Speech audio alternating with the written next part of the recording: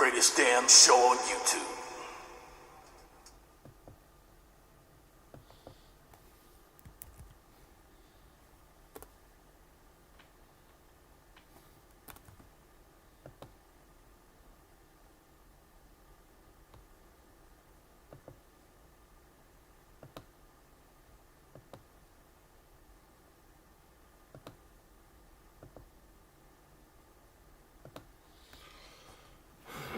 Welcome to the greatest damn show on YouTube. Oh man, double tap the screen, shut a live out. What we doing this morning, chat? Double tap the screen, shut a live out. What we doing this morning, chat? Oh man, we got an action-packed episode, man. I ain't got a lot to, go over today, but we gonna go over Larry Fink, man. World Economic Forum. We know Klaus Schwab stepped down. He's out of the way. We got Larry Fink over there heading up the World Economic Forum. Also, we got some Nick Shirley out there in Chicago giving us some boots on the ground information. The video I got above me though is about NATO's plans moving forward. We're gonna dive into that NATO's plans moving forward. Also, we're gonna hear from Mom Donnie Cuomo and the other guy that's running for mayor of New York. We're gonna get into that. We got an action-packed episode. Really chill stream this morning. I am running a little late, so whether you're on your way to work, just now rolling out of bed, you are now tuned in to Plug in the Morning. And if you're watching this on the playback, drop some comments throughout. We are fighting the shadow, man. Share this to your timeline. The last person you text doesn't really matter to me. I don't care if you far left, far right, liberal, conservative, Marxist, fascist, alien, NPC. Get your ass in. We finna have them conversations to this morning. So call your auntie, uncle, and your cousin. Tell them Plug live, and he running his mouth. Lala, you got them plain lays ready? We intro mode, baby.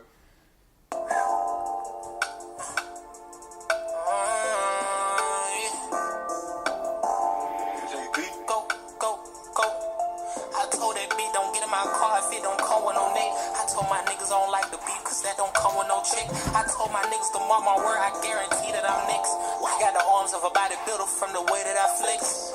Might just hit the strip just to go blow me a check.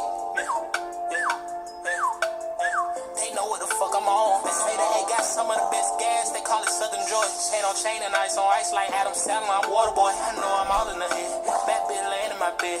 Wait till I give her a sprint. I'm a master with the head. Don't let these social fool you. These nigga broke, I know that they ain't bought it. Ain't got no car but talking shit. Okay, then little walkie talkie. I told that bitch to come home. I ain't got time for no bitch that's healing. Puff the blunt, she called me daddy. And I'm screaming out no dick. I'ma make sure that she come. I'ma fuck her good with my tongue. I know the night is still young. So baby, let's get it in. I know just how she like it tonight. She spicy, she added a friend. They ain't identical, but they fuck alike. So in the bed, I call them twin. I call them twin. Bed, I call them twin. Bitch and shoot a shoot. 1 + 1 that equal 2. What you tryna do? Go back for back, check a swoop for swoop. Either way it go, I'm on. Either way it go, I'm gone. Brody them just got like 100 on me, and they tryna get them gone. What you call it, Jet Wet? What's the name? And he put it in his song. Brody them got the purest powder, it's pink, you know this shit is strong. No diddy. I'm the type of nigga that turn my bitch up in each city. Brody cut out, we sellin' brain, we hit the gritty. I'm feeling like a baby, I'm tryna get that milk up out them titties. It's no question who young and the latest. If you want your bitch, then when she talking, hear her. If I want the bitch, I'm going Pittsburgh. Still her. I keep some on the side, I don't have trust in just the main bitch. Suck me up while I'm driving like damn, I die by this lane switch. Shit, different type of free, so we ain't never got a tussle. Throw it back like Miss London, and sum me up like be hustle. Yeah, she my little porn star. Oh man, double tap the screen, shut a live out, man. We do got an action-packed episode. We got an action-packed episode, man. We finna get into the Mom Donnie. Mom Donnie sat down a couple of days ago alongside Cuomo and I forgot the other candidate's name, man. Y'all gotta give me y'all gotta excuse me for not knowing the other candidate's name. But also we got Larry Fink talking about tokenizing everything, man. If you've been in the crypto community, you've been waiting on this for a while now. And now that I don't know where the hell I've been, whether I've been under a rock or just looking around, locked in, working, but I didn't know that Larry Fink took over the World Economic Forum. He's talking about tokenizing everything over BlackRock. We know Klaus Schwab was holding it together for the longest. I mean, he was doing everything he could to just take us into this one world government, 15-minute cities, own nothing and be happy. They say, oh, we're not really talking about own nothing. Well, why the hell is it in the commercials? Why the hell did y'all put it on the website, the essay that the guy wrote? Like, I'm just sitting here scratching my head, chat, and now that we got Larry Fink over there, I think it's closer than ever, man. The tokenized world is closer than ever with Larry Fink over there. Moving on, what else do we got? Oh, Nick Shirley, boots on the ground. We're gonna get into that Nick Shirley, boots on the ground out there in Chicago. Pretty sure he got a lot of good footage out there. We are probably gonna go boots on the ground somewhere, probably Oklahoma or Arkansas for the No Kings protest this weekend. We're gonna go out there, get our Nick Shirley on, man. Double tap the screen, shut the live out. I hope everybody's having a great morning. We're finna get straight into the episode though, man. This guy right here is breaking down NATO's new plans. It says NATO has just announced its latest nuclear drill, and this one's different. It's called Steadfast New, involving 17 nations across Europe, including the UK, Belgium, Denmark, and Netherlands. Officials admit it's no longer defensive, but now offensive in nature, a clear message aimed at Russia. At the same time, Germany has been quietly rehearsing for war, moving troops and equipment east under Operation Red Storm Bravo. Now add this, new data shows Patriot systems are failing, with interception rates dropping from 37% to just 6%. Let's get into it, Chad. That has just broken, and this has happened today, actually. Let me take you straight to the shared screen and show you the first one. So the first piece is about how Germany is now preparing for war, which we'll come on to. I'll talk about that in a moment, but the one thing I wanted to play for you is this. Let me just turn the echo off a moment. Let me play this video for you. See, this is important as well because we've seen that Italy, the leader of Italy, was Georgia, I forgot her name, the Maloney lady, the one that's always rolling her eyes, looking pissed off. Well, she's breaking away from the EU, going against their trade agreement and going to deal directly with Trump. So this is very important that Germany's getting ready, because if Italy's going to lead the EU, you know, Top Cat talked about that last night. Hopefully Top Cat can come through this morning and break this down for us, because we didn't watch this yesterday before Top Cat was giving us his take on that. It also sends a clear signal to any potential adversary that we will and can protect and defend all allies against all threats. I really want to say to all participants, lots of success in the exercise. Great that you do this, it is very important. Okay. And then, what exactly am I talking about here? What is he talking about here? Well, apparently this has been a secretive exercise for a number of years, but they've made it public now as a deterrent to Russia. So on Monday, this is this coming Monday, let me open the article for you. It states that that NATO is launching a nuclear drill with 17 partners within NATO, and this is due to, they said this is added significance due to the US mulling scaling down its military presence in Europe. So Mark Rutte, who's the NATO secretary there, defense, although it's we'll see if it's defensive when push comes to shove, but he's been talking quite heavily. They know Trump trying to force Zelensky's hand. Putin's not going to make any concessions. Putin wants no security guarantees for Ukraine and de-weaponization. I don't think Putin's trying to make any concessions. I believe Trump wants to get this deal done. He wants to end the war or remove himself from it. He knows Putin's not making any concessions, so he's getting ready to back out. I believe that's why Italy's acting the way they're acting, and now we seeing this going on, man. Trump wants to get that deal done. He wants the peace done, but I don't believe Putin's making any concessions. And with Zelensky getting a lot more backing than he has over the past, yeah, it might get ugly. It might get ugly. Heavily about how he's concerned that President Trump is going to pull out completely of Europe. I've said a number of times, I don't think that is the case. I don't think the US is going to pull out of Europe or their bases or their troops. It wouldn't be smart strategically to do that. So I'd like to know in the comments then what you think. What is the real reason he's saying that the US wants to pull out of Europe? Because he doesn't want, he wants to put pressure to get that war done, man. If the U.S. is not pulling out of Europe right there, they're going to be over there helping Zelensky fight his war, which Putin's not going to make any concessions for it, man. That's what's going on. Trump is trying to get the damn deal done, man, or he's trying to remove himself from the equation. One or the other. Because I don't believe that the US does want to pull out of Europe. So he's saying this is why they've had to push forward these military nuclear drills. So this is called, again, we talked about this recently, all these new exercises. This one is called Steadfast Noon, and it will take place in the Netherlands, Belgium, the UK, and Denmark. He says due to a wave of drone incursions and cyber attacks from Russia that have put these threats onto European countries. This 2-week program includes 14 members of the military alliance, occurring as Europe fears the US may reduce or withdraw its military assets from the continent. This has prompted several European NATO allies to discuss changing the continent's nuclear architecture for the first time in decades and to look at a more aggressive offensive structure as opposed to defensive. So that is the first part of what's going on here that they've announced. And Mark Rutte's actually said these aren't, the only thing that's changed is that we're now getting on the offensive. So this isn't tactical nuke defensive exercises, this is offensive exercises in order to, and they always say this of course, in order to, we want to, how can I put this? They want to threaten, they want to use the big guns in order to make sure that Putin doesn't attack. So he's like basically saying peace through war, if you know the expression there. It's like peace through aggression is what we are doing. Now there's another big piece that's just come out on Germany here. Okay, this is the piece. I'll just show you it here.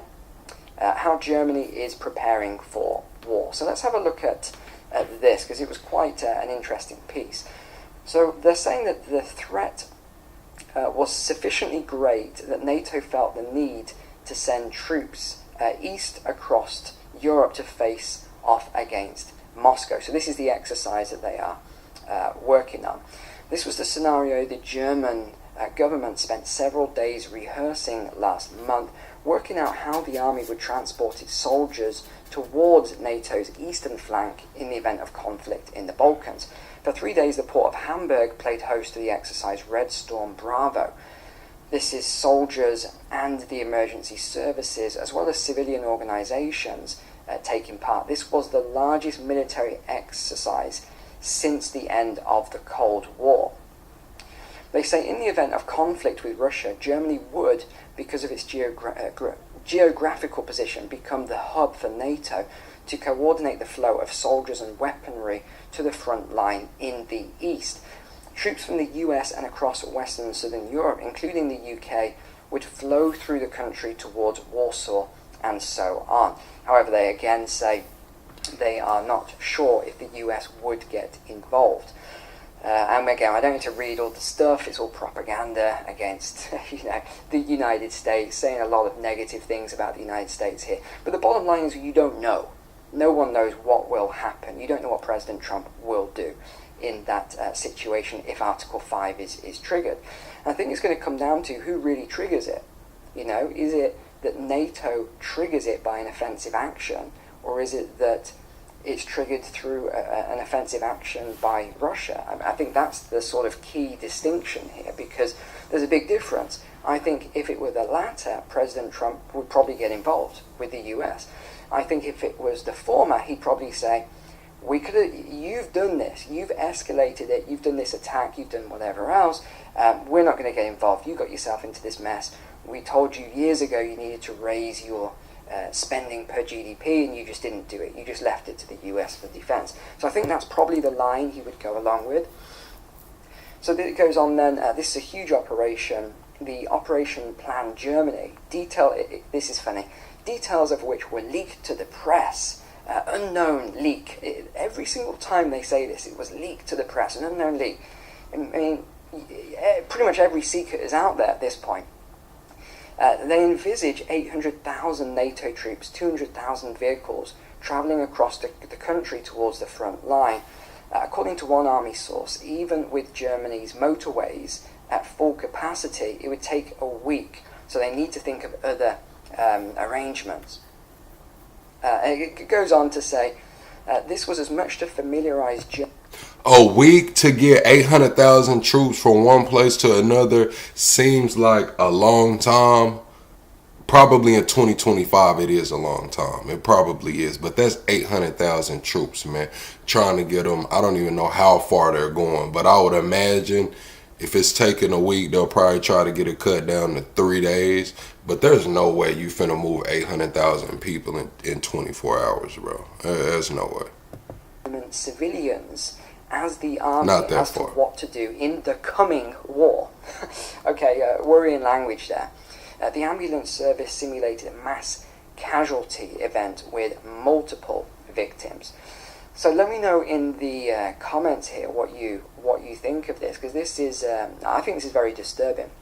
And you know, we haven't talked a lot about prepping on the channel for a while now.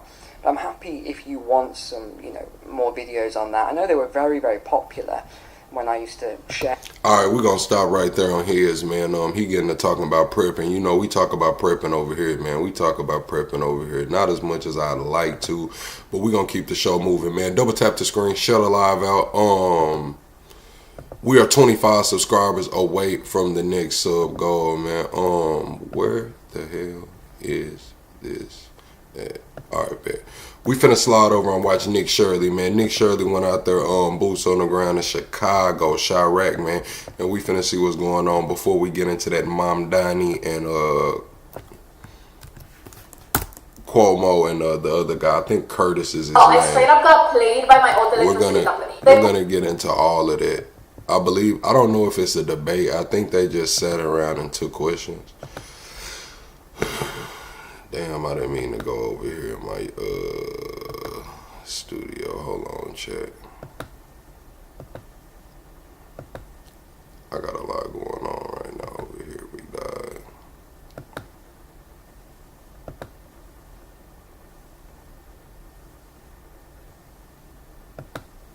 alright, man.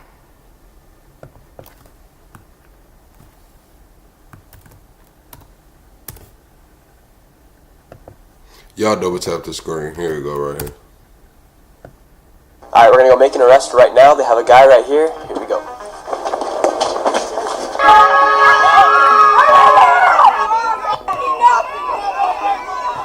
I don't know how I feel about, like, it felt like he shouldn't be doing that. I don't know, Chad. I don't know why I feel like that. I feel like that's supposed to be, I can't say he's not real news, but it's like, I don't know, bro. I just feel like for just random people, you know what I'm saying? I mean, he got fucking 1 million subscribers almost, but just for the average person that's not with a company or corporation, like whatever, to be doing ride-alongs, recording people get arrested, it's kind of crazy to me. I don't know. Something just feels wrong about this. Like, he ain't supposed to be doing that shit, but it's going on. Are you worried about being deported now? It's been a wild few weeks here in America, and now I'm in Chicago. In Chicago, it already erupted last week, and the eruption continues.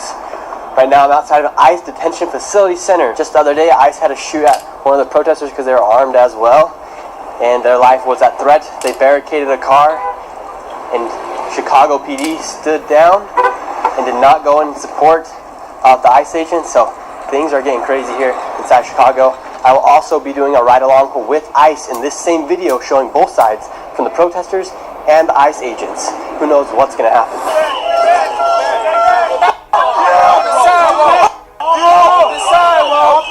Got somebody underneath arrest right here. They just stepped over the boundary and now they have been arrested. And these people right here are the Cook County Sheriff Police. This is not the National Guard here. This is the Cook County, Chicago. Hey, y'all see that sheriff in Grady? I think that's in Florida, man. You know, y'all heard him. He said, "Look, fuck the shutdown, man. You come work for us. You get $60,000 a year. Your paychecks will never be missed. If you got law enforcement experience, we'll give a $20,000 bonus, man." I'm talking about the sheriff down there in Florida that be wearing the gold chains and trolling everybody. How he be having the gold chains on and we got your drip, we got your drip. You know what I'm saying? Like that dude. Yeah, he crazy.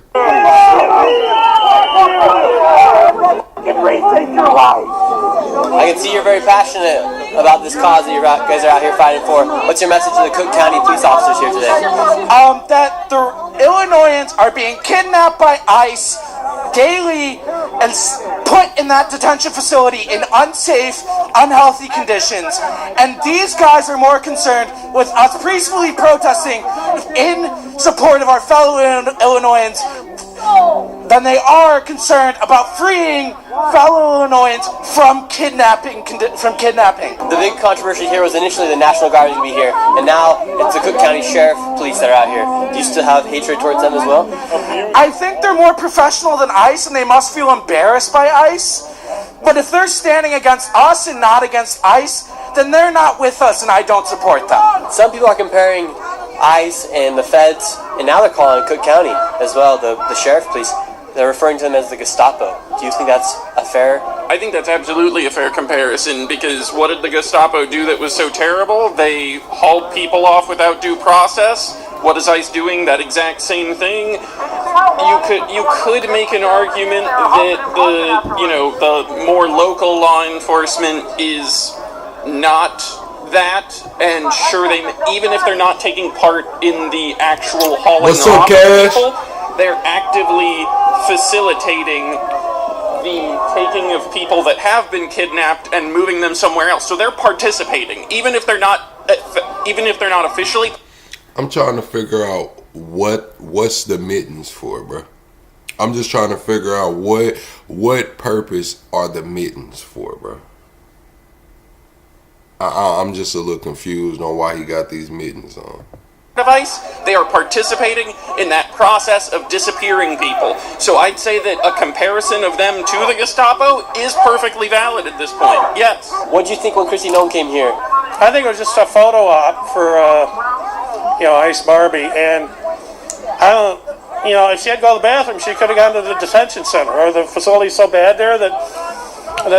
That boy got a pretzel. Y'all hear how dry his mouth is? Listen, man, he got a pretzel over there, don't he, Chad? It's a big ass pretzel. Photo op for, Ice Barbie, and I don't. That salt tearing his mouth up, boy. His mouth dry as hell under that damn mask, man. That big ass pretzel. If she had to go to the bathroom, she could have gone to the detention center, or the. Oh, that's a bagel. That's a bagel, Chad. Facility's so bad there that Ice Barbie can't go there. I don't know. Who's the Ice Barbie? Chrissy Nome, the dog killer. She's like Trump's cabinet official that's above ICE. People call her Ice Barbie online. And what should they do with the illegal migrants that did come over the border illegally? This isn't about illegal migrants. They're arresting and detaining U.S. citizens who happen to be brown, people who are driving while brown. They're arresting people who are in the process of getting citizenship or asylum. They go to citizenship hearings and steal people before they become citizens. It's about kidnapping brown people. There's 70 or 80% of the people they picked up are either citizens or legal residents. This is not about illegal immigration at all. That's a red herring. So what's your message to the ICE agents here? Lick my balls, get the fuck off my lands. Think about what the fuck you're doing. This is colonization in real time. You're seeing colonization in real time. They're colonizing Gaza. They're colonizing here, Chicago. It's just a continuation of a colonization. At the end of the day, that's all it is. Who do you think this land belongs to? It belongs to the Potawatomi, the Miami, the Illinois, the Anishinaabe, the Ojibwe, and any peaceful people that can come here and get along with anybody, you're welcome. But if you don't like my people, get the fuck on. The Atlantic Ocean is that way. Y'all came over here and invaded peaceful lands, and you're still here, and you're in my front yard, and you're in my backyard, complaining and crying about me. Yeah, he popped the interview off with "lick my balls," Chad. I'm not gonna lie. Once he said that, I got the scratch in my head. Like, did he just say that? Like, did he just tell Nick Shirley them to lick his balls? Like, do you not know Nick Shirley out here? You know what I'm saying? Being an independent journalist, he's covering both sides, right? You came to my neighborhood, dude. Check yourself. So if any deals were made in the past, for instance, like the deal Mexico made with the United States and the United States bought Mexico, should I those wanted to rules be honor the changed? treaties, bro. They never honored no treaties. All of their fucking doctrines are garbage. They lie, steal, pillage. They never honored no treaties. I see you. What the hell is killage? He just put killing and pillage together. He said that they killage. They killage. Damn, Chad. Did he just unlock a new term? This Antifa flag here. Are you worried about supporting Antifa now that they're declared a terrorist organization here? There's a lot of misconceptions about Antifa. It's not an organization. You know, the best way I can say is Antifa is a group of people that's standing up to do what's right. How do you feel about ICE? I support the deportation of illegal migrants, but It's illegal. I would say anyone who came over the border illegally. Yeah, but what does that even mean? If you had an illegal asylum claim and now you're in jail. People who came over here illegally. But yeah, what does that even mean?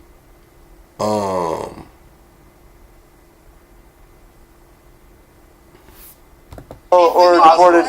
What is legal? That changes at any moment. You could be considered illegal. I couldn't. How not? Because I was born here. How can you prove that? I have a birth certificate. What if you lose that? If I lose it, then I'll have to go get another one. What if they don't give you one? And I'll be And what if you are deemed illegal? If I were deemed illegal, well, it wouldn't really happen because I was born How here. could that not? Why? Because I was born here. How do you?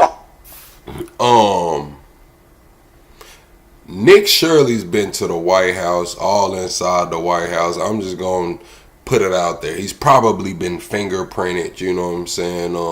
They'll probably be able to put his fingerprints in the system and know that he's American. I've been to jail, you know what I'm saying? So if I lose my birth certificate or whatever, I mean, they fingerprint plug, they'll know, hey, that nigga's supposed to be here. How is anyone going to believe that if they decide that you're illegal? There's a lot of evidence that I was born here, so I'm not too worried about that. But the deportation of someone who came over the border illegally, and that's a criminal, I do support. Who's a criminal? After being at this protest, I went and met up with ICE to see how a deportation works. And What's go up, along Lala? Right along. Okay. Sounds good. Wow. Yeah. all the time. So now I'm going in. So now we're gonna go show you guys another inside look as to what's going on. I figured it'll be good for both sides to see what's happening, for them and for the people that are in support of what's going on. Now they're yelling at me for going inside the building, but this is gonna. Dreaming, you talking about relying on federal debt. I don't know about you, Dreaming, but them folks had me by the balls for 13 years. I had a lot of charges, dude.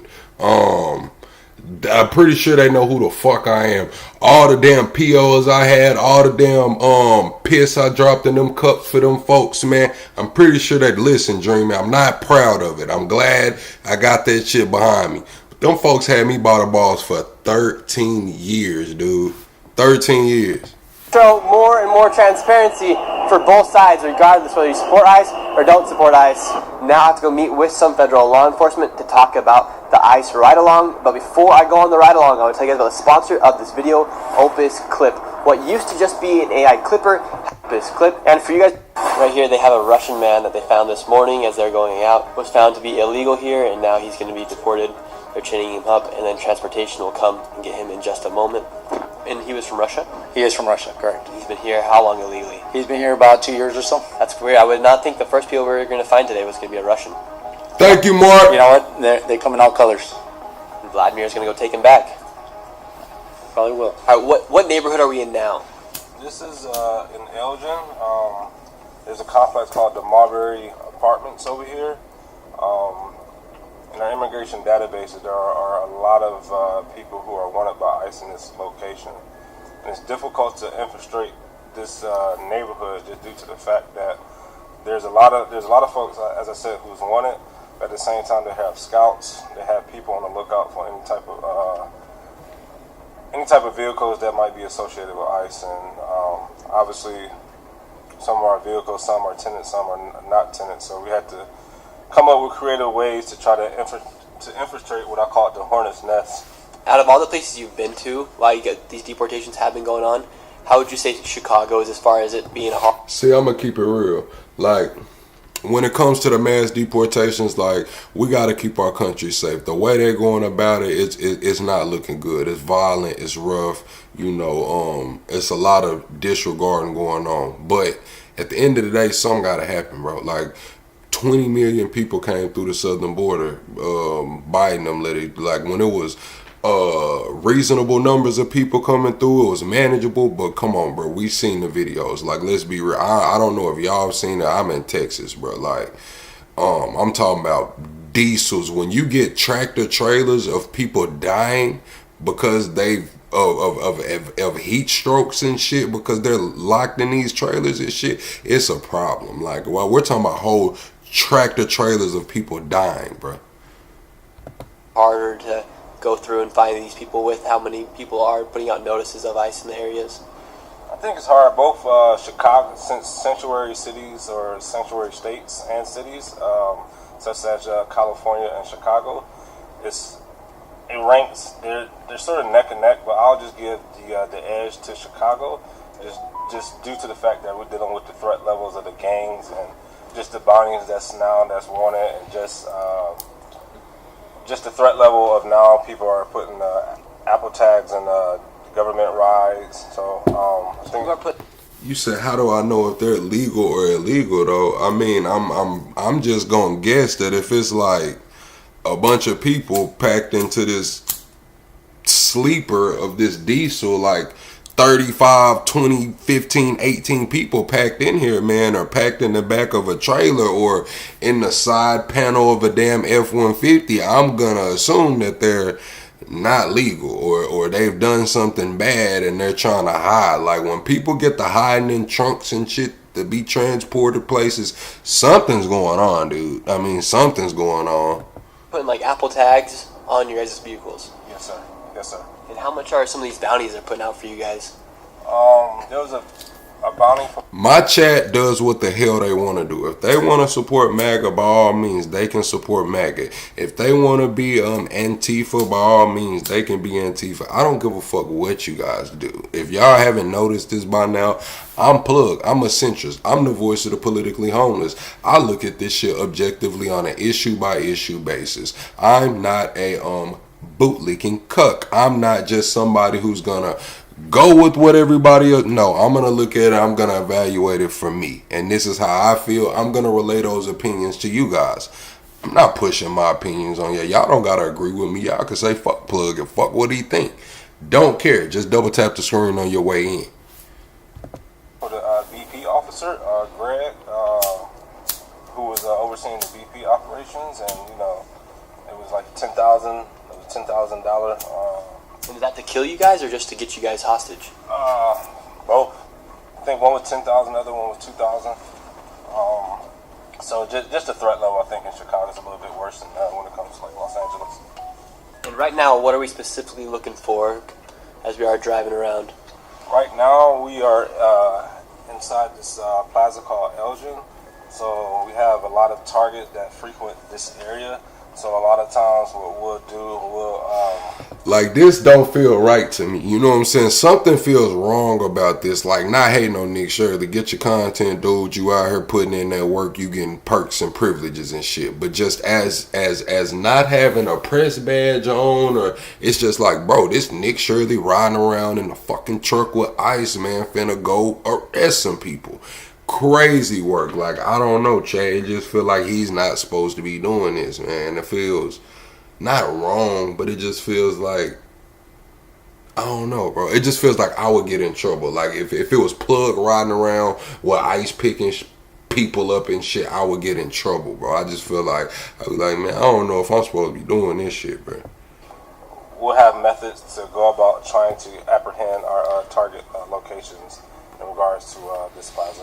And here inside Chicago, they have set up Instagram pages and Facebook pages letting people know inside the communities that ICE is there, making it harder for ICE to do their jobs. And ICE had a targeted subject outside of this grocery store, and while we were waiting for him to leave the grocery store, we were surrounded by a group of vehicles from one of these groups who eventually started protesting inside of the parking lot. You can hear vague honking in the background, but that's a sign and one of their tactics to let everybody know around the around the plaza and in the grocery store that ICE is out. Look, right now, here you have... He said honking. They was honking.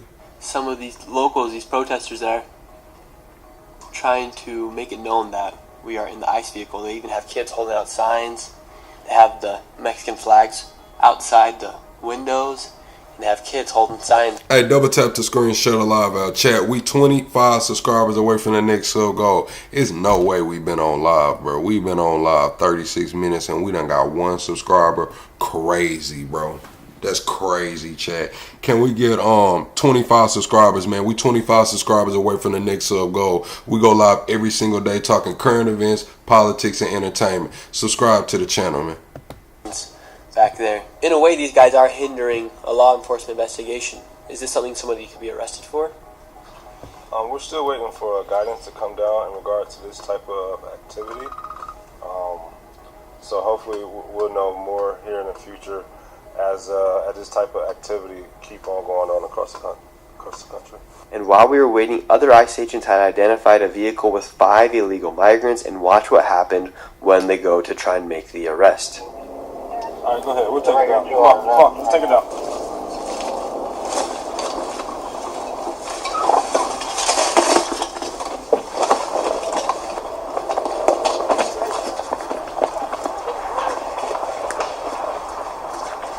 See, that's what I mean, bro. Like this, it don't feel right. It feel like Nick Shirley not supposed to be here during this shit, bro. Like, I don't know why I feel like that. Chat. Why do I feel like Nick Shirley just not supposed to be here during this, bro?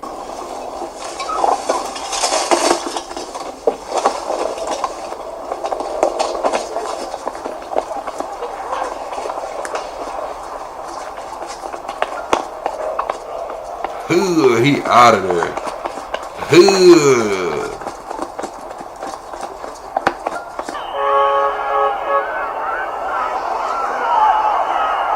Look how they flying through that parking lot, G. Look, now you have all the protesters coming. He's right there. Oh, Nick Shirley pointing them out. Oh, Nick. Nick pointed him out, bruh.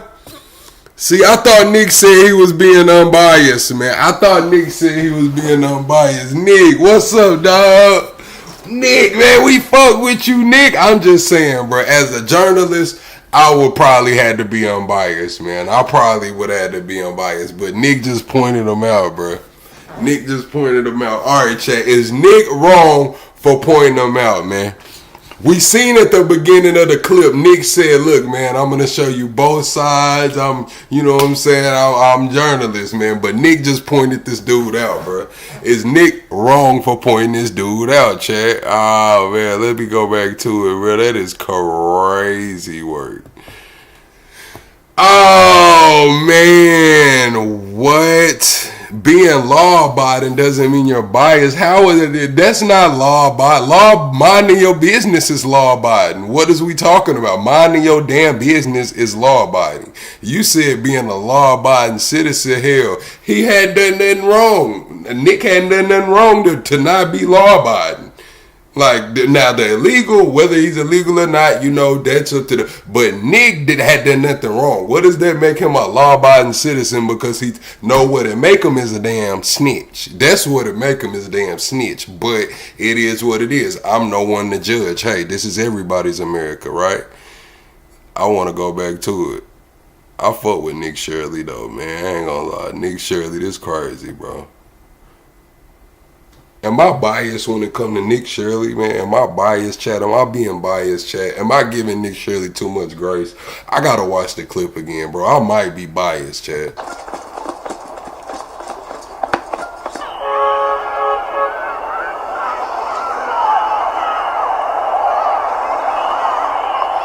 Look, now you have all the protesters coming.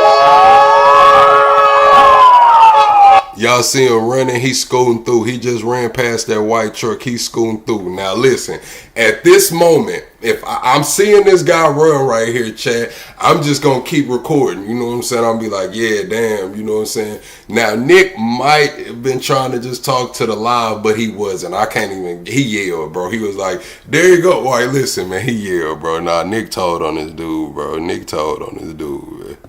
What? But once dude get in with the protesters, he in the win. He finna come out that vest, pop shirt, you know what I'm saying? Slide into something else. He gonna be all right. But Nick did tell on him what? Look, now you have all the protesters coming. He's right there.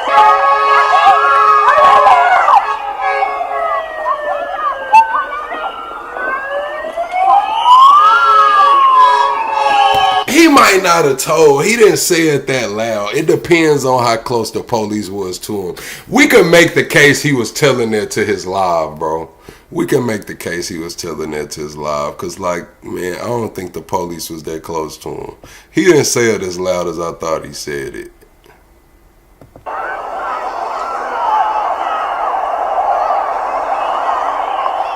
Look, now you have all the protesters coming. He's right there.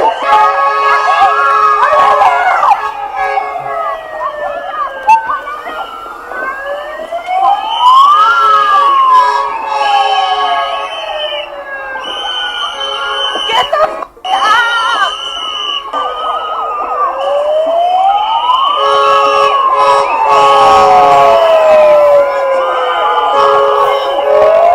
See, one thing for sure, chat, I'm not finna aid in the bed no fucking body. Hey, don't come over here, man. You done some bullshit. I'm gonna tell you like my parents told me.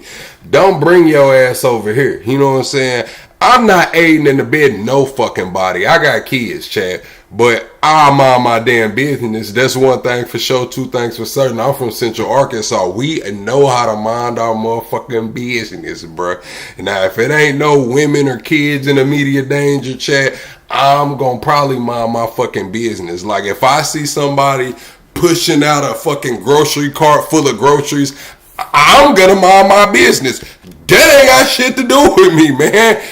Walmart, get on your job. Target, get on your, wherever the fuck we at. Hey, man, I'm not gonna be the guy come out of nowhere and tackle somebody like I helped the corporate. That's not my fucking business, dog. I'm gonna keep pushing my cart to my truck. That's just how I was raised, man.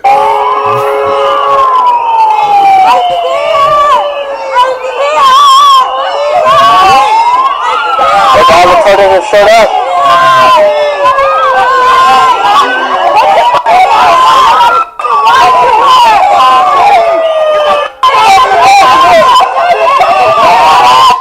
Man, you saying if my kids being chased for some bullshit, I don't want people to help. For one, my kids shouldn't be getting chased. They shouldn't be around no bullshit, man. That's the thing, man.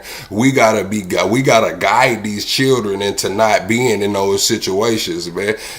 My parents would have, your ass shouldn't have been, as they come pick me up from wherever the fuck they take me, your ass shouldn't have been over there no way. Well, I was just trying to help it. Your ass shouldn't have been over there no way. That's what my people would have told. I'm just being real. I cannot tell a lie. Your ass shouldn't have been over there no way. You're a kid.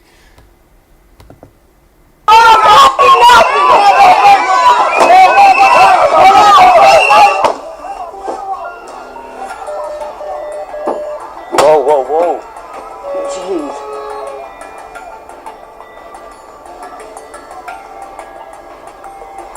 There, those two right there. Those two right there. Back here, right there, back here. You got it right there. Obviously illegal. That lady hit our car, so if we had like more people, she would have got arrested. Really? Yeah, multiple people hit the car. All those people jumped out of the car. They all started running. 5 different people, 5 different ways. They didn't catch any of them, and they're running right now. And right now, we got a bunch of people following us. We didn't get the guys, but we did get their car keys. Yes, sir. That's what we did get. So they won't be able to get back in their car. Yes. And either... Because for one, if I was a kid and I asked my parents, could I go over there, they would have said no. They would have said no. No. And it wouldn't have been no explanation either. It would have just been a straight no. And now I done carried my black ass over there. They're going to proceed to say, your ass shouldn't have been over there no way. I told you not to carry your ass over there, as they proceed to come get me. We'll try to get it to Elgin Police Department to notify them. We'll take it care of. That's the thing. Parents nowadays be trying to go back and forth with these kids and shit. They give these kids too many options, too many opinions and shit. They're making concessions to the damn children. Where I grew up, kids is kids, man. You're not making no damn decisions, man. In my house, my kids is kids, bro. When I say no, the shit's no. I don't know what y'all got going, bro. It's no. It is what it is, bro. Take it from there. And how often does that happen when you guys hop out on somebody, then they all get loose? We normally try to track them, and then if we don't catch up to them, we'll normally try to go back to see if there's any type of identification that they that fell out of them. And we'll try to get the keys out the car. Man, those protesters, they started hitting. They hit the car multiple times, and they even snapped one of their wooden poles on the car. So this is what we're dealing with. I mean, you got the community. I mean, you had that. Like that's how hard it is. So that's why we had to have different countermeasures to try to deal with the situation that you guys just seen just now. Our car wasn't able to get anybody. The car behind us, the white car, they do got somebody back there right now. But what do you guys feel like when you do see a large group of a community coming out trying to stop you guys from deporting somebody who came to the country illegally? I just think it's unfortunate because with the community trying to come out and trying to hinder our operations, unfortunately the community doesn't know that some of these people... That's the difference in generations. Like, our kids, our parents... A lot of our parents, I can't speak for everybody, but I feel like that generation tried to shelter us from a lot of these evils that was going on, a lot of this shit that was going on. We heard whisperings about the shit when we was kids. Oh, this is going on that side of town. Be careful when you go over there. They like, you know what I'm saying? But for the most part, they tried to shelter us. You know what I'm saying? Now, this generation, these new parents and shit, is like, they in the mix with their fucking kids. Like, you in the mix with your kids. Instead of you trying to shelter and protect them, you in the fucking mix with them. And wonder why the kids the way they are. Grown as hell. They never got a chance to be a kid. Or have criminal records, and unfortunately it just sucks going back to the whole city of Chicago with the mayor not cooperating with us. He's hiding the criminals. So unfortunately, everybody's getting caught up in this situation. And because are you guys just going after anybody and everybody, or, for instance, that car that we had, the red car, who was in that car? It was a targeted enforcement. We did our homework in regard to the subject. He was wanted. We tried to effectuate the arrest, but due to the community, they make it hard to try to apprehend these individuals. Because, for instance, that guy was a deportee. He had once been deported. He came back in the country illegally. Therefore, he is suitable to be deported again? Yes, sir. Yeah, we'll just reinstate his final order, and that's a misconception that's going on out here as well. Everybody saying they're asking for warrants, but a lot of time the individuals out here already have a final order. So all we're doing is just making their arrest to effectuate the reinstatement order, and then they'll be deported. The protesters were hitting, and they did dent the front of the car, and then they also did scrape up the back as well. The mayor here, Mayor Johnson, and Governor Pritzker here, they're going totally against Donald Trump out here. And what does that do to you guys? Unfortunately, it makes our job even harder. It makes the safety level a little bit higher, elevated with the threats that we're dealing with the community, because everybody think they can help stop the enforcement, because they're trying to hinder our investigative and trying to hinder our arrest. But it's still not stopping. It's just another element to the situation where we have to fight the community as well. So so the mayor's saying you guys are putting their lives at risk, but meanwhile by him doing that, what's up, Darky? Lives at risk. Yeah, absolutely. And not only our lives at risk, but it's just putting the general public at risk as well. Once again, since the mayor don't want to cooperate with ICE, he's hiding the criminal the people who have criminal records, unfortunately, with his actions, is helping them hide in the community. So therefore, it makes our job even harder because he's hindering that part in regard to us trying to track these individuals. And so it just add another layer with the community and add another layer trying to apprehend the criminals as well. And now they're putting bounties on people like you. Yeah, and it's just unfortunate because once again, when you're out there telling people to hit record, they take it to another level where they think they can just impede our arrest. So it makes our threat even a little bit higher because now when we're trying to do an arrest, we have people that trying to approach us, and it's fine to record, but when you come at arm's length, that makes us a little bit dangerous because now we don't know if you got a weapon, we don't know your motive or what you're trying to do in regards to the arrest. And while we left this area, we were tracked down by another protester. There's a lot of criminals that you're trying to protect too. Okay, but y'all are ripping innocent people out the car. Record me. I don't give a what up. Why you gotta cuss? Hey, how about he recorded me? Hey, how about you talk to your mayor? Hey, if you talk to your mayor, then things will be a little bit different. Our governor don't want you guys here. Never mind our mayor. It's our governor. Okay, he protecting the criminals. What's up, worldwide? Y'all can't even show your whole faces. Y'all got masks on but want to talk to me. Y'all are mask scary. Can't show your name, nothing of your identity, but want to be worried about other people. Well, if you talk to your governor instead of protecting the criminals, then everything, all this madness. They're not all criminals. You guys raided houses in Chicago, pulling out American citizens, traumatizing children who are citizens of the United States. How is that you're clueless. Alright, we're gonna go make an arrest right now. They have a guy right here. Here we go. This guy is here illegal, and they've already detained him. This was a much easier detain right here. This guy didn't even fight. There was no other protesters here. The officer just moved in. The guy accepted it. This guy obviously probably knew what his potential fate was here in the United States as he was here illegally. He accepted it. He completely followed the orders of the ICE agents, and now he has now been arrested, detained, and then he will be then deported. And where was that guy who we just arrested from? He is from Kazakhstan. He's currently in proceedings with a future court date. So we picked him up basically to expedite his court date so he can have his day in court. Because are people showing up to their court proceedings right now? Not everybody's showing up, no. So there is like empty slots per se, like for instance tomorrow there might be court proceedings and 5 out of 10 people might not show up. Correct, yes. And then you can expedite the last person who we just picked up. And ensure that he goes through his court proceedings, yes. So that's why we're picking him up. You know, we're pushing him through the detained court setting, which is a lot faster. He'll probably see his court, his judge. So these people already have a court date. They're picking them up anyway and expediting that court date. Like, just in case you don't show up, we're going to snatch your ass up and going to make sure you go. In 30 days. And something I found interesting, you hear a lot of people say like, well, ICE is doing targeting arrests. They're asking people for their documentations on the spot. They're going to the homes. They're breaking down doors. But everything I've seen so far today has just been targeted arrest. Trying to identify the person, it hasn't been like pick and choose per se. Correct, right. We're not kicking down doors. We're doing target enforcement. You know, we're making sure that they're in the system, that they have criminal records, and there's a need to pick these people up and put them back in detention settings. All right, right here we have another person. He is illegal. Señor, identificación. Señor, identificación. Señor, let me ask you, habla inglés or no? I do. Okay, all right. You have papers in the United States? Have my ID, driver's license. Okay, but you have any type of paperwork identifying yourself in the United States? That's what I have. Right. So, ¿de dónde eres, señor? I'm from Guatemala. You're from Guatemala? Yes. ¿Tiene papeles to be in Estados Unidos, sí or no? Yes, that's what I have. What type of papeles, señor? I have my driver's license and my ID. Señor legal. That's what I have. Come on, señor.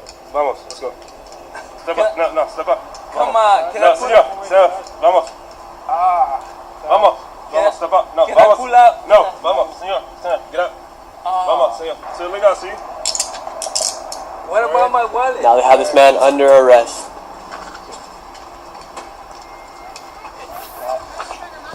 Like, bro, like now Nick Shirley's interviewing the detainee. Like, what? Nick Shirley made it, bro. Like, I'm just gonna say it. Nick Shirley, you made it, bro. I don't know. It still feels wrong to me for some reason, bro. But it's going on, Chad. This is crazy. How long have you been in the United States for? ¿Cuánto tiempo lleva aquí en los Estados Unidos? And Nick Shirley is bilingual. Fuck around and let me find out, Nick Shirley, you bilingual, man. This is top tier right here, bro. Like, Nick Shirley, let me find out Nick Shirley bilingual, bro. What about my wallet? Now they have this man under arrest. How long have you been in the United States for? ¿Cuánto tiempo lleva aquí en los Estados Unidos? About. I've got one arrest. Y'all found in the van? I read it to not speak. ¿Qué está pensando en este momento? My glasses. About my glasses. That's what worries you most? Yes. Because I wear contact glasses. Are you worried about being deported now? I read it to remain silent. You do have the right to remain silent. You're here illegally right now, right? I have a driver's license. No. Right, but the driver's license doesn't give you any status here in the United States. So he did have a driver's license, however that does not give you legal status here inside the United States. So why did you detain him and why did you make the arrest on him? Because you were asking for his papers. He said I had my ID, driver license. What does that mean? So he became targeted. We was doing research in regards to our databases, targeted information. So we had ran across Abraham. He was driving a vehicle. So we did our checks. In regards to our checks, we found out that he was legal in the country. We ran our databases. He had certain benefits going on, but that didn't preclude him from removal. Even if you do have a driver license, that does not make you legal here? No, not at all. So my approach, I approached the driver door. I wanted to see if he was going to admit to him being illegally here in the country. So I asked him if he had any type of paperwork in the country. He provided me a state license, and that state license does not allow him to have legal status inside the United States in Chicago, Illinois. After this, will he be deported then, this guy? For him, he's going to be called what we call an EWI, so therefore he'll be put in an NTA proceeding, 240 proceeding, and he'll be able to see a federal judge. So, or not an immigration judge, sorry about that. So an immigration judge will then decide whether or not he stays or goes? Yes, sir. So with these deportations, it's complicated because this guy right here, he had an ID, but that does not make him legal here in the United States. He came over here illegally. He's from Guatemala. He told one of the officers over here. The officer just said he'll have the right to go before a judge, and a judge, immigration court, will decide what happens with him after this. And another thing to think about with these deportations, the reason why these are happening is because of what happened underneath the 4 years, underneath the Biden administration, where over 10 million people were able to come into the country unvetted, and now you have to see extreme measures being taken here in the streets of places like Chicago and other places in the United States because of the mass amount of people that came in. That's why they're having mass deportations now, because of the mass amount of people that came into the country illegally. So if the problem wasn't first started, you wouldn't have this problem today.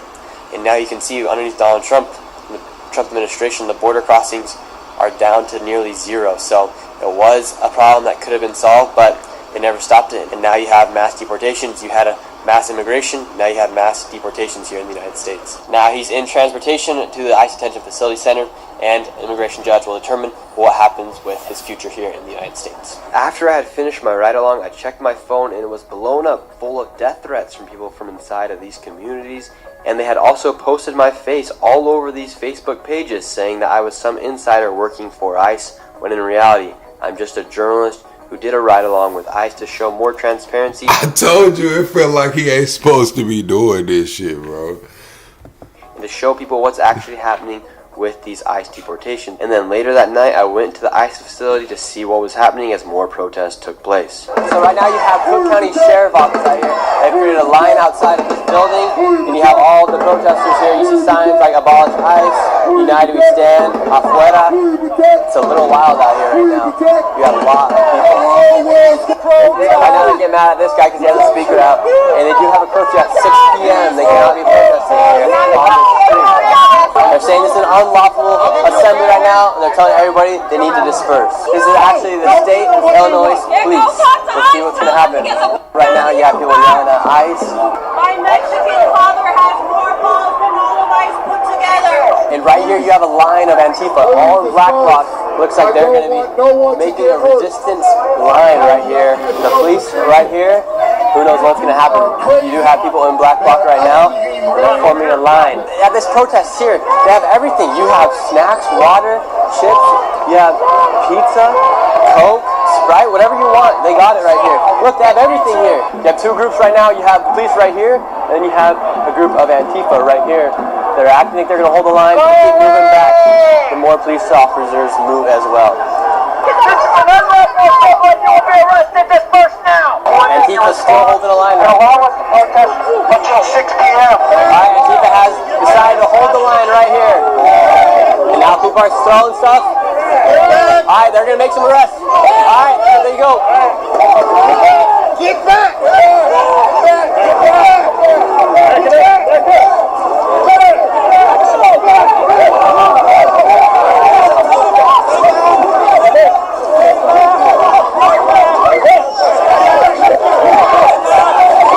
I gotta go back and watch this to see how Nick Shirley's swinging that gimbal, man. I gotta see how he's swinging that gimbal to get this footage, bro.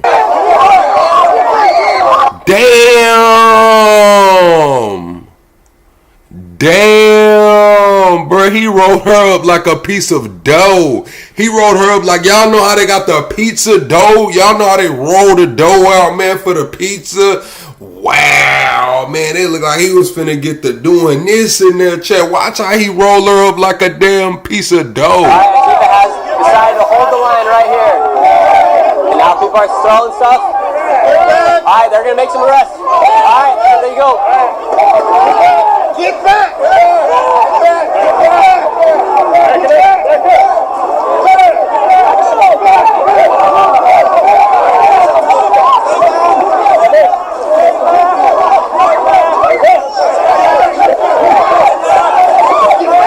Watch, he rolled her up like a piece of dough.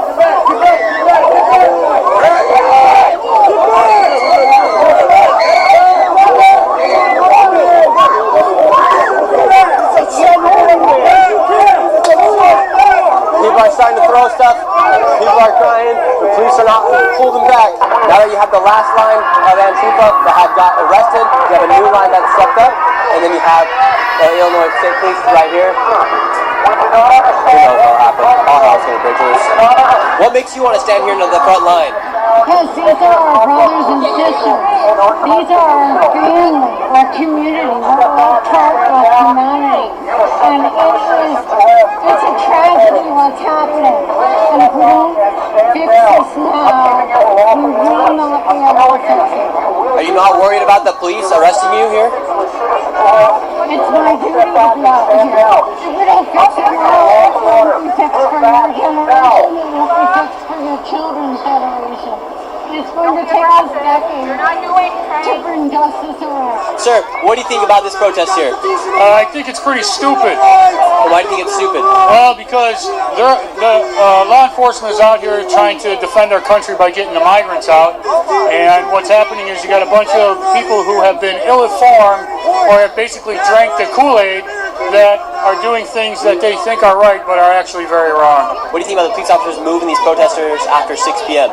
I believe that they have whatever mandate and orders that they have, and I believe that the public should follow them. I don't think that there is going to be an issue with people peacefully protesting or speaking their mind. But when you start to ignore the orders of police officers, it becomes a problem. Look at Don Lemon back there, chat. Y'all see Don Lemon back there? That is definitely Don Lemon right there. Why do you think here in America people think they can just push the police and get away with it? Because for so long there's been nothing done about it. They just do it, and then the next guy does it, and does it, and does it, and nobody goes to jail, no one gets arrested. And now people are starting to realize that if you touch the police and you break the law, you're going to go to jail. This administration is not playing around. These are federal workers and state workers. They need to be protected, just like everybody else needs to be protected.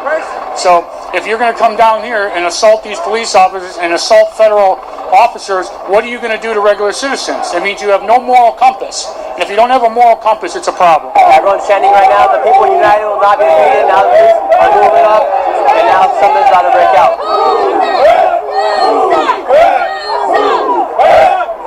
Now you actually have the police chanting, move back.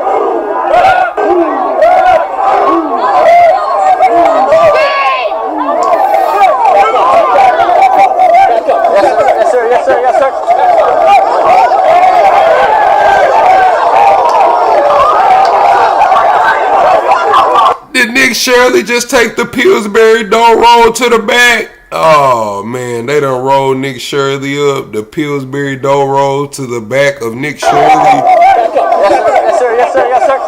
Oh.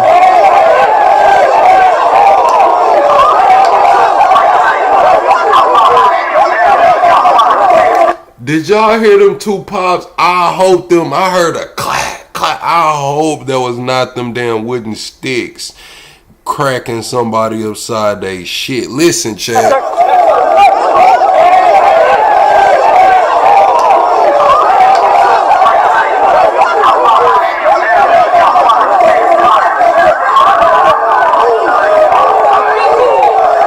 Two sides is completely yelling at each other. You have these people over here, you have these people over here as well. They're pointing people out. They're saying this is an unlawful assembly. They will start arresting people. Wow, what are they? Alright, Nick Shirley, man. Alright, Nick Shirley. You went off out there, Nick Shirley. I ain't gonna lie, man. You went off out there, dude. But you did damn tell on dude, though. We just gonna keep it a bean. You told on a couple people over there, Nick Shirley. I'm gonna keep it a stack, Nick Shirley. They gonna say I'm biased if I don't keep it a stack, Nick Shirley. Man, you told on a few of them people, dude. But appreciate you for the content, man. But you did tell on a couple of them people, dude. This is Mom Donnie, Swillia, and Kumo speaking at a mayor forum, man. We're going to see what's going on here.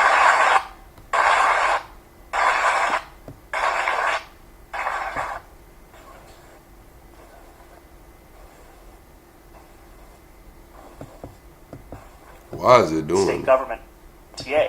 Why is it cutting out, bro? Hold on, let me go find it, bro. 2000.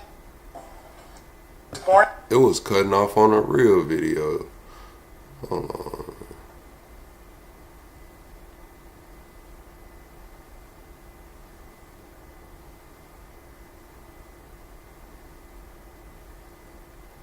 Damn, man.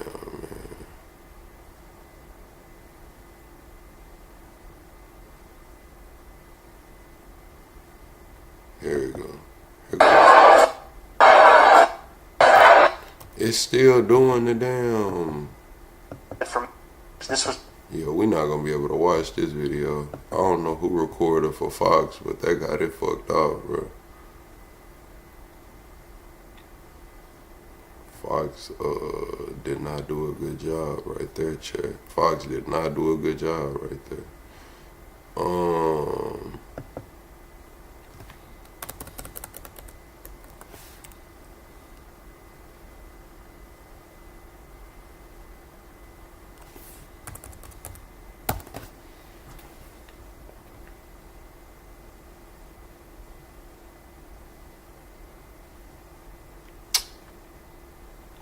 This is crazy, chat. I really wanted to watch that, man.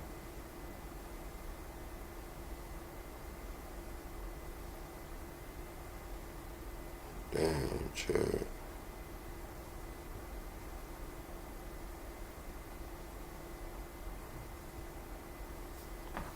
That's crazy,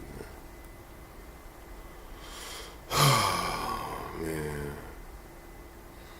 Double tap the screen, shut a live out, man. I guess I'm gonna open up the phone lines right quick.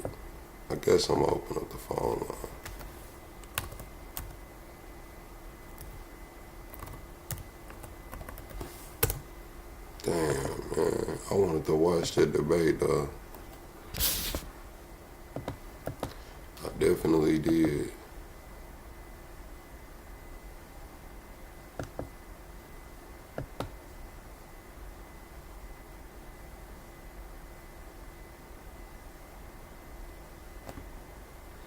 Alright, chat.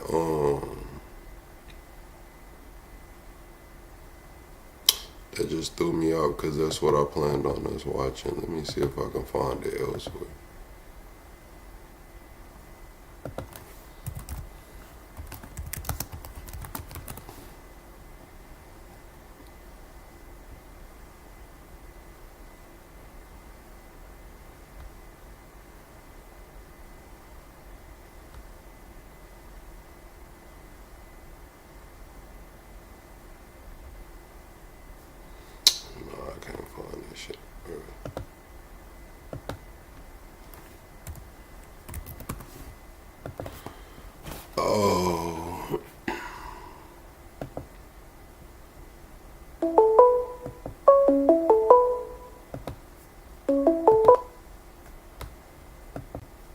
Call from Dorsey. What it do, Dorsey? What's going on, man? Not much. What's up? Big Shirley, man, the Fed, man. Your Say- guys all in the back of the car, comfortable and shit. And he interviewing people and shit. Spanish. Hey, man, that's he going beyond the stick code, man. He getting involved. Yeah. Mm-hmm. Yeah. Then, did they clock him in the head with the Billy Club too? Mm-mm. Got rolled up like a pizza roll, right? Mm-hmm. Okay, well that's what this bitch ass get. Either you on one, you can't play both sides of the fence. Now you either put on the goddamn uniform or he gonna get hurt. Now he never bring his bitch ass to L.A. because Man, Nick Shirley will come to L.A., man, and y'all ain't gonna do nothing to him, man. Nick Shirley done been in the trenches, man. Y'all ain't gonna do shit to Nick Shirley over there, man. No, I'm just saying shit. Nick Shirley done been everywhere and ain't nobody touched her. Why? Now Dorsey said something they gonna touch her, man. Nick Shirley in the trenches, man. And I'm finna be out there in them trenches too, man. Nigga, you act like Nick Shirley came to your birthday party or some shit. What fuck? Nah, I'm just saying, you popping shit like you just running shit off the block here. I done seen Nick Shirley in Chicago with the gang members, Memphis. I done seen him in London. Man, listen, man. I don't think, man, listen, I'm going to tell you, man. If you finna sit up here on my show and put out a ban on Nick Shirley, man, I don't think that's good to do, man. Nick Shirley go where he want to go, man. Ooh, boy. Did some time with Nick Shirley. Y'all better leave Nick Shirley the fuck alone, man. Y'all better leave Nick alone, man. Let Nick do his journalism, man. Nick trying to bring us the real, man, and you gonna hate his ass off the block. See, it's always somebody hating, man. It's always a hating ass nigga, man. Fuck Nick Shirley. That nigga, look, check this out, bud. I ain't have no problem. See, that's how they gonna be with me, chat. As soon as I get, we at 40K right now. The moment we hit 100K, Dorsey, man, fuck Plug, man. Fuck that nigga. He better not come over here, man. Soon as I get to doing a different style content, man, look, it's watch, man. Man, that man had a driver's license, man. He was trying to do shit the right way, man. He went out here. He probably had insurance and everything, man. Man trying to fit in, man. And that wasn't me in the car. I would have burned rubber on their motherfucking ass. Nigga, shoot me. He ain't finna grab me and shit. The fucking due process. Oh, man. Woo. But yeah, man, this is an exciting one on this one, man. Them people in Chicago, man, you see, Chicago like Portland, Oregon, man. They don't play that shit. In the past couple of weeks. Man, yes. Chicago is not like Portland, dude. No, I seen a video. I forgot who video it was. Was it a Nick Shirley clip? Man, they was pulling up U-Hauls in Portland, man, for them protesters. You know how we see all of the people out there in them blow-up costumes, Reptar and the dinosaurs and shit, man. They bringing them costumes in the U-Haul, man. They bringing snacks, ice chests. Like, this is organized, bro. Like, I thought people was just showing up in their shit. Like, nah, they giving them costumes. No, Portland been in the game for what, 12 years? No, wait, hold on. About 8 years? Started when Trump first kicked off. Them picketing signs and shit, they giving them signs. They giving them. I thought it was like, I ain't gonna lie, I thought it was some genuine shit. Now I'm thinking it's a lot less genuine. Yeah, you know what I'm saying? Hey, man, Portland got this shit together, man, because you got to remember, Portland is a union city. Offshoremen and longshoremen and shit. So they have a strong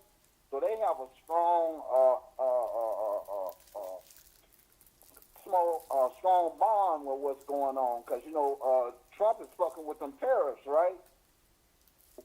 that's fucking up Portland money. So the people who would have been out there on the docks working, shit, they like, well, fuck it then. Let's go on and keep up some shit. So that's why Portland is busy. Chicago gonna get busy too. Keep on. It just ain't no black folks getting involved right now. You see where I'm coming from? Wait, let them fuck around.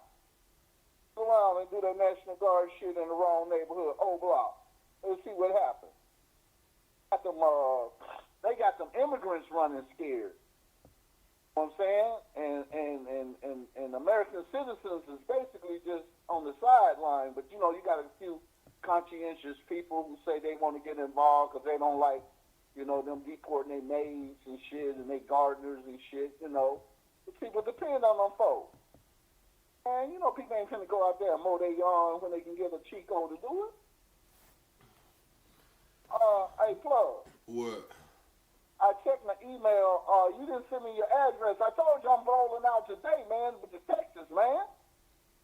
I done loaded up the car and everything. I'm headed to Lubbock. I don't know what for. Man, they giving up the free land. Hey, Sid said he might come down there. Hey, Sid, come on down here, man. Texas giving up free land to niggas, man. Come on, man. I'm not fucking with you and Sid down here in Texas.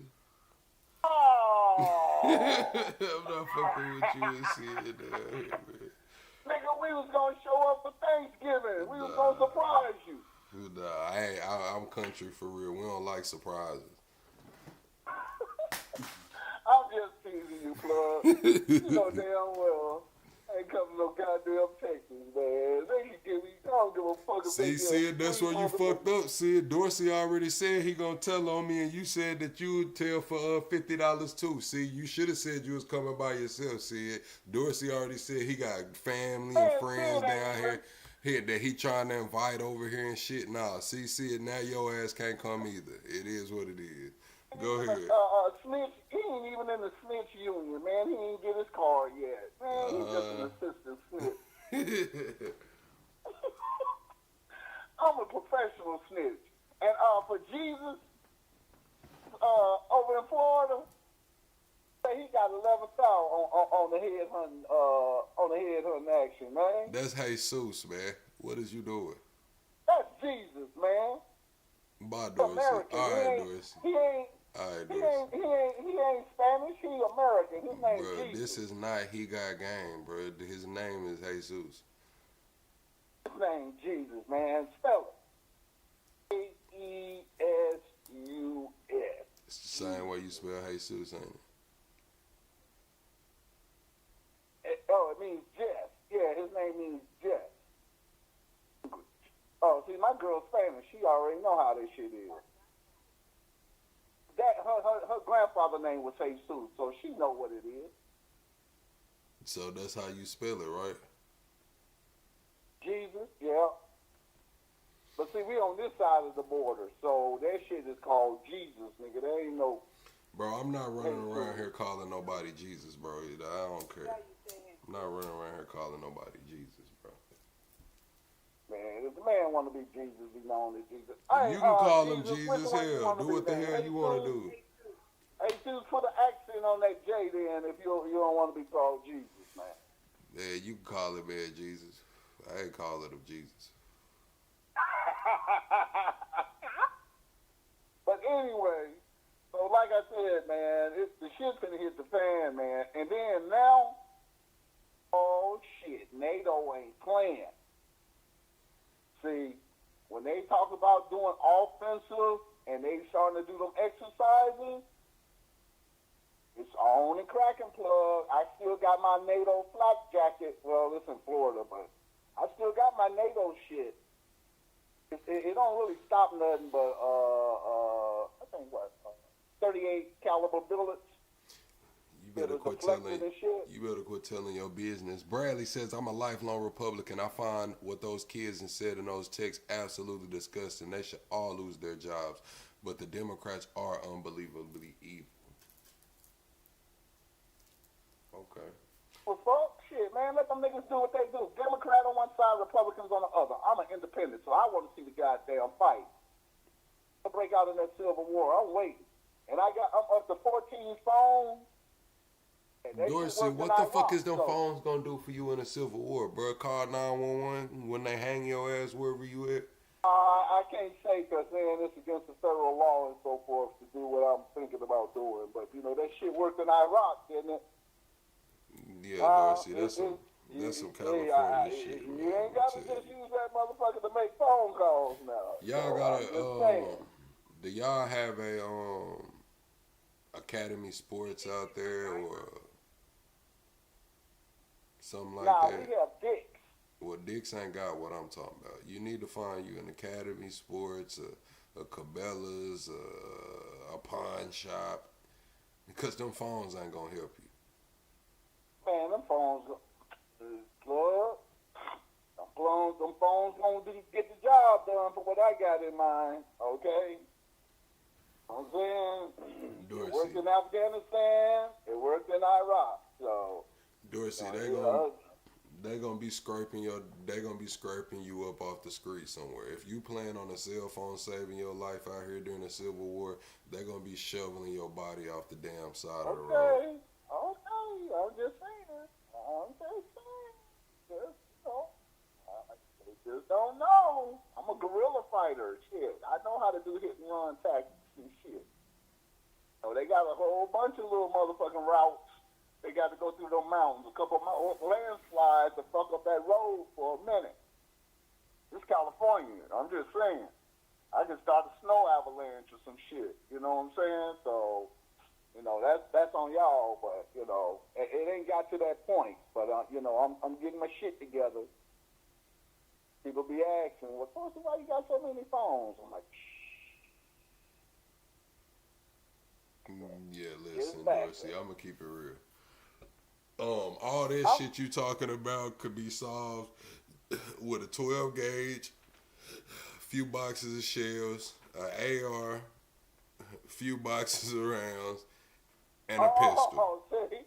See, Plug finna go to war too. That's right, Plug. That's what everybody needs for home defense. Everybody needs a shotgun, an AR, and a pistol. That's what you need for home defense, bro. I don't care if somebody tells you something different. Somebody tells you different. They're full of shit, man. They're full of shit. Damn. So you hear everybody. Plug wants for Christmas. He want an AR. He want a shotgun. 12 gauge. 12 gauge. Yeah. Okay, I got double barrels, so I'm like, fuck that. Like I said, man, shit's gonna hit the fan. So when do you think the Civil War gonna hit? Hopefully never. Like, what are we talking about, Dorsey? Like, never. Shit, I want the motherfuckers to kick that shit off. I mean, they gonna get it. If you can't get along, get it on. Ain't that what we used to say in elementary school? Get along, get it on. Dorsey, I don't think you understand what comes with Civil War, Dorsey. Like, do you not know? I understand everything that go with Civil War. I mean, we fought the Civil War, in 1861 when South Carolina stepped his ass over his boundaries and fired on the feds. Okay. Right, but so Dorsey, like, if you understand the Civil War, you just can't give a fuck about humanity. You just don't care about people. Man, I don't give a fuck about people. Who told you I give a fuck about people? You don't give a fuck about the kids or nothing. I'm gonna say what I want to say about the kids because you know y'all get very sensitive about y'all little children and so forth. But I'm just saying, that's why we would never vote for you for anything, Dorsey. You're a warmonger, a hateful person. We wouldn't vote for you for shit. Hateful? I'm just saying, if y'all gonna look, if you humans gonna act like animals, go for it. Shit, ain't nobody tell y'all to be sitting around putting people in cages and shit. I mean, I like this. Don't have all these goddamn sentiments and shit for humanity. Then why didn't y'all ass go over there and intercede over there in Palestine? It's all right for other people's kids to get fucked over. But then when it's y'all kids, then y'all want to have all this goddamn conscience. Listen, Dorsey. I'm like, well, if that's I'm like this. You gotta fix home first, straight up. I gotta feed my kids and my veterans before I take care of somebody else. That's the nationalist way. That's the America First way. That's the way it's supposed to go on right now. We got hungry. We over here debating whether kids should get free school lunch or not. And you talking about bringing a civil war, Dorsey? Like I got two 5-year-olds, bro. I'm just saying, I got two 5-year-olds, Dorsey. For me to sit on my platform and say that I want a civil war sound dumb as hell. Like that's me saying, fuck my kids, fuck their future, fuck them being able to have a normal life, going to school, fuck them ever having a girlfriend. Like they will be in wartime. I don't want that for my kids. I just think it's crazy for you to sit up here and say that. You're an American. You got the right to your opinion. I just got the right to push back on it. I understand that, Tug, but understand that who brought up that shit about the free lunch? Because they was giving up, the Democrats was giving up the free lunch with no problem. They was even giving motherfucker breakfast, right? You get to school early, they got some shit waiting on you to eat so that you can think clearly. Okay? Who was the motherfuckers who wanted to give motherfucker health care? Democrats. One who wanted to give people, old people, lower prescription drugs. Democrats. So when y'all sitting up there talking about Democrats and Republicans, I ain't seen the Republicans give nobody shit. Okay? None but them motherfucking billionaires tax break. And y'all gonna motherfucking fire 400,000 federal workers, put the whole goddamn government on shutdown just to give tax breaks and give motherfucking gave what? $80 billion to fucking Argentina? Huh? That's your president who did that stupid shit. He didn't even go through Congress to give up that money. Yours too. No, he ain't my motherfucking president now, so hold up now. Don't get the fucked up. He's definitely your president. I respect the office, but no, that nigga ain't my president. And like I said, if I catch Nick Shirley out here in L.A., if I get a you ain't gonna do nothing to him. Okay, just don't snitch, nigga. Just don't snitch. Nick Shirley, tap in with me, man, before you go out there, man. We're gonna get Dorsey together, man. I got a dozen eggs waiting on motherfucking Nick Shirley monkey ass. Do shit to me.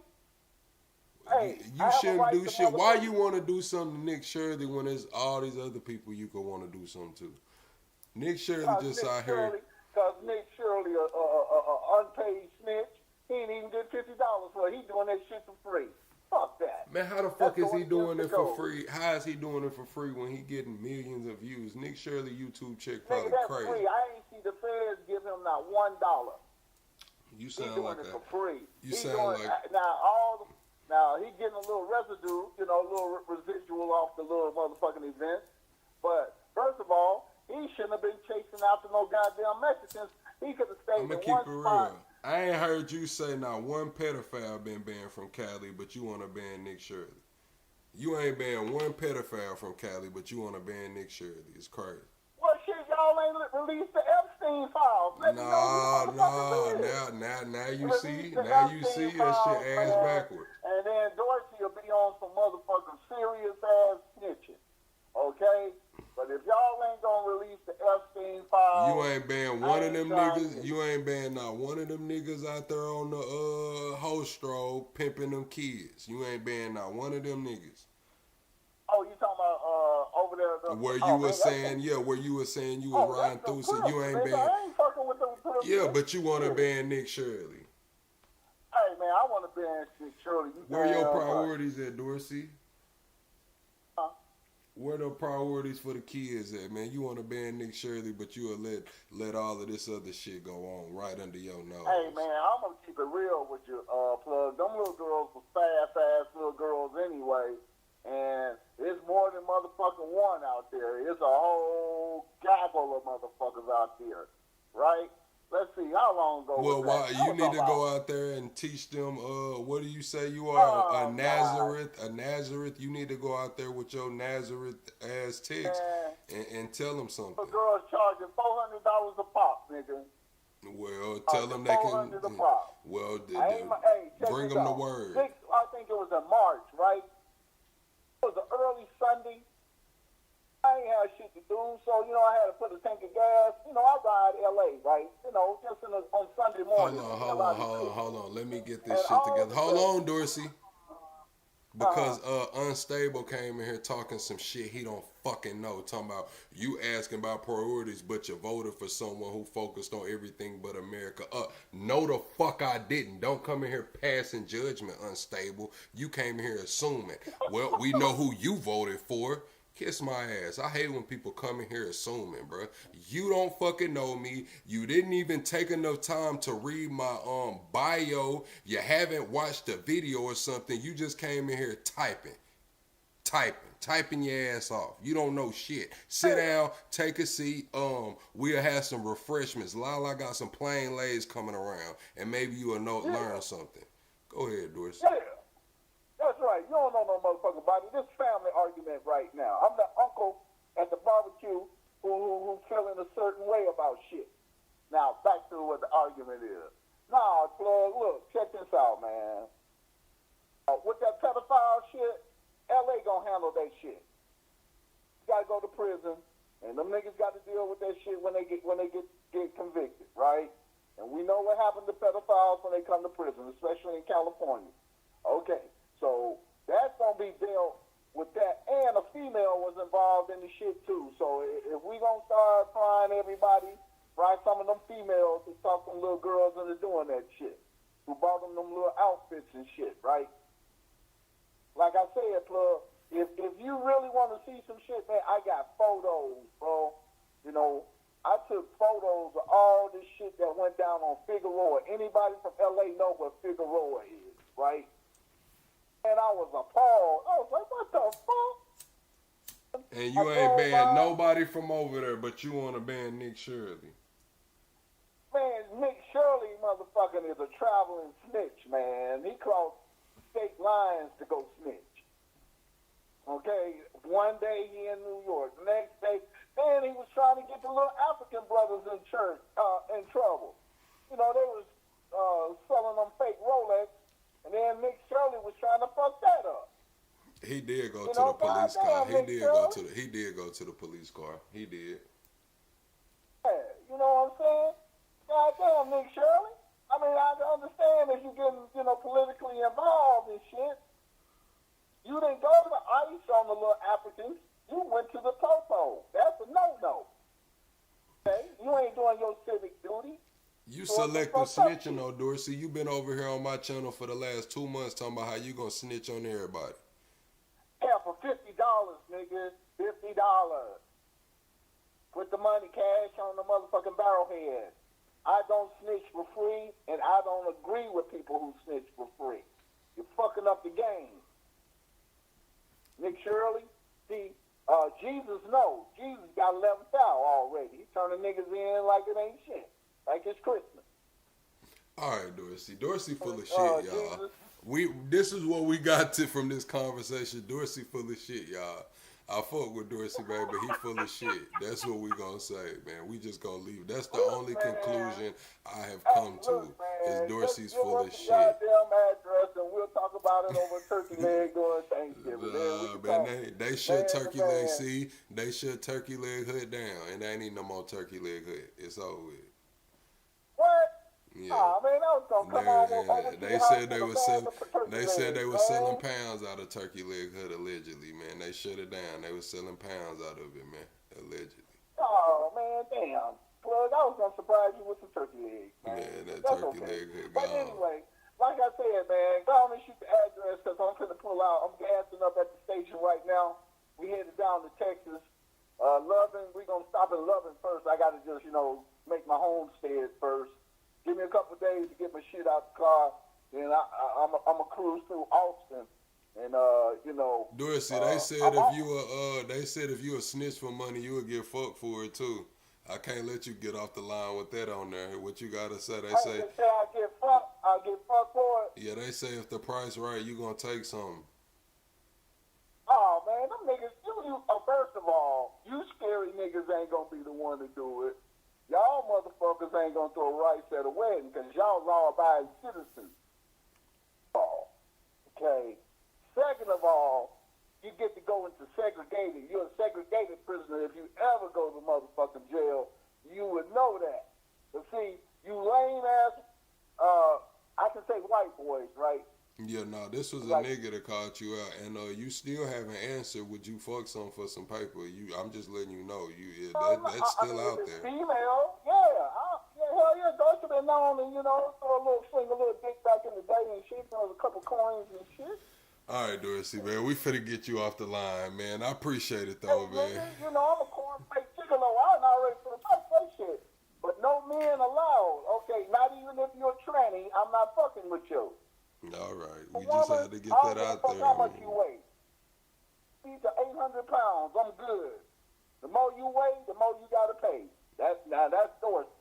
All right, Plug, I'm gonna let you go. This is the greatest damn show on YouTube. Hello to Lala. Hello to Big Niche. Hello to Art of War. Who else? And most definitely, Sid. Fuck what Plug's talking about, nigga. Come on down to Texas, nigga. Man, how the fuck is you inviting people to Texas, bro? You not even from here, over here, and nothing. How the fuck is you inviting people to Texas, bro? Nigga, you want from Texas? Man, exactly. I'm not inviting nobody over here either, am I? That's because you not a good host. What the fuck going on? He talking about you not from Texas. I know. I'm not inviting nobody over here. Shit. All that bullshit about Southern hospitality. All I've heard from you, Plug, is Southern hostility and shit. You done talked about you gonna have the AK, the shotgun, the goddamn dog. You gonna stick the damn dog on me and shit. Damn, I told you, man. Now, if y'all want to come to Arkansas, that's a different story, man. We can meet. But see, you don't want to, man. Y'all got goddamn witches conventions up there. Listen, man, if you want to come to Arkansas, I'll take y'all to the trail ride, man. Arkansas, nigga, we want Texas. See, now I don't even want you to come over here. Now hold on, Dorsey. Listen, Dorsey, that's what you're not gonna do is say fuck Arkansas, man. You could have said fuck Texas before you said fuck Arkansas. All right, Dorsey. Nah, fuck that, man. Yeah, fuck that, man. And Nick Shirley coming over there. Shut up. He get a Dorsey ass out the phone. He done pissed me off. Talking about fuck Arkansas, man. Get it? The fuck wrong with Dorsey? Y'all see this shit? Chat, win, lose, or draw, man. Y'all see this shit? He talking about fuck Arkansas. Fuck Dorsey, man. Straight up. Let's get into this Kamala here. She did this interview the other day. Past couple of weeks, we have seen the indictments of former FBI Director James Comey. The indictment just a few days ago of the Attorney General of New York, Letitia James. You called this in your book. Bro, this shit is like a parody, bro. Ain't no way this for real, bro. This shit ain't no parody, bro. This is really how the interviewer is, bro. It's no way they got this nigga in here with a Jerry curl, bro. Hold on, bro. And when you... It's no way they got this nigga in here with a Jerry curl, bro. Hold on, bro. Hold on, bro.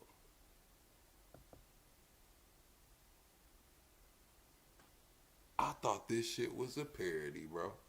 I thought this shit was a parody, bro. I'm not gonna lie, Chad. He looked like one of them damn actors, man. I thought this shit was a fucking parody, bro. This is for real. Oh my god, bro.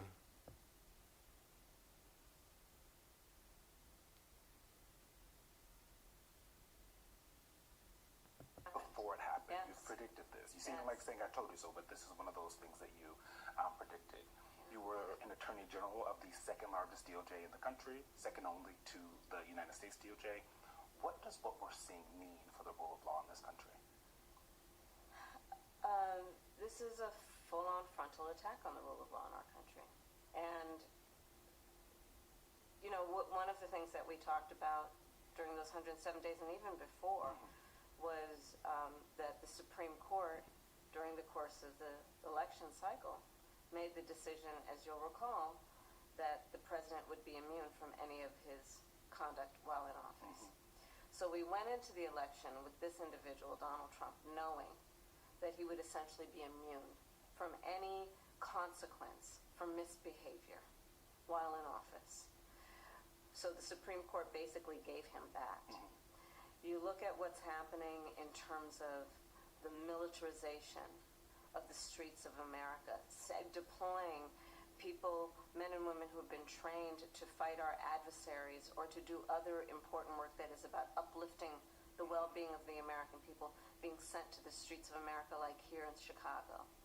You look at what's happening in terms of the weaponization of the Department of Justice, to your point, going after Comey, going after the Attorney General of the state of New York, who a previous prosecutor, who I'm told was a conservative Republican, reviewed the evidence and decided that there was not enough facts to charge her with a crime, and she has been indicted.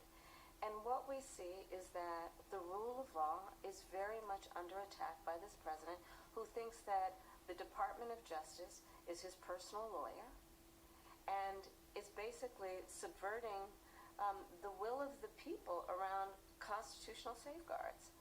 I think that we also have to recognize that the district court judges, some of whom were even appointed by Trump, and Democrats, but Republicans and democratically appointed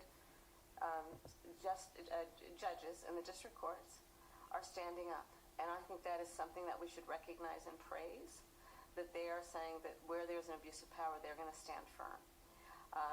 But we also see everyday people and their constitutional rights being trampled, whether it be 4th, 5th, or 6th Amendment rights. So this is a real issue, and a serious issue, and the people, I think, are speaking through their vote and their voice to say they're not going to stand for it. You mentioned the Attorney General, and Trump messaged her, thought he messaged her, but he sent it out to everyone. I'm assuming you saw that, calling for... Yeah, I hear that he must have DM'd her and didn't realize everybody would see it. Yeah, everyone was surprised by it, including himself, apparently. But he called for the Comey and the James indictments. Your fellow Californian, Adam Schiff, is on that list. So right now he's of 2 of 3. Do you believe that these are about getting convictions, or is it actually about sending a message to anyone who might speak out against him to make clear to folks that they shouldn't do it because there might be consequences? I think he has a vengeance campaign, which is, I think, really exposing the petty nature of who he is and his deep level of insecurity, that he feels that he has to use the power of the federal government and the United States Department of Justice to go after people who have disagreed with him, or as prosecutors who have used a combination of the facts and law to prosecute him. From everything I know, Attorney General James based a conviction, or she didn't convict them, but based her charges, which was then resulted in a conviction, based on facts in the law. But he can't take that. He can't take the fact that he's been held accountable, and so he is on a vengeance campaign. What the DOJ does, and you know this better than I do, is so fundamental to the backbone of the country, right? Yeah. The rule of law versus the rule of men. Can Americans trust the criminal justice system right now and what's coming out of the DOJ? I don't know if we can trust what's coming out of the Department of Justice right now. And that pains me to say that as someone who spent the majority of my career as a prosecutor, where the work of a prosecutor should be to do justice. Many who have worked as U.S. attorneys, worked for the U.S. Department of Justice, talk openly and rightly about the fact that they should do their work without any fear and not in the interest of favor.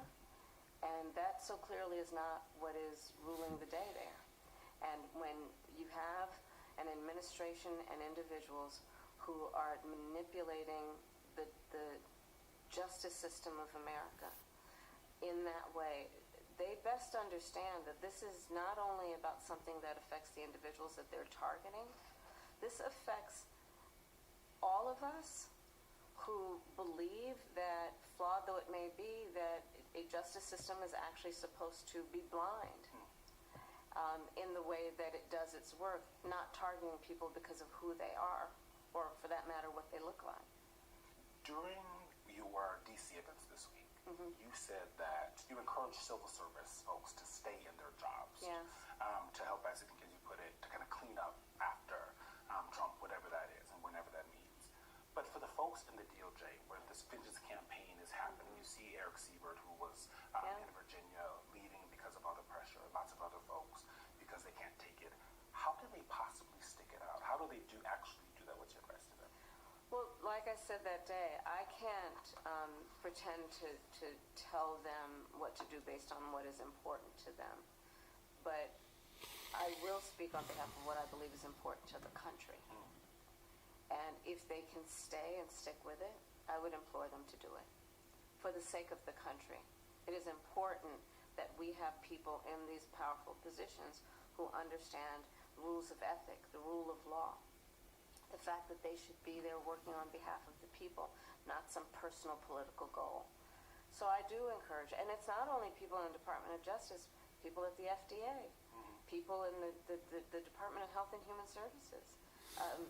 People are being pushed out or made to feel as though they can't actually do the job that they ethically know that they should do, and are being pressured in that way to the point that if they can't do the job that they care about, they're thinking about leaving.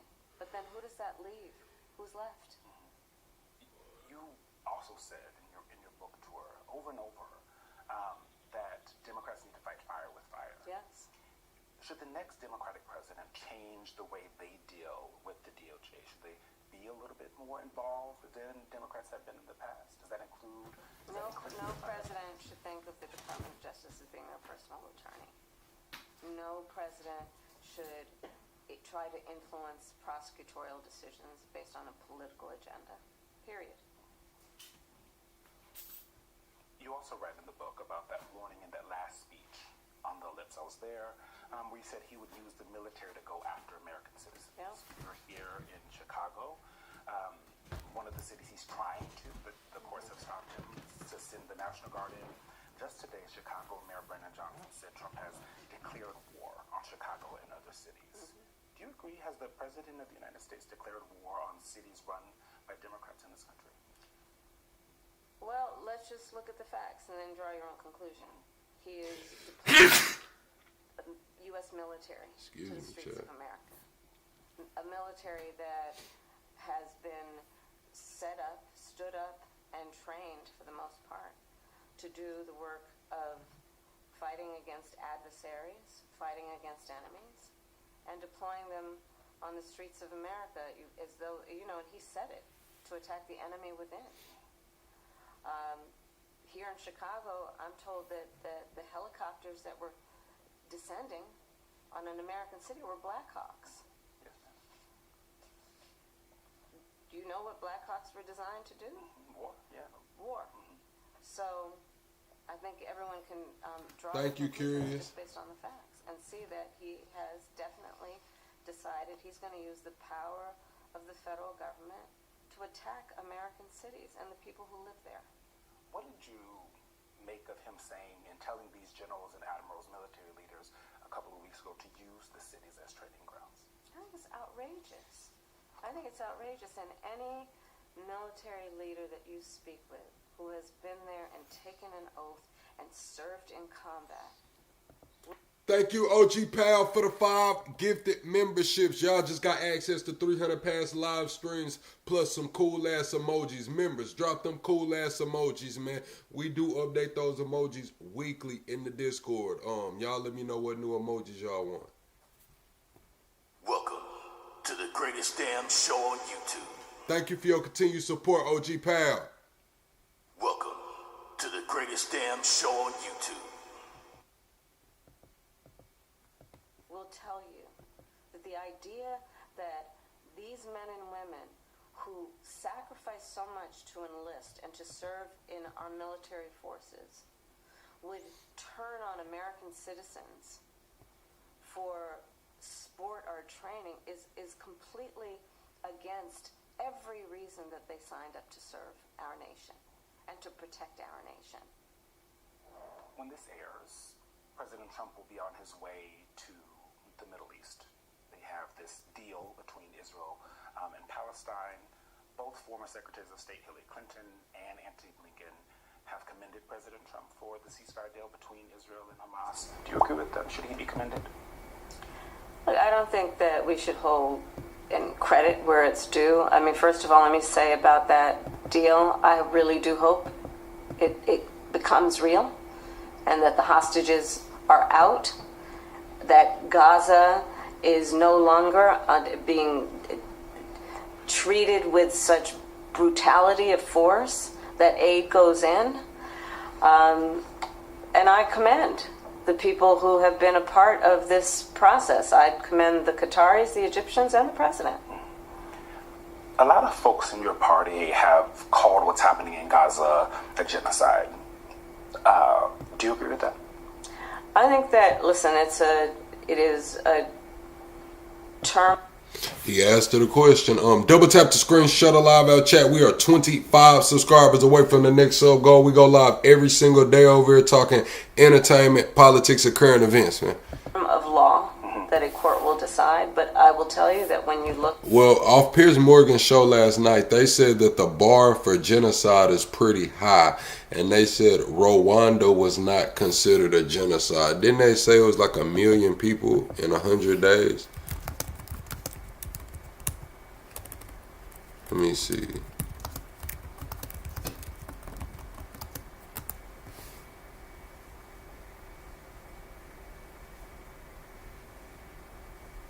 Dang.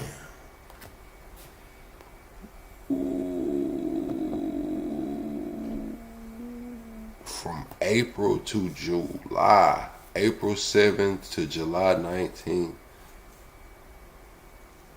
1,074,000 people, 94% victims being Tutsi.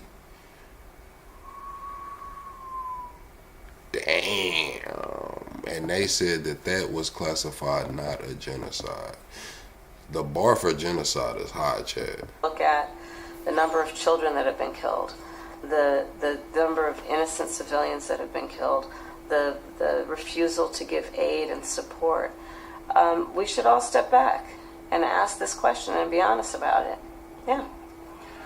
In the afterword of your book, you say, I'm going to get this right, in this critical moment, working within the system by itself is not proving to be enough. I will be with the people in towns and communities where I can listen to their ideas on how we rebuild trust, empathy, and a government worthy of the ideals of this country. As someone who's covered you for a long time, your kind of estimation that the system is not working so much so that you're ready and willing to step out of it was kind of surprising to me and a lot of folks who know you. What does that actually look like after? Yeah, that's crazy because no country has ever been,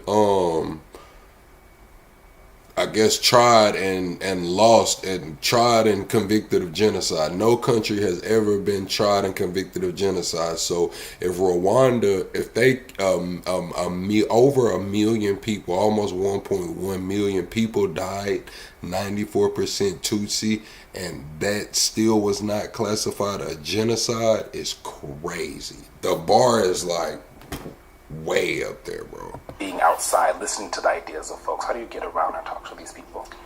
Well, it's been, actually, I've been doing it along with the book tour and not with the press present, but convening folks to talk with them and mostly to listen. I think the American people have a lot to say right now about how they are feeling and what they want from their leadership. And I hope that I can use this time to be able to do that listening and to lift up those voices. One of the issues that I have talked about even on this stage is the level of fear and frustration that the American people are feeling. The level of distrust that is existing. Distrust in the system and their government, but also distrust in each other as fellow Americans. And I think there's some deep work that we have to do that includes lifting up those voices toward a solution. I don't think, as I write in the book, I don't think all the solutions are going to come out of D.C. So how do you fix that trust, right? Because you have said that we are working with different sets of facts, right? That there's, in this world that we're living... No, I would say different information. Different fact information. is fact. That's true. Yes, ma'am. Yes. So different information. We're all working with different information in this country. And so how do you get that trust back with MAGA Republicans, for example? I don't want to put anyone in a general broad group of people, because if you're talking about, for example, people who elected and voted for Donald Trump in the last election, I do believe that there's a fair number of people who did, because they trusted and believed that he would, as he said he would, on day one, bring down prices, which he did not. He lied. The cost of food is higher, the unemployment is higher, inflation is higher. And so when I think about a population of people that just believed and wanted that, I think the work to be done is about talking about our plans for addressing that and doing so immediately. Part of what I've talked about is, I think if we had to do it over again, we should have really considered the family care piece of our Build Back Better agenda before we dealt with infrastructure and chips. We could have gotten to that, but dealing with extending the child tax credit with paid leave, affordable child care would have met the immediate needs of the American people. In fact, that's why during the 107 days, that was my platform, to actually address some of the immediate needs, like, for example, getting Medicare to cover home health care for people who need it, including those in the sandwich generation who are raising young children and taking care of their elderly parents. I want to get to some news that just came out today with President Biden.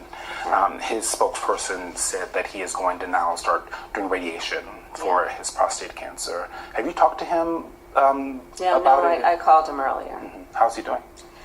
I have not talked to him. I just left him a message after I heard the news. I was otherwise on the event at the event.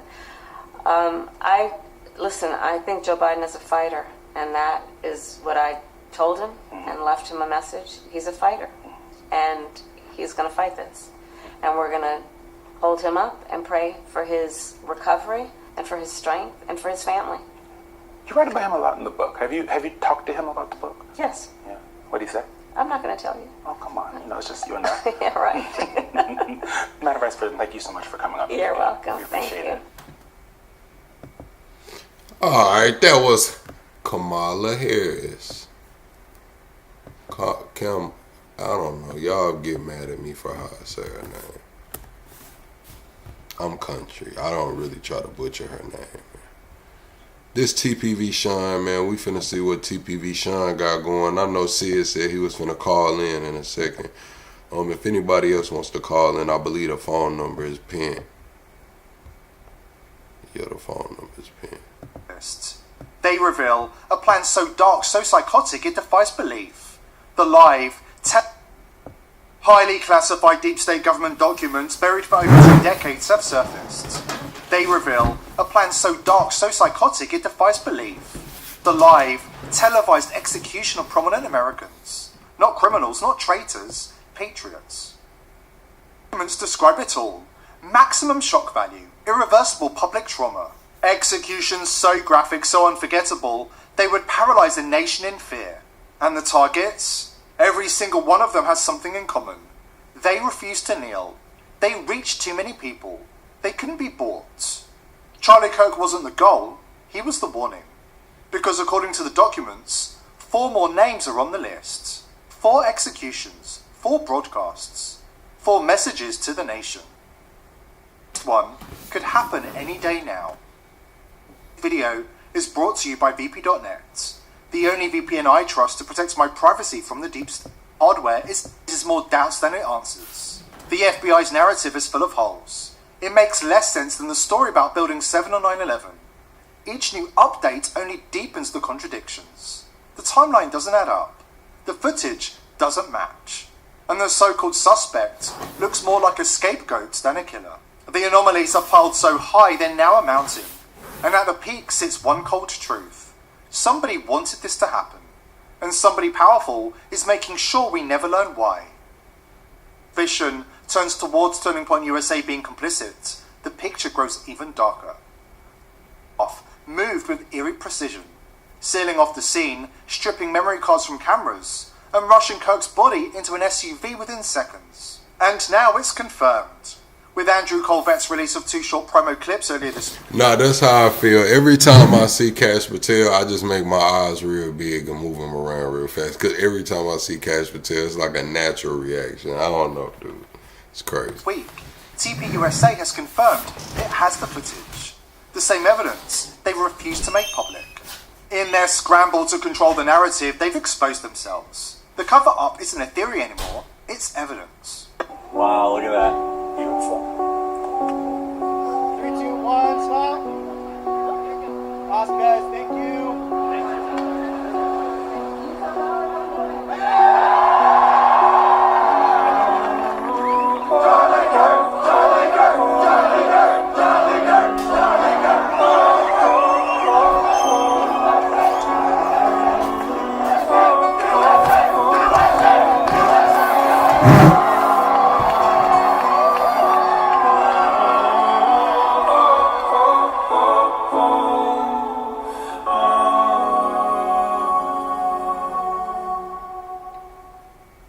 Turning Point USA promo footage, featuring scenes clearly taken from cameras whose entire role should be released to the public, is a slap in the face to everybody demanding the truth about what happened to Charlie, and to those trying to honour his legacy. Even more shocking, the footage dropped the very same day Erica Kirk released a strange defensive statement, attempting to explain her strangely upbeat behaviour after her husband's death. From the fireworks display during her entrance at the memorial, to her cheerful podcast appearances in the days that followed, Erica's post has left many wondering, is this damage control as the narrative turns against her?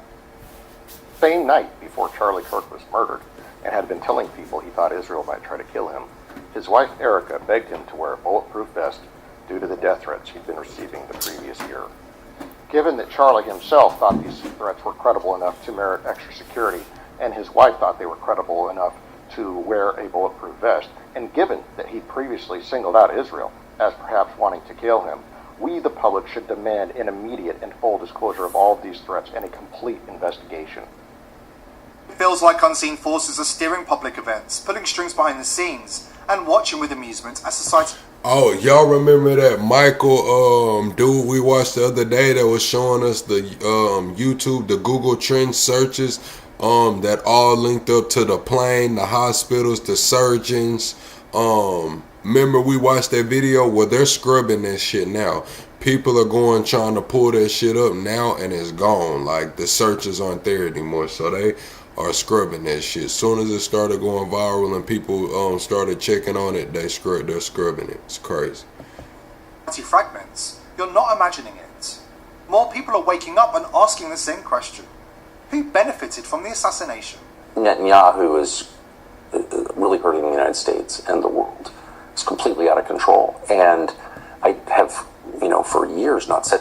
Hey, double tap the screen, shut the live out, chat. We're 25 subscribers away from the next sub goal. We need to get to that 25 subscribers, chat. Double tap the screen for me. That's how you like the video and support the channel for free. And we need 25 subscribers. Said anything about it. I've thought that for a very long time. Over 20 years, 25 years. And so I've always had that view, but I've kept it to myself because it's not worth it. And then, but we've been pushed so hard and used so much by him that it's just terrible for the country that I grew up in.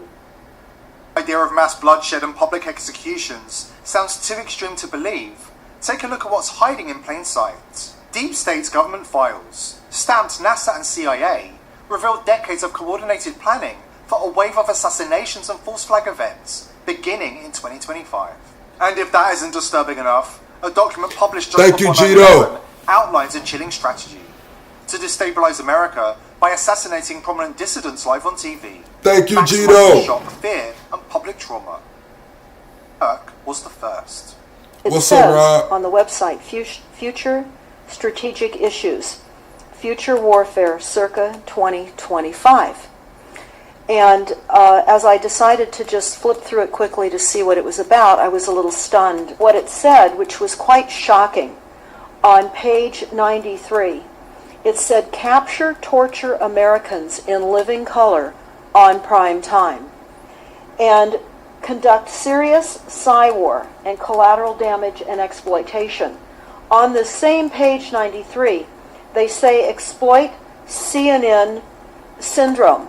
Now, CNN, of course, is the network, the news media network.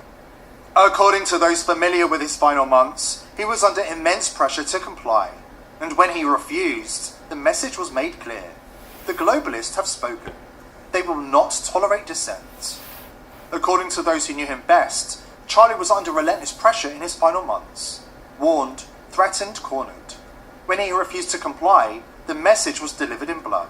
Now, Tucker Carlson, Candace Owens, and a handful of others find themselves in the same crosshairs. Targets of a machine that's declared war on anybody who won't kneel.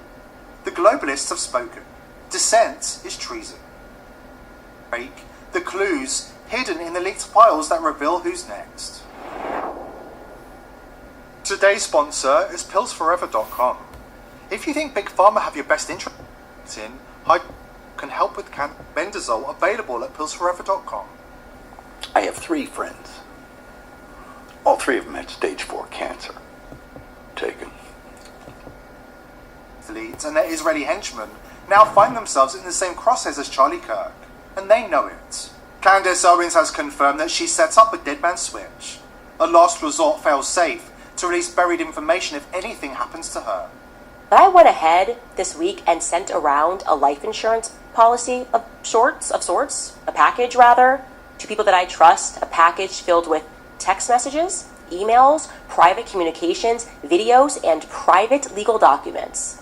So if anything happens to me, you guys will know exactly who it is that has been making my life a living hell a couple of years. Proof that says it all. The fear is real, and the clock is ticking.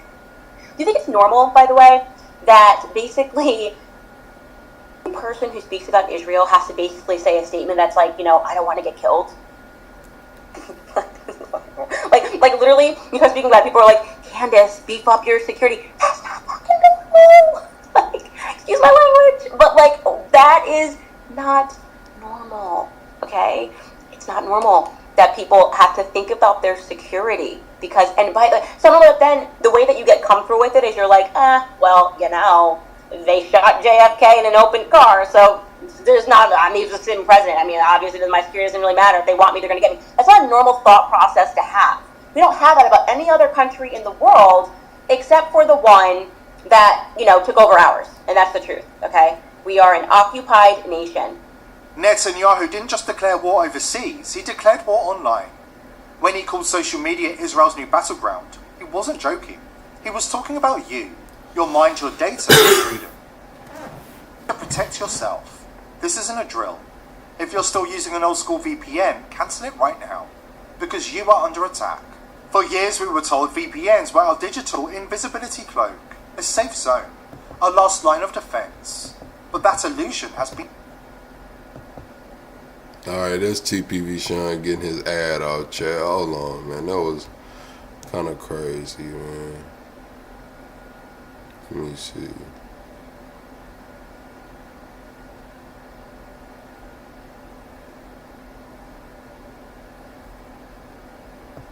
Man, Tucker Carlson sat down with Alex Jones, but I wanted to watch that, but Tucker might get us up out of here.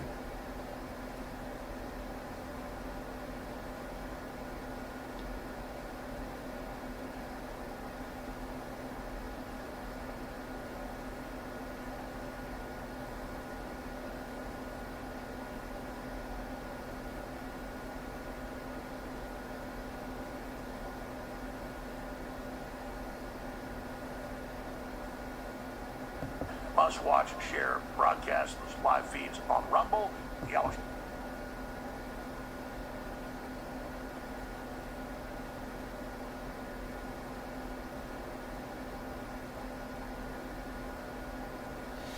Alright, Chad. Damn, hold on. Let's see. Let's see if we're going to be able to catch a little bit of this, man. Y'all double tap the screen, shut a live out, chat. We are 25 subscribers away from the next sub goal, man. Let's see if they're going to let us fuck around, man, and watch them. It's always great to be with you and your wonderful crew in Florida, fighting the thermonuclear war in every major war game there is. That's why I agree with Elon Musk and Senator. Behind the First and Second World Wars, and it's why the lesson that they taught us in school was that it's dangerous to have a big white Christian country, which is not, actually, and they've systematically tried to destroy those countries, and they've succeeded. And Russia is a very Christian nation, very pro-Western, and the left hates that. And so now they exactly, how do they turn over the chessboard when the Hollywood satanic globalist black rocket leader failing is you kamikaze the Russians and America and Europe into a giant climactic war while the globalists sit back and watch us all kill each other. That's totally right. I think that's totally right. Hey, chat, the phone lines are open if anybody wants to call in, give their thoughts and opinions on any of these topics. Right. Why are we participating in it? Why would the U.S. government ever send long-range missiles? Why would basically, if we send those munitions to Ukraine, we're at open war. We've been at war with Russia for 3.5 years, as you know, but that would just be open war. Why would we go along with that? What is going on? It's sleepwalking into Armageddon. Well, Europe's demographics and financial system means the unelected EU will collapse in the next few years. It's politically unpopular, so the political reason is they believe a war will keep them in power. It's delusional. That's the last refuge of tyrants when they're falling, is to take the country to war to try to maintain domestic control. But again, at a spiritual level, it's absolute Satanism. It's absolute death cult, death wish, that if the globalists can't maintain control, they'll just drag us into the grave of history. And like so many tyrannies, they are going like the elephant graveyard or boneyard to Russia to die. Why would the U.S. government to recognize Zelensky, who's an unelected dictator who's worked for years to destroy Christianity in Ukraine, which is a Christian country and has always been, why would he be invited to the White House this week? I don't understand. He does not have a Democratic mandate. He's not an elected leader. Call from Arthur. What's going on, Arthur? Where you calling from? I'm calling from the south side of the United States. All right, what's going on, Southside?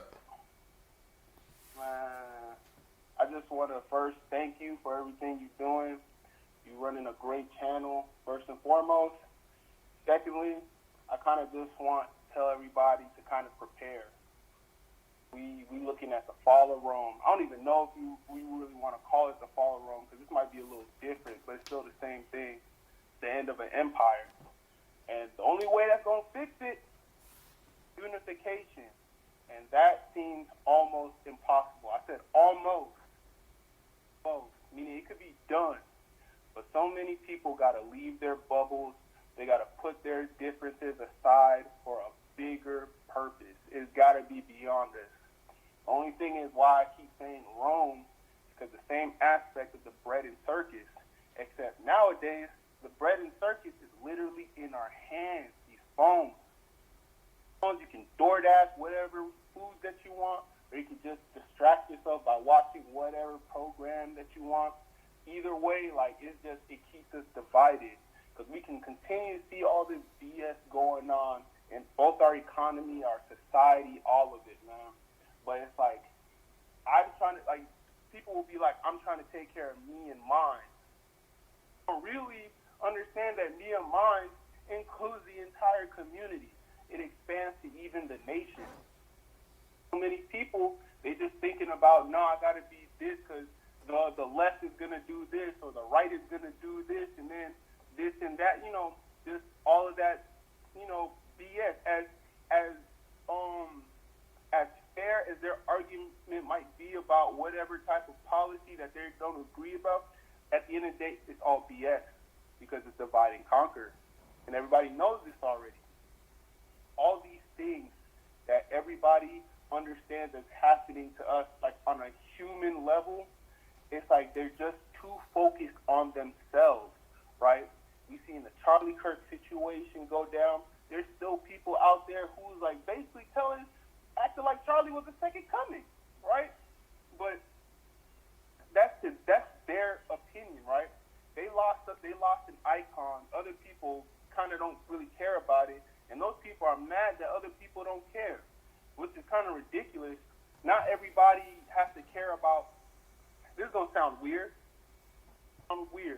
Not everybody has to care about certain people passing from this earth, right?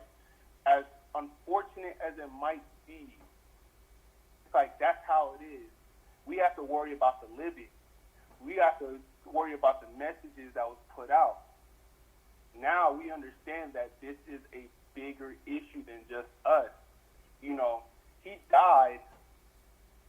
What is the lessons from his death that we're taking on? And everybody has different lessons, which is the same thing of the whole divide and conquer. It doesn't matter. I don't want to say it doesn't matter what type of evidence comes out nowadays. People are still divided on it, and it takes an insurmountable amount of evidence that's really going to tell people this is what happened to the man. People don't want us unifying. Certain people don't want us to see the agenda, even though everybody already knows the agenda. Even the people who are backing Trump and all this stuff, they see the agenda. And it's weird that they don't care about this totalitarian, technocratic dystopia that we're barreling towards. And I said barreling is that we're moving at speed towards it that's unseen. Even other economists are saying, bro, we're moving faster towards something than ever before. Certain policies are being pushed out, certain things that are being put on TV that's in our face about it. People like Peter Thiel doing these lectures about the Antichrist and stuff, talking about he knows what's good, but at the same time, he's saying it's not that bad of a thing. So it kind of just tells you that there's some real weird people at the highest level of government and society. I'm not gonna push back, but I'm gonna give you my thoughts and opinions on it. So, yes, please do. I've been in digital assets for a long time, crypto. So we've talked about the tokenization of everything. You know,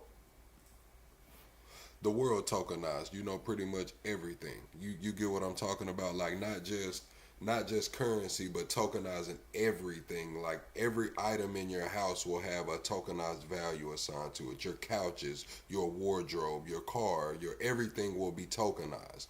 So people's net worth will shift. So we have to look at the World Economic Forum, the Own Nothing and Be Happy crowd. We know Klaus Schwab was over it for the longest, but they put Larry Fink over it. Larry Fink is over BlackRock. So he's really pushing this tokenization thing. Before, it was like, okay, Klaus Schwab. In our faces. Continue. I was saying before it was kind of Klaus Schwab, Own Nothing, Be Happy, Eat Bugs. You know, they posted that to their website. But now I feel like now more than ever, it's a realization. I feel like them putting Larry Fink over it, he has probably more incentive and more resources to get the job done. Like this is backroom handshakes going on. Like this isn't gonna come easy, but you have to understand that this man is controlling $10 trillion worth of assets, man. And this is a real globalist agenda. So I do feel like there's a lot going on with the race war, class war, and holy wars going on, domestic and abroad. But I feel like this though, to wrap it all up, I feel like this though, it's all to usher in exactly what you're talking about, the Antichrist and all of that. They're saying that it's with the AI now. Before we thought about it as like spirits and stuff. Now in 2025, the mysticism, the spookiness is kind of being circumvented by technology. Now before, in our grandparents' days, let's just go back 50 to 75 years. We wouldn't think of, demons and spirits in this way. Now that we have AI and we're actually seeing it, did you see what they did in Egypt? What happened in Egypt? I had to pull up the clip, but basically it was Eva, some kind of android robot. They had a big hologram ritual light show over the pyramids, and the big ass hologram was beating on the damn glass like it broke through, and then it was there. You know what I'm saying? And then when you cross-reference that to these people doing these remote viewings and all of that, they're saying like, yeah, that's how these entities communicate. Y'all are calling them aliens. Some people are calling them demons. Whatever you want to call it, they're communicating through these holograms. I'm trying not to blow up your live with that type of information, because you yourself see. I think I see that you know more than what you yourself are allowing yourself to speak on, because you don't want to sound crazy. I'm pretty sure that you've seen something. You've seen some stuff, and you've come to certain conclusions already, but you can't speak on it because it's gonna make you sound crazy. And I respect that. So I'm not even gonna speak on that too much. I see people in the chat talking about NASA, and speaking on that, it's gonna sound NASA, CERN, all of that. It's gonna make you sound crazy, like you got tinfoil. And unfortunately, sometimes there's a reason to wear tinfoil on your head, and even saying that sounds crazy. Like, we're living in a world where we're fighting a spiritual battle, a technological battle, a financial battle, and a physical battle. The physical battle could be even amongst our neighbors. Neighbors snitching on us, talking about this. I don't like what this guy posted online. I'm gonna try to get his money cut off. I'm gonna try to get him fired from his job. I want his family to starve. I want that dude to lose his house. I want to see him on the street. How dare you insult something that I like? You don't have to like it, but I don't care. Like, I need to see you suffer. That's the type of battles that we're facing right now. It's ridiculous, but that's how humanity has always operated. It's always been a divide and conquer thing. Ever since the Tower of Babel incident, people, whatever it is, the people in charge, the powers that be, have never wanted humanity to ever work together for real, because it's too dangerous to their power structure. So they got to hit us with all types of different strategies to make sure that we're dumb cattle, sheep, to be led astray or to be fed on. Again, I'm not going to go too deep on it, right? End of the day, bro, either come together or prepare.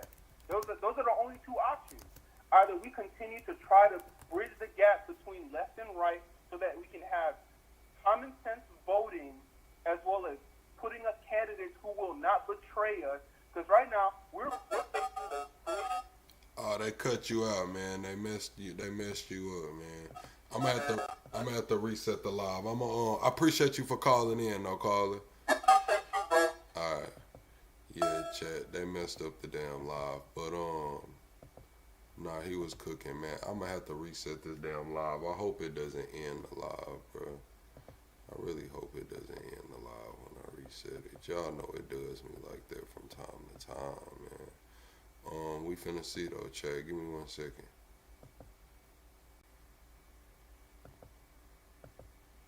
Mayberry. Mildly demented Mayberry. Thank you.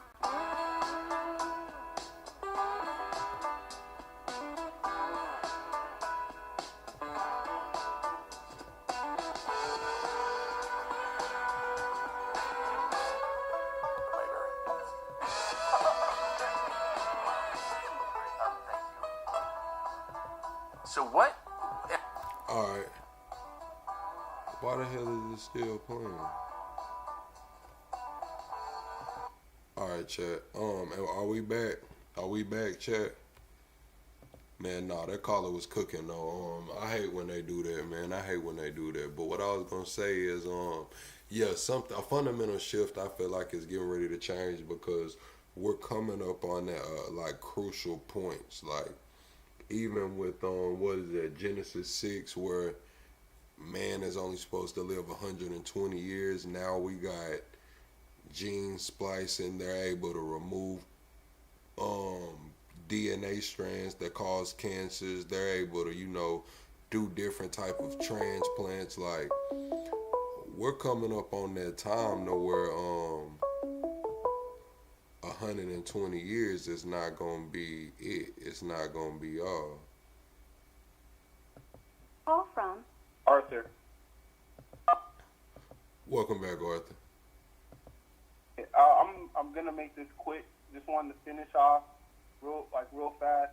Like I said, always together or prepare for the end. And I'm not saying the end isn't like the end of the world. I'm not on that type of stuff. I don't believe in the end of the world because this is too good of a resource. Why would anybody want to end it?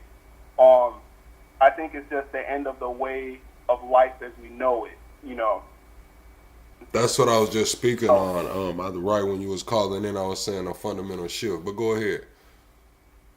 Like, you know, and if anybody wants to make any change, you got to be willing to make the sacrifices. I'm going to state something that's going to be real controversial. Real controversial. Greatest white man in American history was John Brown. You guys know who John Brown is. You know exactly why I'm saying it. A white man who straight up said slavery is bad and I will put my life on the line to stop it. I was in the actual field fighting for other people's rights. But blood and bullets. He put his life on the line to free other people. And I'm saying that either we really try our best to do this civilly, we can stop this machine from progressing, or our kids and our grandkids are going to be John Brown. And they're not going to have regular lives. Don't really come together, put our differences aside. Both these people who have no business being in office, leading our entire nation astray, is going to be on our grandkids, or they're just going to be slaves. That's it. We all have a choice today. As we are alive, bro. It's not about us. It's bigger than us. That's all I'm saying, man. Thank you for having me on. I appreciate your channel, bro. Hey, man, I appreciate you as well, man. Thank you for your time. Yeah, Chad, I was saying, we coming up on a fundamental shift, man. It's a fundamental shift. We get into those. A lot of times, a lot of things is finna be tested. Like I said, man, Genesis say 120 years, and they testing. They getting to the point to where shit, that might not be it. That might not be all. Call from. What's going on, caller? What's your name? Where you calling from? Sid, bro. What's up, Sid?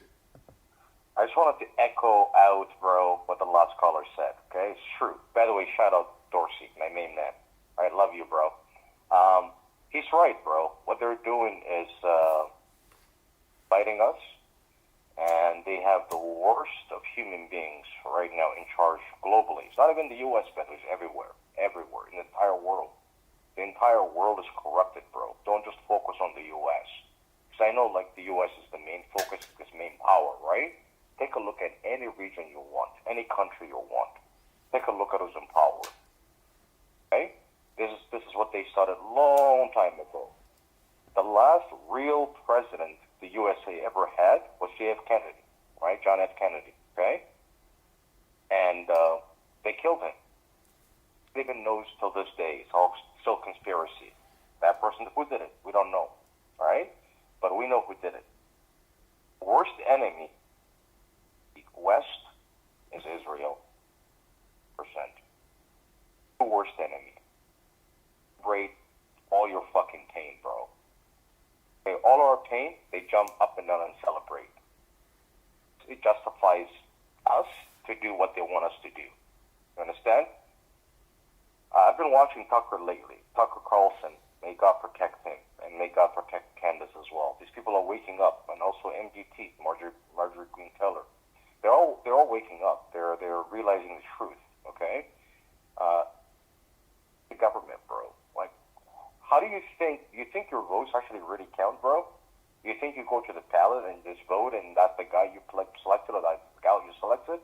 No, bro. I think they do count. I'm gonna keep it real. Maybe not on a national level, but to get to that national level, I think they do count, because I think that's on why. The local, that maybe do. On the I local think even level, on the state do. level. I think even on the state level, because that's the reason that we see all of this voter fraud. That's the reason we see people be coming in to, sway counties and sway elections. I think that's why you see gerrymandering.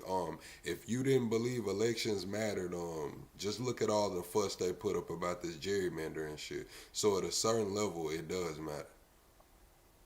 Okay, I agree with you. Okay, I don't have any like data to back up my claims, to be honest, because I'm a scientist too. Okay, I don't want to be like one of those people, like hearsay. You know what I mean? Just make fallacy claims without data. I believe that they do count, but I don't think they count at the highest level, at the POTUS level. Okay, I don't think. I think POTUS is selected by deep state. Okay, to be honest. That's fair. Okay. That's what I believe. But anyways, I wanted to call and say, bro, I don't have a lot of talking points today. Yesterday I saw your video as well. You did a really, really good job, Plug. Like you covered everything yesterday, from Palestine, the ceasefire, to everything. You covered it really, really well. Okay, I just want to wish you the best of luck on your channel. I want to give you a little bit of advice also. That's why I called about these copyright issues with YouTube. You gotta let them know. You gotta let them know, bro. Fair use. Fair use. To use copyrighted material. There is an act in the U.S. I forget what year it was. Like I think it was like in 18. I forget the year. Honestly, I don't know the date. I'll get it to you. But just keep saying that. Like whenever you are playing copyrighted videos, just say that it's fair use. I'm just using it to comment and react. That's it. Comment and react. You're allowed to do that, right? You're not, monetizing it, right? You're not making any money off that video. You are sharing it with your viewers and you're giving it more audience because guess what? When you share a video, when you watch with us, as soon as your stream ends, I want to go find that video on YouTube and watch it, right? And go deeper into it. So let YouTube know, calm down, it's fair use. Just using these videos, okay, to comment and react. That's it. All right, so just let them know that. I know they've been harassing you, and guess what? I've been harassed by YouTube as well. That's why I don't DJ there anymore, okay? Copyright strikes. I had 2, by the way, back to back, right, from DJing. Okay. Right? Yeah, so just be careful with them. They're very kind people, I'll be honest with you. YouTube is very, very kind, okay? My account right now, the one I have, I only have one YouTube account, bro. I had it for 13 years now, okay? 13 years. My only account. And they were like, nope, we warned you. You need to don't do this anymore. I talked to some DJs, I'm like, how do you guys stream? Like some of them I know from Europe. I'm like, how do you stream? I asked this one girl, Ava Crown, I'm like, how do you stream on YouTube without any strikes? She's like, oh, my label allows me to do that. So I get it, because then the label pays royalty. Get it? So just be careful, right? And just let them know every time. There's one black lady on YouTube, okay? Whenever she's streaming, she yells again and again, fair usage, fair usage, fair usage. And she never gets strikes, bro. Just keep saying that. Fair use, okay? Okay. Anyways, all right. I appreciate you, Sid. Good job, bro. I want you to get the 50,000. You're doing a great job. You're giving listen, your channel is not boring, bro. Some channels are really boring. I cannot watch it. They stick with one topic. You switch, and you connect. Keep it up. Proud of you, bro. Black man to black man. Keep it up, bro. That's all I'll call to say today. All right, Sid, man. I appreciate you for calling in, man. We'll catch you next time. Take care, bro. See you in the chat. Bye. Man, appreciate Sid for calling in, man. Let's get into this Tucker and Joe Rogan. Fair use. Everyone's been focused on Israel, Gaza, the huge debate about Israel and the United States, which is great, fine. But we sort of are ignoring other things that are happening here and abroad as we have that debate. And one of the things that seems to be happening that fewer Americans... Yo, we do got the chat, man. The chat be on fire, man. I appreciate the chat, man, out there for rocking out with us. Appreciate that, Gito. Mama Money, welcome in, Mama Money. Marvin, I'm going to get on there in a minute. Double tap the screen, shut a live out chat. We are 25 subscribers away from the next sub goal. We 25 subscribers away from the next sub goal, chat.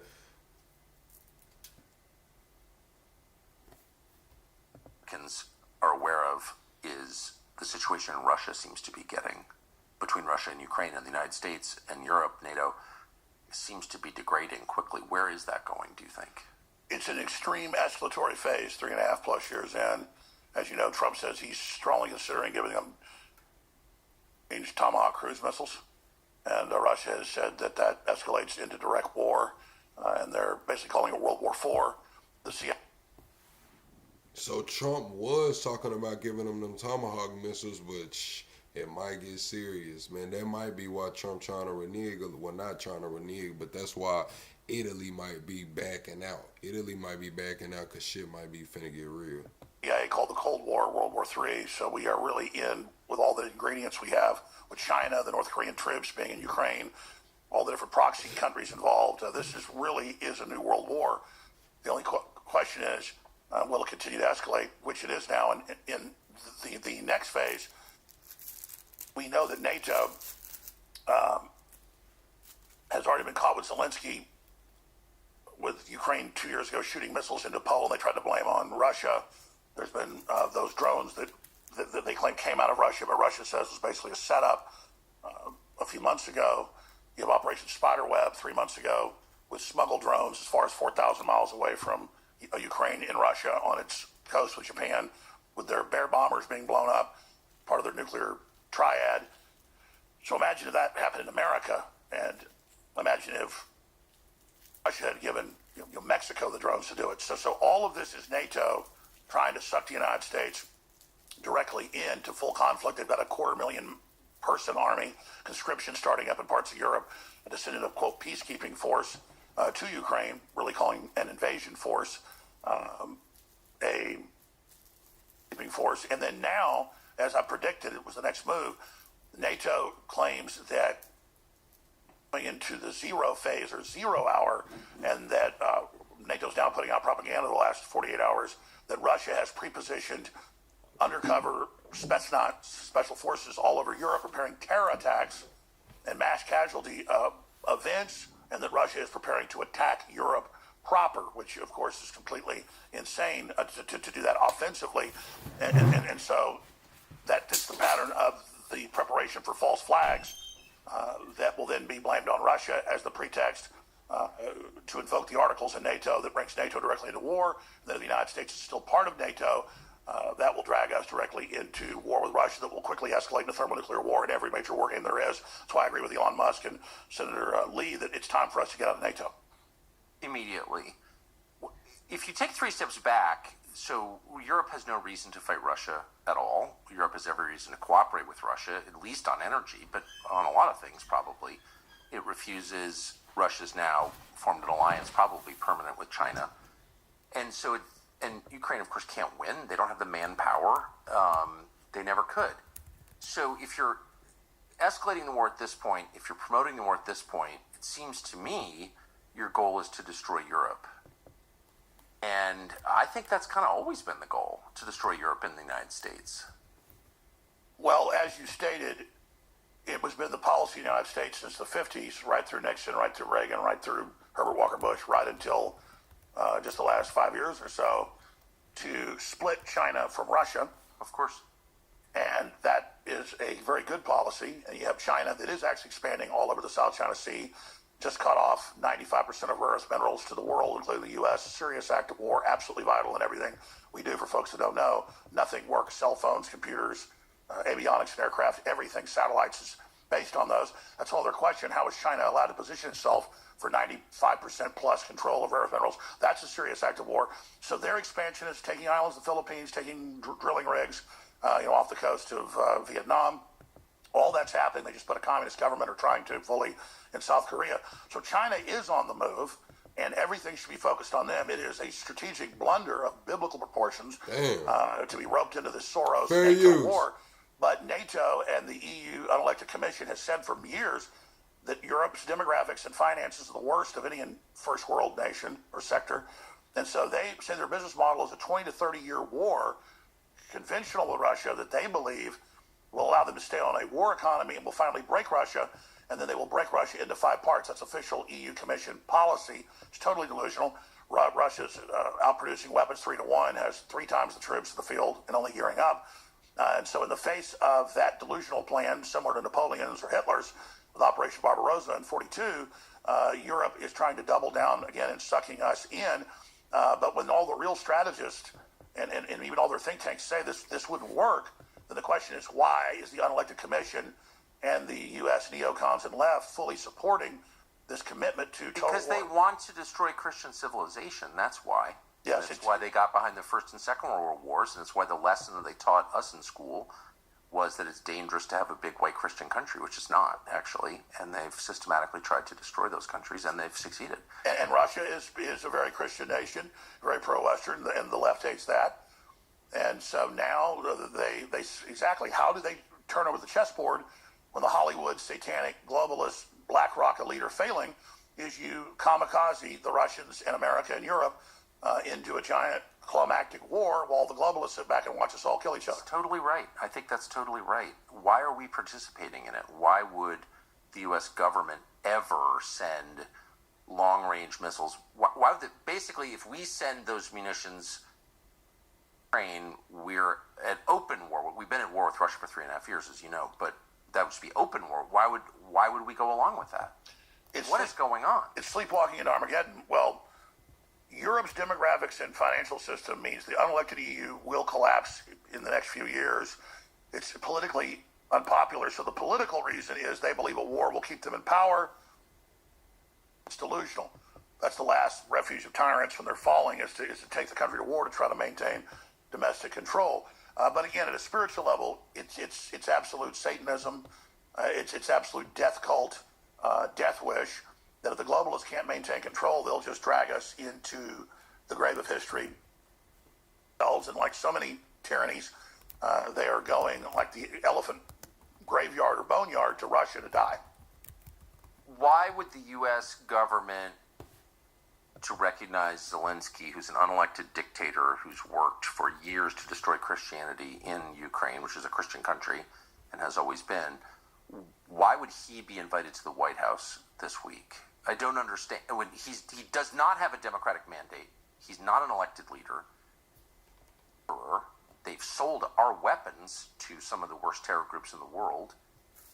Treating him like he's a head of state. Like, why are we doing that? And just, 3 weeks ago, he was back at the White House, and Trump then posted Truth Social. And I love Trump overall, but Trump started doing a 180 from saying we need to get out of this to saying, well, we're out of it, but we'll sell whatever weapons to Europe you want. And I feel like Ukraine's going to win, and maybe not just get back its territory, but get more territory, meaning Russia, which is an extremely provocative and escalatory statement to Russia. And we know that Putin agreed, actually, to the framework of what Trump wanted, but Zelensky and NATO have refused.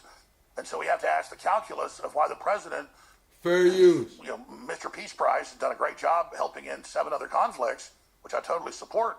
Why is he suddenly changing course? Tucker, you know a lot better than I do. So did you know that before the current generation, chips and fries were cooked in natural fats like beef tallow? That's how things used to be done, and that's why people looked a little slimmer at the... He's still able to go on since Trump and Doge and Elon shut down a lot of the graft in USAID and the EPA and Department of Energy, that clearly that is a place where they can launder money and where they can go over there and be like rock stars in Kiev and be... have all the prostitutes, the rest of it, reportedly it's Sodom and Gomorrah over there. The women, are just partying while the men, boys and old men go off to die. It's a very big situation, and the height of decadence, we've heard the quote of Marie Antoinette, which they never proved she said it, where they're about to storm the Bastille, the start of the French Revolution, and they say the peasants are all starving, they're begging for grain, they're begging for wheat, and she says, let them eat cake, and then you saw what happened. Well, this is literally let them eat cake while our country's infrastructure falls apart, while millions die from fentanyl, while crime is rampant in the streets. We have all this money being sent over to Ukraine. And look, I don't like sending money to Israel. I'm not anti-Israel in general. I'm not against the existence of Israel. But that sucks all the oxygen out of the room. And all people talk about is the 50,000 dead Gazans in October 7th, where clearly Netanyahu stood down. That should be investigated. But what about the million-plus conservatively dead in and around Ukraine? And what about its potential and now probability on the current trajectory of escalation to lead into full world war and nuclear war? That, to me, is why it's absolutely the front and center issue. And, the TV... I'm trying to order some damn lunch, chat. If y'all want to be honest, bro, like, I'm trying to order some lunch, bro. Yeah. All turned on Gaza, which is fine. But the scale of Ukraine and its potential danger is in a whole other league. It is, isn't it? My sense. It Why is no one saying that?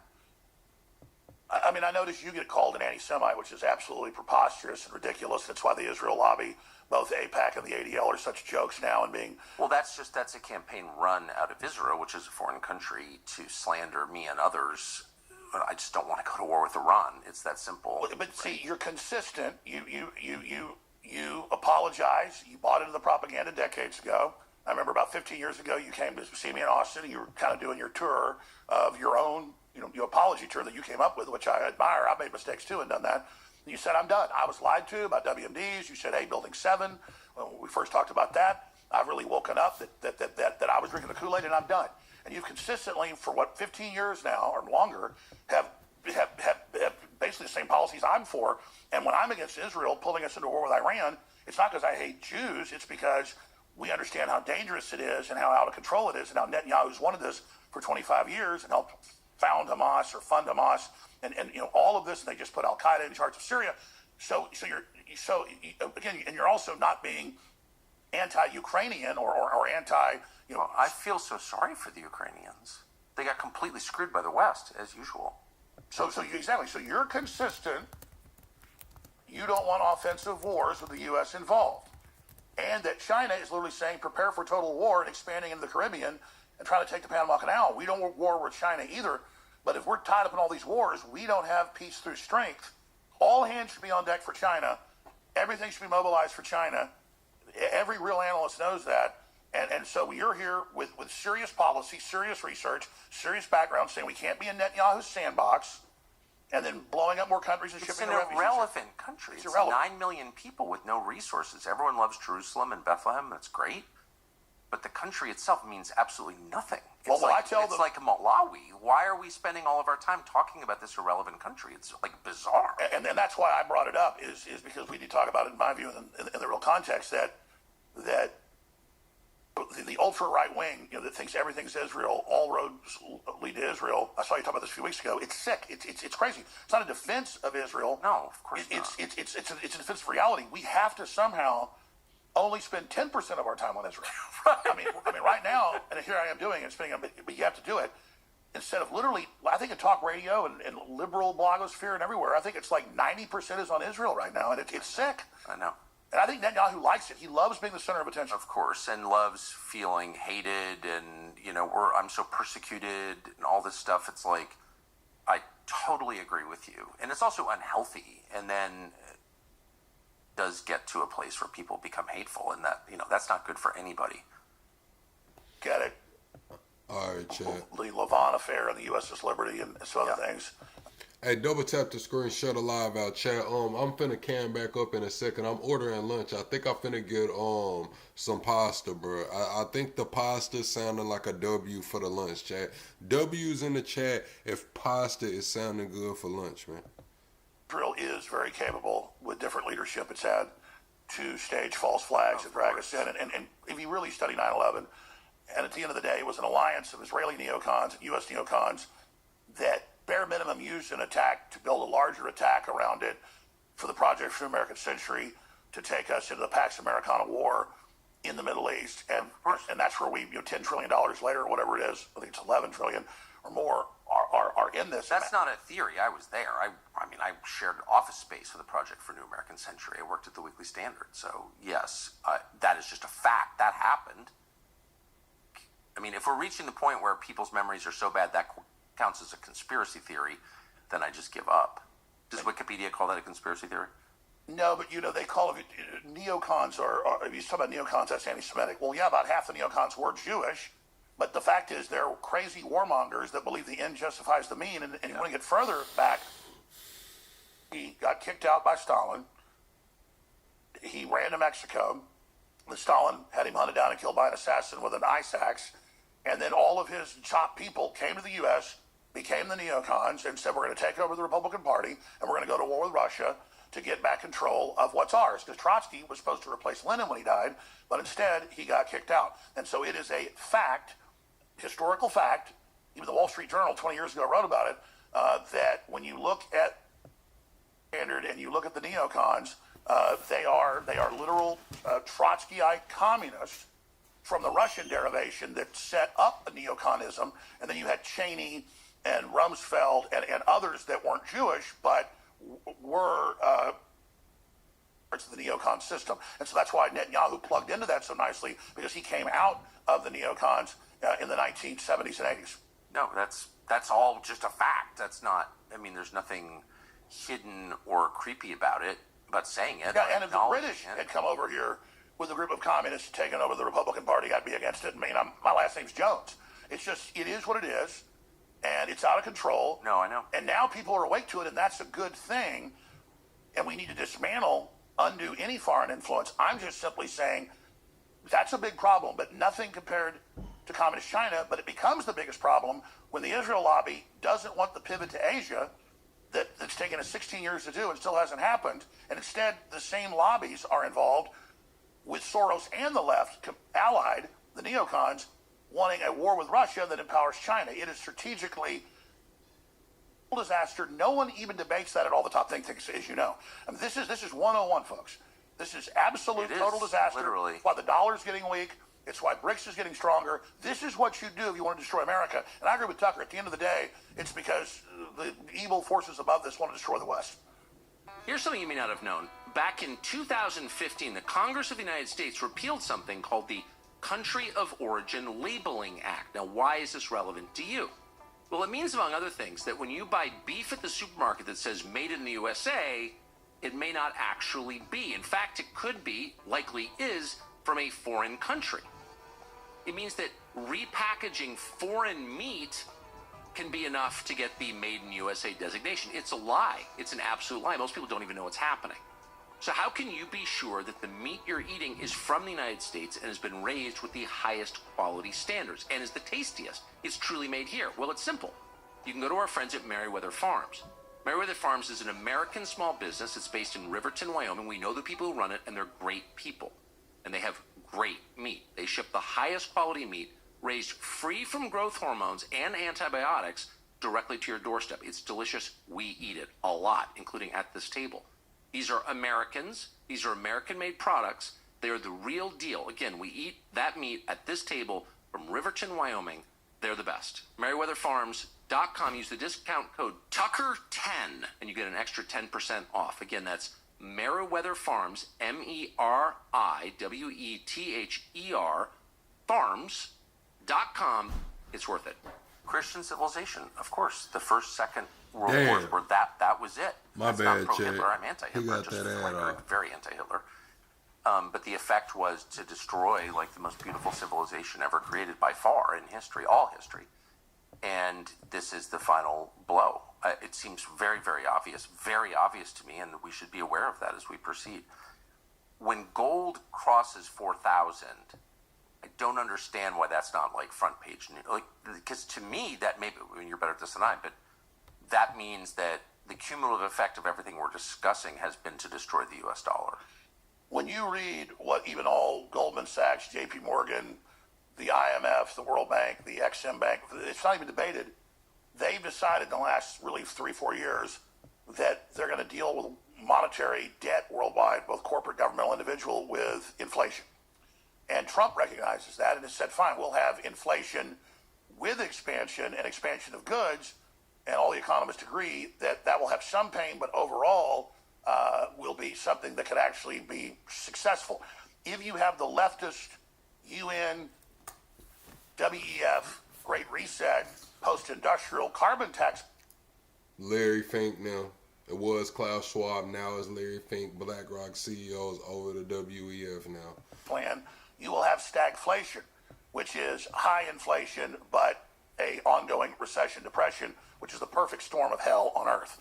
And that is what the UN and the globalists directly want, to create a worldwide serf system of more manageable slaves in their official policies, break down the borders with first world and third world, not to rise up the third world economically, but to lower everybody down to a level. Then the globalists say they'll have small, compact city-states and rural city-states, like the Hunger Games, where they have medicine, technology, and everything, and then just basically fly above us, and we're going to be put into a agrarian situation with a much reduced world population. So that's the official Great Reset, post-industrial, Agenda 21, Agenda 2030 policy.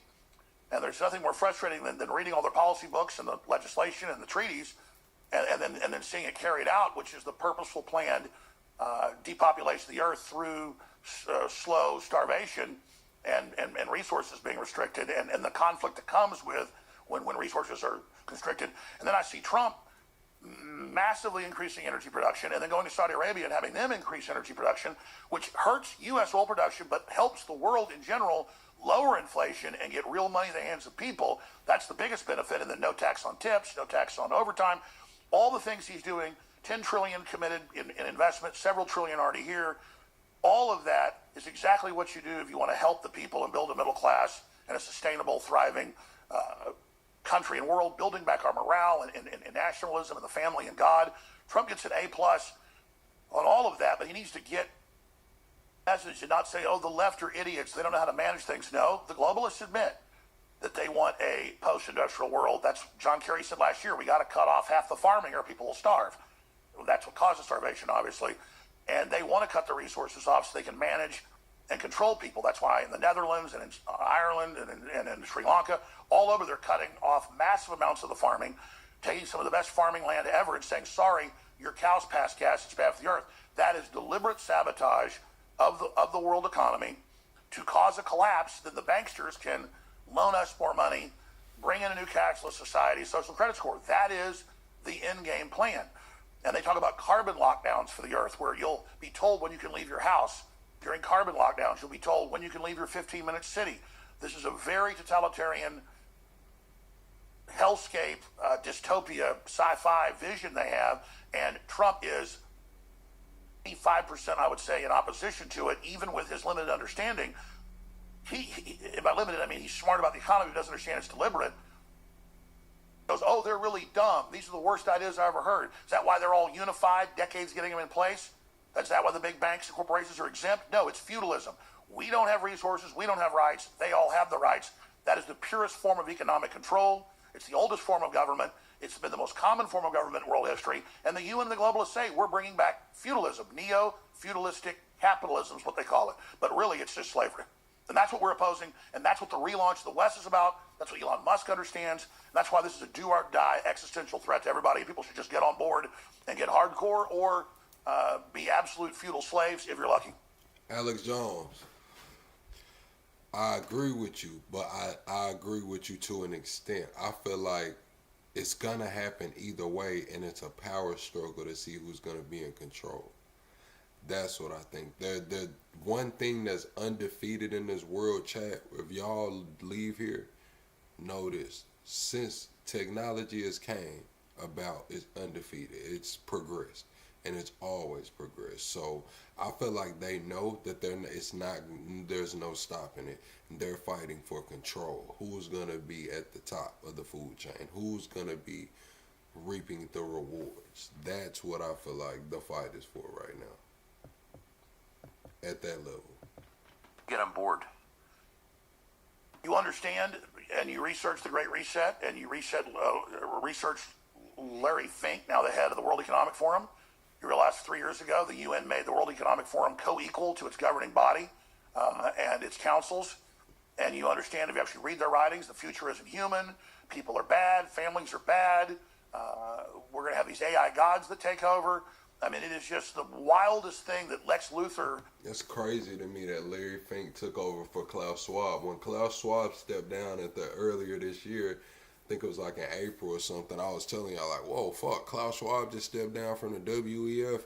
Nobody gave a fuck. Y'all was looking at me in the chat like, what the fuck, plug? Like, what does that mean? Now we got Larry Fink over there. Now it's like, oh, what does that mean? Like, he's over BlackRock, 10 trillion ass.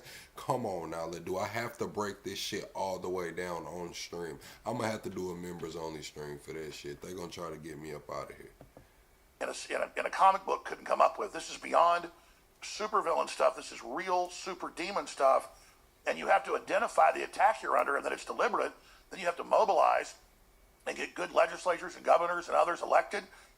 Populists are getting elected all over the world. People are really waking up to this, and we have now these attorney generals winning court cases in Texas and other places where BlackRock in and say we're not going to have any investment in your state if you don't get rid of fossil fuels. And then Texas sued Kim Paxton and said this is racketeering. What's up, Larry? You know, I've been doing a morning show for the last, about 2 months now, chat? We've been doing a morning show and a night show for like the last 2 months. It's illegal. They've won the court cases. It is. Because Larry Fink says this is about control. And we're going to control you. And they control us by managing our money. Well, now a bunch of states are pulling their pension funds from BlackRock. And now Larry Fink is singing a different tune, at least publicly, and they pulled some of their DEI and some of the ES. I like the yellow watermelon. It's sweeter. It's a lot sweeter. It's a difference. Yeah, it's a difference. The yellow watermelon. I got red ones too. Stuff, which is the corporate governance. When you wonder why, whether you're in Australia, Germany, or the U.S. or Canada, it's the same policies, the same programs, the same drag queen story times, the same take a knee during the national anthem. All of this comes out of them literally trying to demoralize us, because if we have a free, open society, people around the world are going to want that, and you can't have a control group where there's some free, prosperous Western nations, everybody else slaves under BlackRock and the globalists. That's why you've got to take down the West so there's nowhere to run. I think that's exactly right. You can't have different systems, radically different systems in a globalized world. No, and so exactly. So there's a fight between, do you want the 1984 civilization or do you want the 1776 civilization? 1776 isn't going back, it's back to the future. It was the flower of the Renaissance and the greatest expression of hundreds and hundreds of years of the Great Awakening and of the Enlightenment. And so it's a continuation of that. We have to get back to the future, back to the avant-garde, back to what produces the most freedom, the most wealth. Classical liberalism of Thomas Jefferson. Now, modern liberalism is totalitarian, anti-family, anti-speech, anti-self-defense, anti-private property. Modern liberalism is a totalitarian, death cult, transhumanist, poison to sabotage human civilization. It's a depopulation program.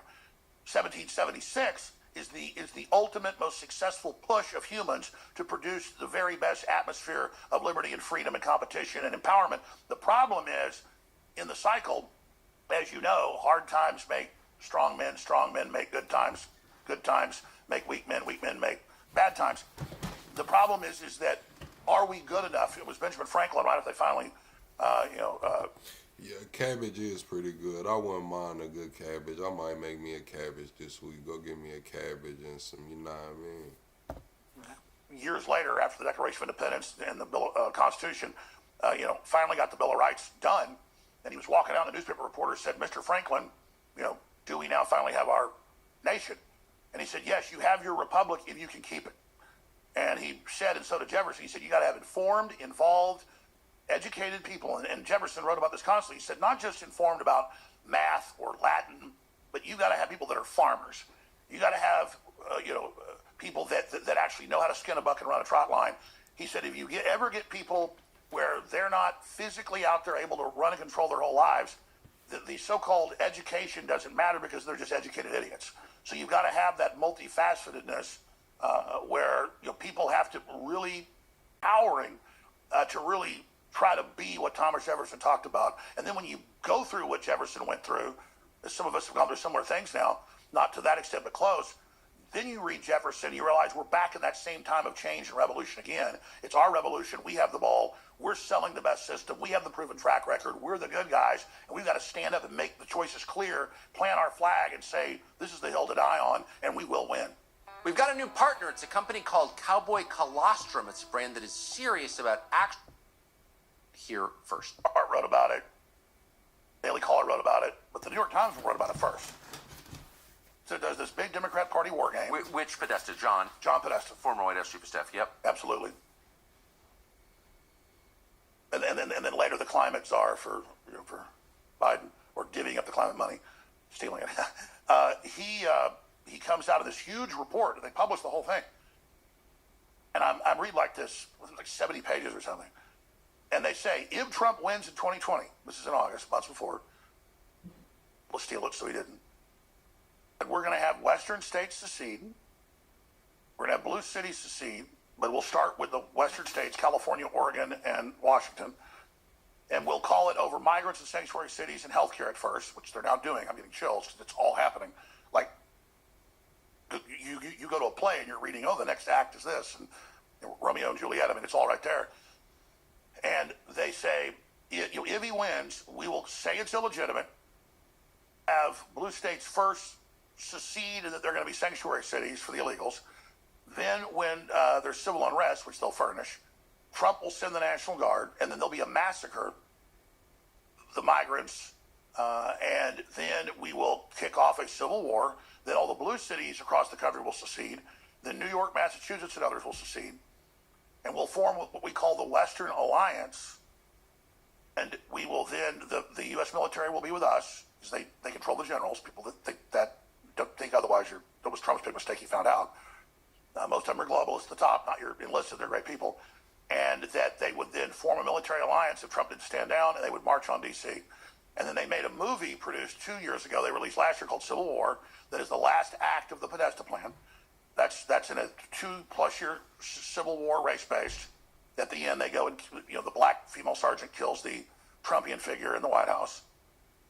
And that's because evil white people are out massacring brown people across the country. So the U.S. military reconvenes under Gavin Newsom's command type.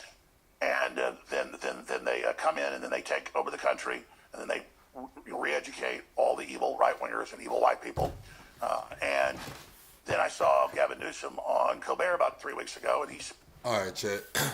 Double tap the screen, shut a live out. We 25 subscribers away from the next sub goal, man. We gonna rock out today. We gonna hang out on. We already 3 hours in, but I'm finna calm down, eat my lunch right quick, and then I'll be back. You know what I'm saying? Like, I'm gonna play the clip, but I'm finna eat my lunch right quick, dude. I don't want y'all all in my fucking head while I'm eating my lunch, dude. Straight up, don't be weird. Said, oh, we're forming, and they hold a map up, the Western Alliance, and it's for migrants and healthcare, and we're getting ready to go on offense, and Colbert goes, ah, he does that demon face, he goes, ah, and the whole crowd goes, ah, because they're all read in on this. We have countless videos at rallies in Austin and Denver and New York where the left goes, soon Trump and Homan will kill a bunch of us, and when they do, that's when the uprising begins. So they're all read in on this. They all know it is the Podesta Plan. They all know it's the Western Alliance. They all know it's the Western Offense. And so you have the Soros NGO-funded No Kings events, like they had on the 14th of June, when the guy that worked for Tim went around reportedly, killing.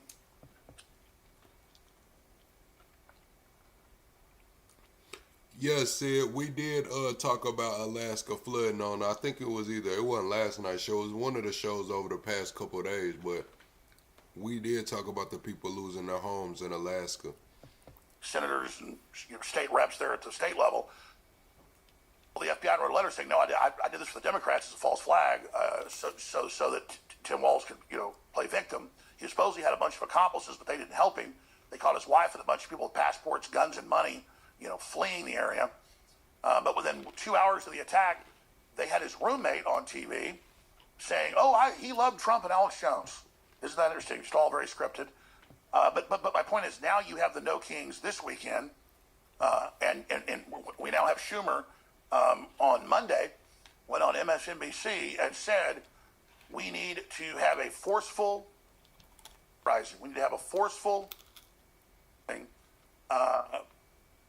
Quote, my producer's over there. So this is chilling. He said he wants to keep the shutdown going at least until next Saturday, the 18th, to get the maximum amount of anger that they can get. You have Hakeem Jeffries saying similar things. So they're not even hiding any of this anymore. So the idea is to whip their supporters into a frenzy, basically do BLM 5 years later. On a much wider scale. And so when you have, here I'll put the actual quote, when you actually have, because I have it posted on my X Alex Jones, when you have these guys openly saying this, I mean, this is as big a deal as it gets. I mean, this is just, when Senator Chuck Schumer... Forceful uprising. I want to get it exactly right. Forceful uprising. Schumer called for a forceful uprising? Forceful uprising because of the indictment of Letitia James on mortgage fraud. It sounds like Letitia James committed mortgage fraud. Well, they're only gone after it in Virginia so far. New York, as you know, is even worse. And what's crazy is we have all the public documents. Total fraud, like 4 residences as primary residence, residences that she says are single-family homes, and there's 5 people, 5 apartments in it. I mean, this is serious fraud. She accused Trump of doing baselessly. She's now doing, and she's the chief. Well, that's always the way, Alex, isn't it? Exactly. Total inversion. So everything they've accused Trump of, they're actually doing, and then she's been caught, and now they're whining. CNN the other day said, well, everybody engages in mortgage fraud. Well, I don't. Me I don't the engage hell. in mortgages, and much less fraud. No, but it is always just like when Bill Kristol accused me of backing an ethno-state. I was like, no, I'm not the one who backs the ethno-state. So Chuck Schumer saying a forceful uprising is called, he wants a forceful uprising.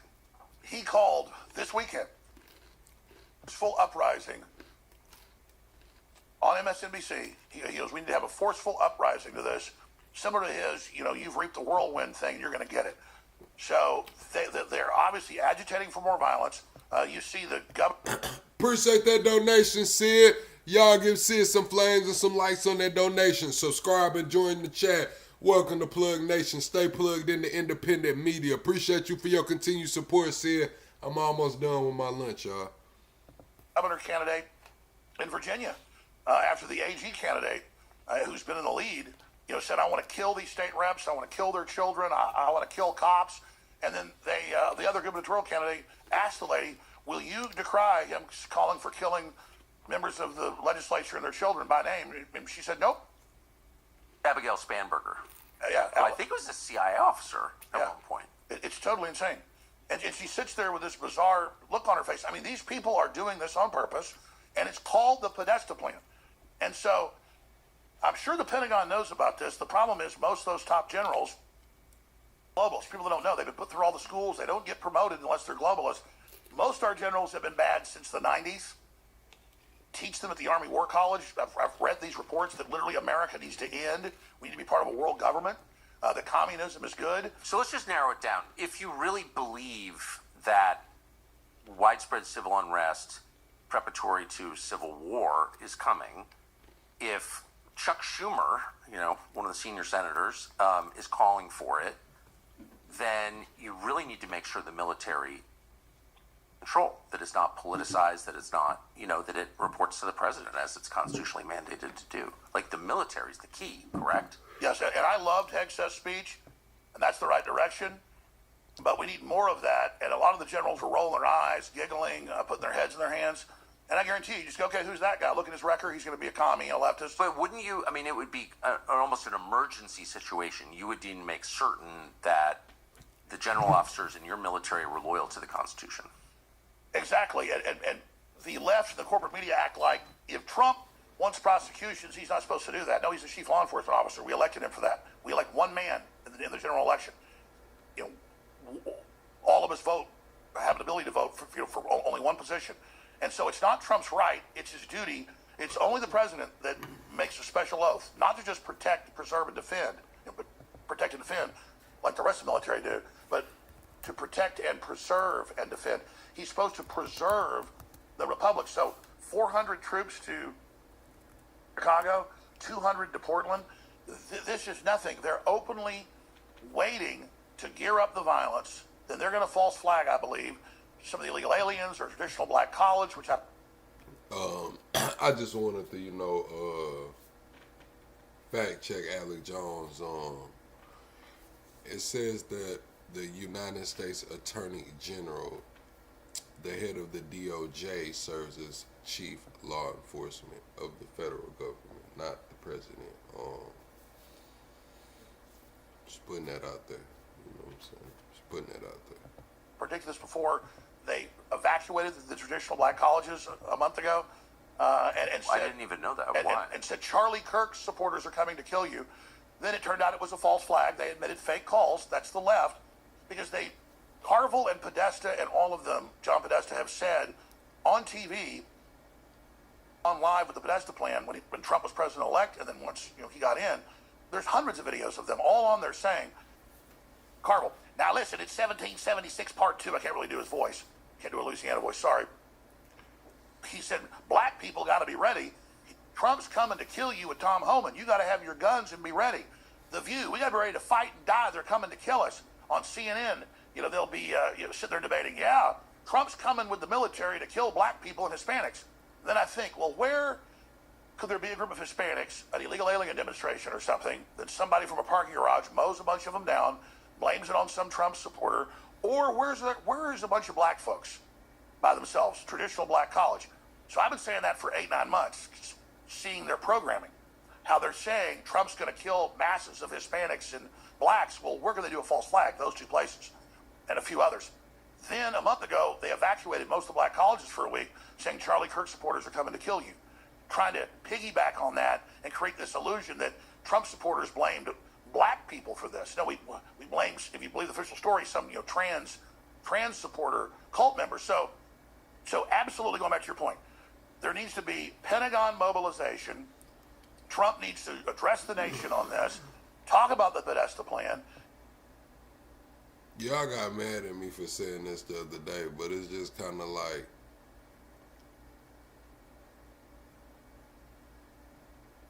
nah, y'all got it. Any of his crew, I can send it to him, can put a reel together.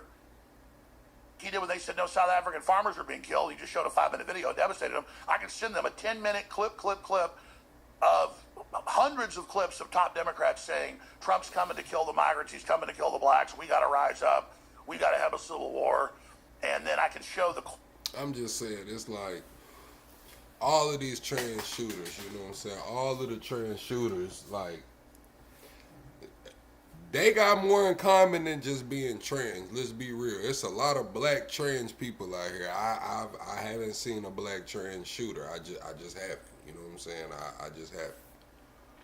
Quotes from the Podesta plan laying this out. This is the official Democrat Party battle plan with production movies, $350 million budgets, Civil War, promoting it. Now the new movie, Battle After Battle, with DiCaprio, where it's set in a fictional fantasy land in the U.S. where they have this hot sex and it's so awesome, and they go around with plastic explosives and dynamite machine guns killing ICE officers all over the U.S. and freeing Hispanics from concentration camps. So Hollywood's not, making its constant. Man, what the fuck Dorsey want, man? Why y'all tell Dorsey to call back in? Oh, I can't talk right now, Dorsey. The mic messed up, man. Hopefully you didn't mess up Alex Jones. Oh my. Golly. Damn. We was chilling, chat. Damn. I'll be right back, man. Hopefully.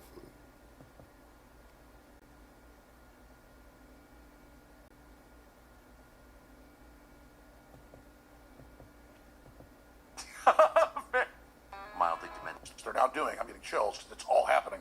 Like you go to a play and you're reading. Oh, the next act is this, and Romeo and Juliet. I mean, it's all right there. And they say, if he wins, we will say it's illegitimate. Have blue states first secede, and that they're going to be sanctuary cities for the illegals. Then when there's civil unrest, which they'll furnish, Trump will send the National Guard, and then there'll be a massacre, the migrants, and then we will kick off a civil war. Then all the blue cities across the country will secede. Then New York, Massachusetts, and others will secede. And we'll form what we call the Western...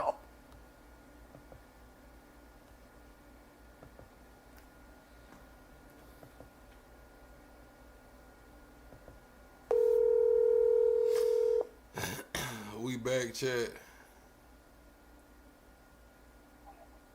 Hey, plug. Man, damn, Dorsey, we working on a budget over here, man. I ain't got one of them damn Sean Ryan, Pierce Morgan studios yet. Shit's still a little fucked up over here, man. Excuse me, we on the daytime. It's still a little messed I know you eating up. a sandwich or something, man. Oh, you gave me hungry, man. I'm eating a damn roast beef sandwich right now. Go ahead, man. You all on the mic eating and talking, man. What you got to say? We don't care what you eat. Hey, man, I told you, Civil War, baby. Let's bring the games on, baby. That's what they want. Give the people what they want. You hear? Alex Jones say it's going to kick off Saturday. Now, you be careful when you out there at the No Kings rally. Don't get your ass fucked up. Watch your back now. Because you already fell for the okie doke. Remember when they handed you the sign? Listen, come on, man. You can't be eating all on the mic now, Dorsey. Okay, let me swallow. Man, yeah, get that shit out the way, man. Okay, so don't fall for the okie doke. Don't you take no signs and watch your back, because you know they'll tape a sign to your back and shit like kick me or some shit. So you just better watch yourself out there. But you going on and be who you want to be, Nick Shirley? No, I don't want to be Nick Shirley. I'm plugged, man. I'm touching now, man. We might go to Little Rock, nigga. What you talking about, Dorsey? We might go to Little Rock with it. Stay to Texas. No, Little Rock too soft, nigga. How Little Rock too soft? I was in Texas last time. I went to Austin to the Capitol. What is we talking about? And nobody watched it. Nobody watched it. Nobody gave a fuck that I went to Austin. I gave a fuck. No, y'all didn't. Y'all lying. Shit. I went back and watched the whole thing, plug. You was lost as a raccoon in New York City, nigga. Don't lie. That's why I'm gonna go to Little Rock. The goddamn dreads was all in the wind and shit. You kept the neck on the swivel. That's why I'm gonna go to Little Rock, yeah. I'm gonna go to the No Kings in Little Rock and record, man. Ain't shit happening in Little Rock, man. Go where the action is. Austin is where the motherfucking action gonna be. Maybe I might well go to San Antonio then here. Oh no, San Antonio? Yeah. Oh hell no! Don't go to San Antonio. That's where them fat ladies in the churros is. That's what Charles Barkley said.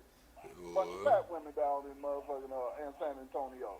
But if you're going to San Antonio, go ahead. They had data blockers. When I went to Austin, they had data blockers out there, so I couldn't live stream. I tried, but they had the signal blockers on out there. Oh yeah, that's right.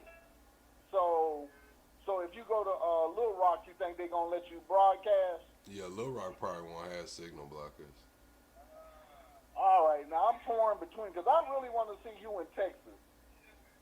I really want to see you in Austin, because Austin gonna clown. You know that. They gonna show out in Austin. Yeah, they had signal blockers out there though. Yeah, but Little Rock, I think only three people gonna show up in Little Rock, ain't it? That's Mike. They said it was deep out there last time at Little Rock. Oh, for real? That's what they said. Did Sarah Huckabee show up? I don't know. I was in Austin. Governor? I was in Austin. I don't know. Oh, okay. I know I went to Dallas. I know they were supposed to have them in Dallas. I went to the day before. I went to Dallas the day before. It was empty. It wasn't nobody there. They had them scheduled. Nah, they ain't fucking around in Dallas, boy. That's a Cowboy game right there. Well, appreciate that, Grape Seed. I'd rather for you to just go on and video Austin, but if you feel like Little Rock gonna be the spot, then you in my prayers, okay? At least Little Rock, I'm at the fucking house. Oh yeah, well you know. And Little Rock, I can get better.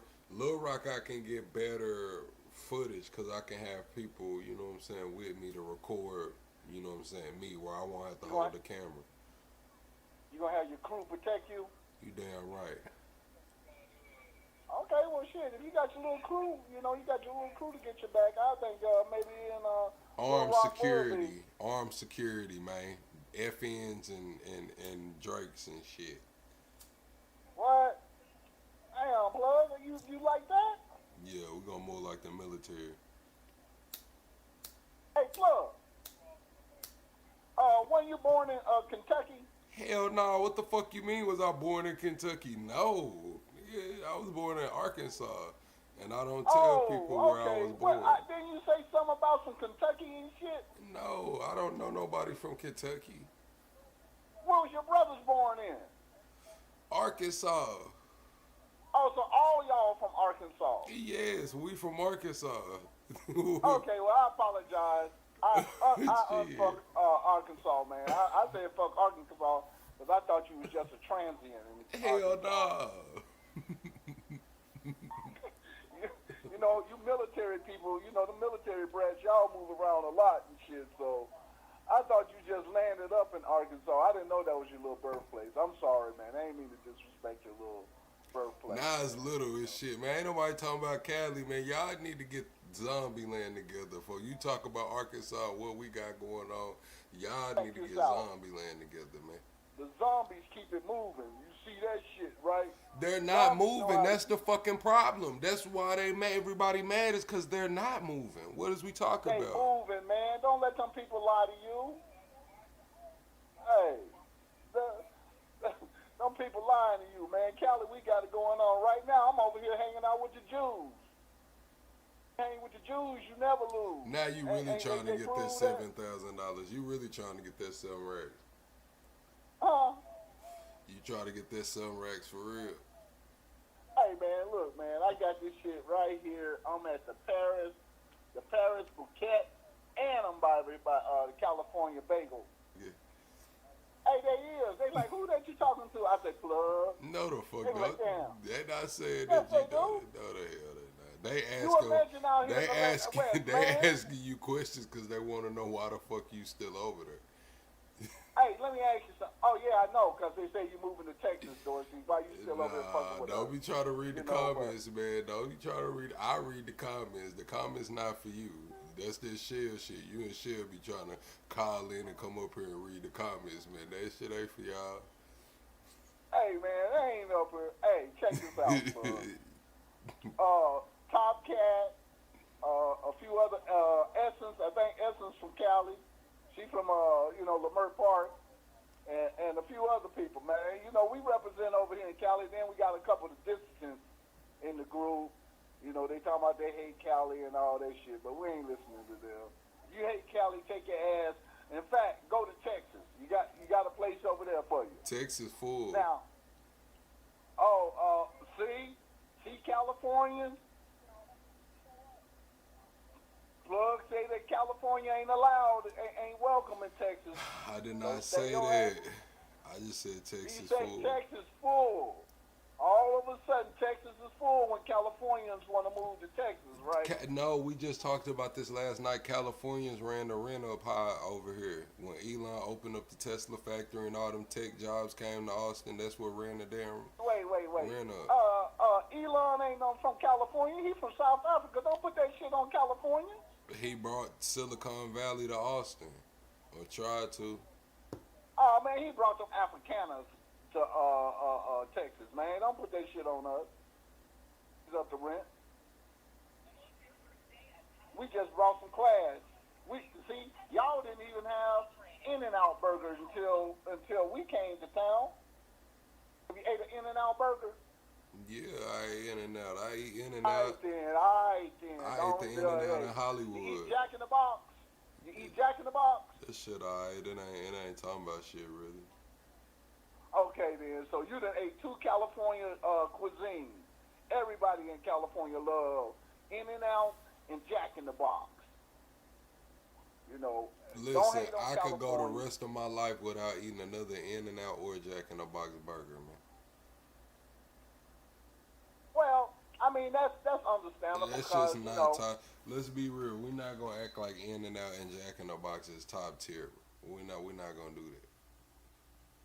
Oh man, I ain't say you shit top tier, but when you're in your car, you got to just pull in, pull out, man. Shit, that's the best thing running. I know it's better than McDonald's, and I know damn well it's better than Burger King. So, don't knock at California. See, he be hating on California, see. Plug be hating, man. He don't want us to come to a little funky ass state. Then, y'all got a Jack in the Box in Arkansas? Yeah. Alright then. So, obviously, Arkansas appreciates fine quality California cuisine, right? It ain't many of them. Yeah, but see, check this out. Y'all can't get an egg roll, a decent egg roll. Y'all can't get a decent egg roll in Texas. But you gotta go to Jack in the Box to get an egg roll. Do you not realize we got real Vietnamese places and shit, bro? We ain't gotta go to Jack in the Box for no fucking egg roll. Man, Vietnamese ain't goddamn Chinese. What's wrong with you? They make egg rolls. It don't matter. Yeah, but that be them fake ass egg rolls. But Jack in the Box got the real. Jack in the Box got the real. Roll, don't you? Jack in the Box got the real egg rolls though. Badu is. Yeah. Deep fried and everything on the side, man. That's what I'm talking about. With the little with the little orange dip. Look, Dorsey, man, you done ran everybody up out of here, man. We finna get all back to right, the then. video. Hey, Sid. Plug say we welcome welcome to come over his house. No, you not Sid. I'm not finna let Dorsey lie to y'all. He done ran everybody up out of here. Alliance, and we will then, the U.S. military will be with us, because they control the generals. People that think that, don't think otherwise, that was Trump's big mistake he found out. Most of them are globalists at the top, not your enlisted, they're great people. And that they would then form a military alliance if Trump didn't stand down, and they would march on D.C. And then they made a movie produced 2 years ago, they released last year, called Civil War, that is the last act of the Podesta Plan. That's in a 2+ year Civil War, race-based. At the end, they go and, the black female sergeant kills the Trumpian figure in the White House. And that's because evil white people are not massacring brown people across the country. So the U.S. military reconvenes under Gavin Newsom's command type. And then they come in, and then they take over the country, and then they re-educate all the evil right-wingers and evil white people. And see, you could in and out is pretty good, but like in and out, we got shit like David's Burgers. We got shit like Five Guys. Like these are top tier burgers. You know what I'm saying? Like shit like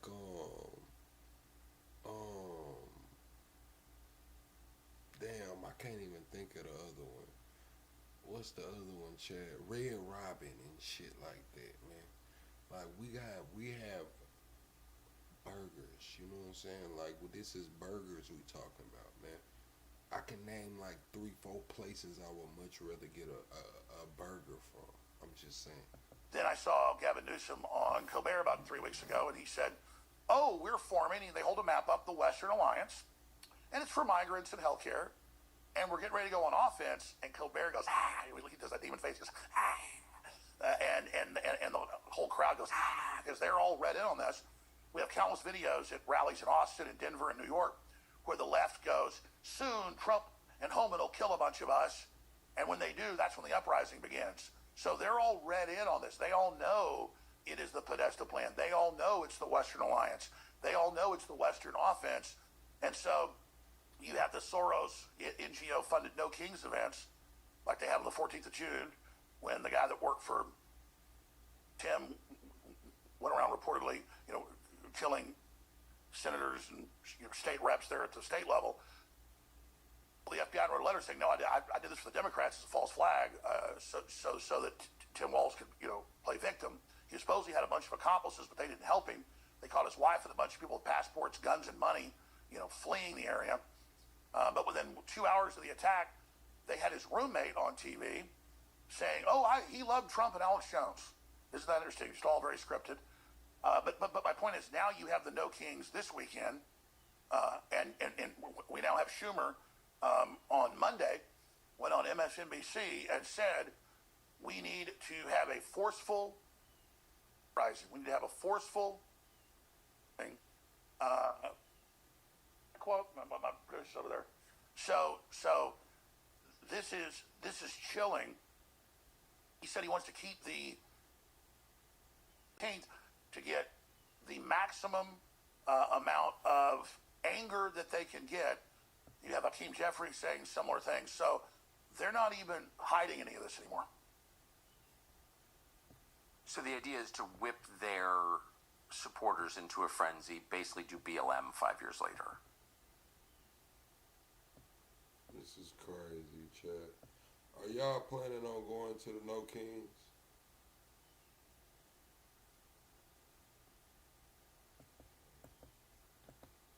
Yes, but on a much wider scale. And so when you have, here I'll put the actual quote, when you actually have, because I have it posted on my actual auctions, when you have these guys openly saying this, I mean, this is as big a deal as it gets. I mean, this is just, when Senator Chuck Schumer, forceful uprising. I want to get it exactly right. Forceful uprising. Schumer called for a forceful uprising? Forceful uprising because of the indictment of Letitia James on mortgage fraud. It sounds like Letitia James committed mortgage fraud. Well, they're only gone after in Virginia so far. New York, as you know, is even worse. And what's crazy is we have all the public documents. Total fraud, like 4 residences as primary residence, residences that she says are single-family homes, and there's 5 people, 5 apartments in it. I mean, this is serious fraud. She accused Trump of doing baselessly. She's now doing, and she's the chief. Well, that's always the way, Alex, isn't it? Exactly. Total inversion. So everything they've accused Trump of, they're actually doing, and then she's been caught, and now they're whining. CNN the other day said, well, everybody engages in mortgage fraud. Well, I don't. Straight up. I don't Hey, I felt that, Alex Jones. Hey, out of all the shit Alex Jones said, I related to that. Oh, everybody that does mortgage fraud. Hey, I don't. I mean, shit, I'm just saying, you know, not everybody.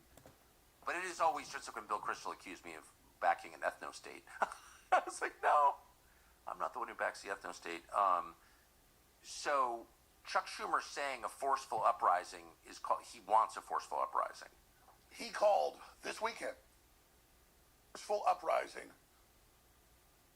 on MSNBC. He goes, we need to have a forceful uprising to this. Similar to his, you know, you've reaped the whirlwind thing, you're going to get it. So they're obviously agitating for more violence. You see the governor candidate in Virginia, after the AG candidate, who's been in the lead, you know, said, I want to kill these state reps, I want to kill their children, I want to kill cops. And then the other gubernatorial candidate asked the lady, will you decry him calling for killing members of the legislature and their children by name? And she said, nope. Abigail Spanberger. Yeah, I think it was a CIA officer at one point. It's totally insane. And she sits there with this bizarre look on her face. I mean, these people are doing this on purpose, and it's called the Podesta Plan.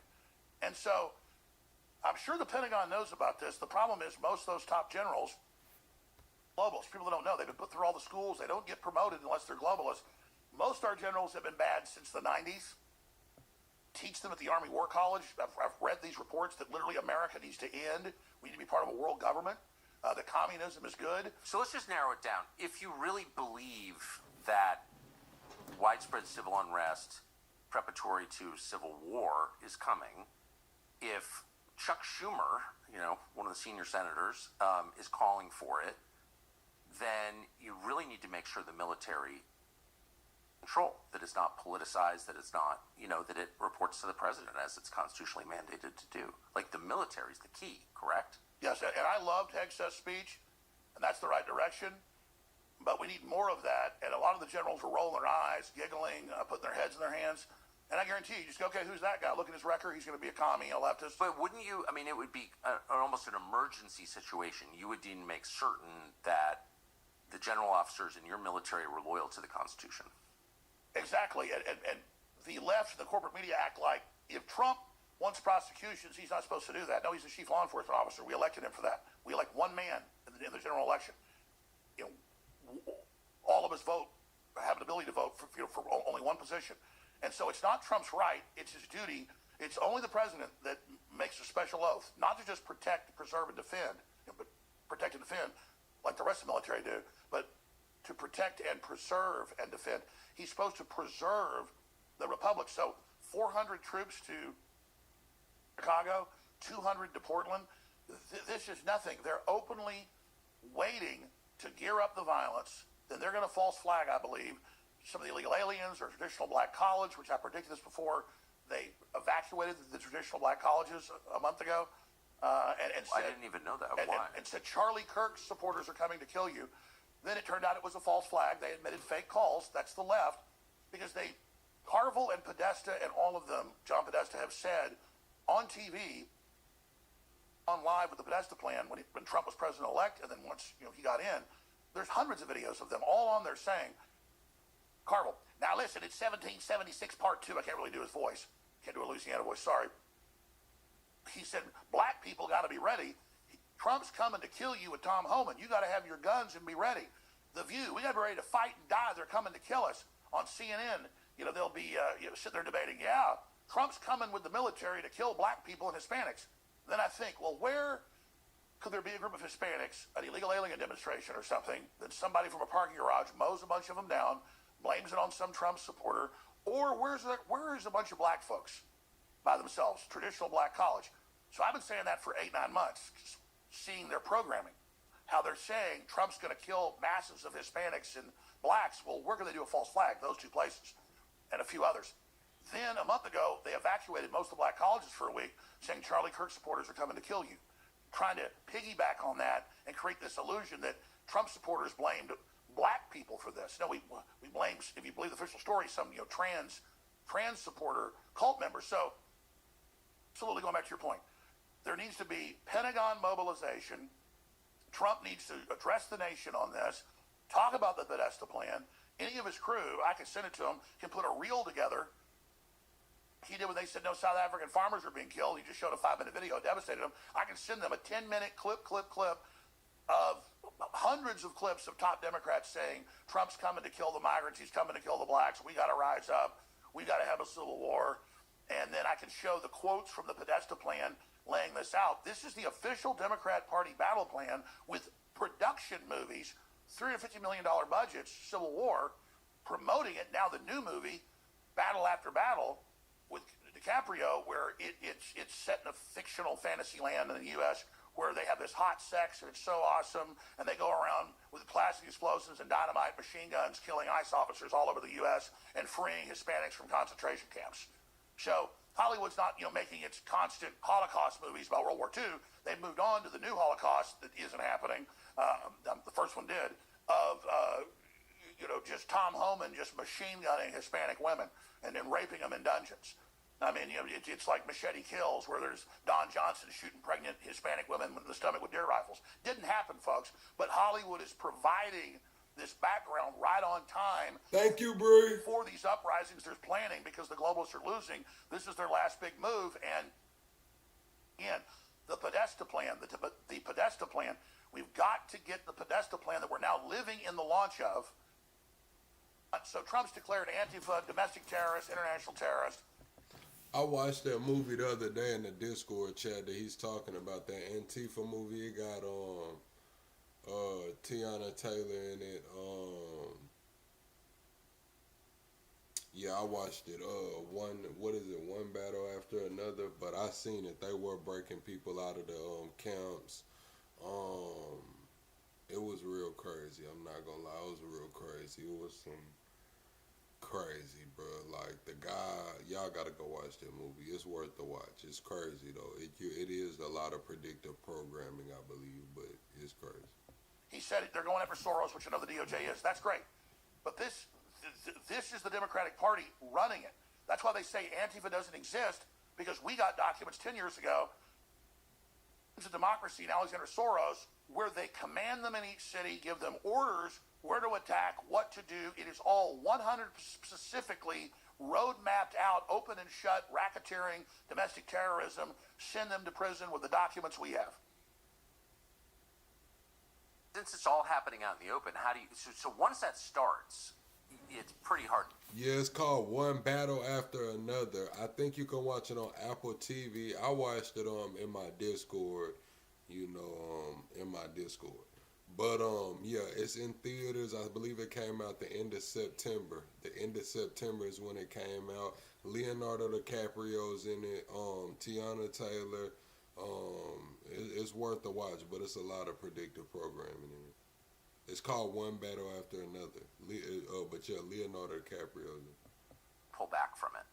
Violence has its own logic, and it makes people totally unreasonable, and it does so generationally, and it's just like the worst thing ever. How do you stop that? You have all these entitled aliens. You see the videos every day where ICE has to wait outside the state courthouses or jails when they're releasing some guy with huge rap sheet, been deported before, and his wife and baby will be in the car. And then the ICE comes over, like 2 or 3 of them, and says, hey, get out of the car, we know who you are. They go, no, no, no. Then a mob comes over and starts attacking ICE. We've seen these countless videos. The underdog is ICE. They've got less than 10,000 agents with 20 plus million illegals just under Biden here. And to answer your question, left is so entitled that these illegal aliens aren't illegal alien MS-13 people from El Salvador. No, they're Maryland, man. And so Trump has to address it and explain to people that these illegal aliens, the Islamicists, the left, the Black Lives Matter, the Trantifa, the Tranny Antifa, they are all in one big coalition. They all communicate with their rhetoric and their attack plans, and they're all saying that as soon as they have the catalyzing event where a bunch of their people get massacred, it's in movies, it's in the Podesta plan. I've got countless videos. You see them all the time. We're out at the rally. They go, you just wait till Trump kills a bunch of us. And then once we have that pretext, even MSNBC said our constituents want blood. They want a triggering event. I mean, they're just like, once the triggering event comes, you're all dead. We're burning everything down, and we're coming to your houses. And Antifa and these other groups have targeted lists that have come out of whose houses they're going to. Governors, talk show hosts, everybody. Tucker is on the list. I'm on the list. We've caught them outside my house, folks, okay? I'm just going to leave it at that. I haven't stayed at my house in months. It's gotten that bad. I mean, I stay there. You haven't stayed at your house? I don't stay at my house anymore. I stay there sometimes. My children don't. Because, I mean, they're there. It's targeted. And as soon as they kick this off, there are people that are first on the list that they're planning to come get. Because I'm not trying to, you know this, Tucker, you're smart. When they really launch this, it's not going to be them knocking your door down in D.C. It's going to be a group of meth heads rolling up with Molotov cocktails. And they've got these undercover videos in Austin and Portland and everywhere, hours of them, and it shows inside these warehouses where they give them drugs and money and food and the NGOs, and they're just all in there ramped up and ready with guns and weapons, and then just as soon as they give them the green light, they are going to just pile in their vans and come to kill. Well, just think of Helter Skelter times 10,000. Think of the Manson family times 10,000. They've got Manson family groups in every major city and most small towns, literally, that would make the cast of Chainsaw Massacre look like choir boys ready to go. Right. Of course. I mean, these the shock troops of whatever, the nihilist. Listen, Chad, Alex Jones, he probably is, a big target or whatever, but most people, like, in the South, they're not worried about a full-on, blatant, brutal attack like that running down. Like, maybe some sneakier shit, like some stealth shit but like if they just run crazy, man, it's like, dude, once about 3 or 4 of them 5.56s come running through that door, man, once they hear at 12 gauge go and about 2-3 of their ass get sunk out the door, man, everybody gonna be scratching their head looking around. And man, come on, man, Molotov cocktails running in your house and shit. Okay, man, listen. Hey, man, maybe, man. I don't know, man. Send the coroner, don't send the ambulance is all I can say. It's the atheists, of course. That's always the way it works. I don't see that anything's been done about any of this. Well, I think Trump is smart, but he's so insulated his whole life, in golf courses and the presidency and all that. He's gone through a lot of hell, but he's insulated, seeing law and order around him, and has no idea what it's like for me personally. I mean, Austin, where I've lived since high school, used to be a beautiful, safe city. Everybody's houses get invaded. Everybody's cars get broken into. Our reporter in March just got executed in the parking lot of his apartments. And I've said 98% chance it'll be a Hispanic gangbanger or a black gangbanger, not because I'm being mean to Hispanics or blacks. Well, it turned out I was right on both. Mainstream media said, or legacy media, Jones puts out racist announcement, predicts Jamie White has been killed by some race-based gang of Hispanics. So this guy got murdered, but the real problem is that you're a racist? Yes, and then the real problem is he got murdered. Absolutely, and a mile from my office. What's it? Well, it turned out I was right on both counts. So,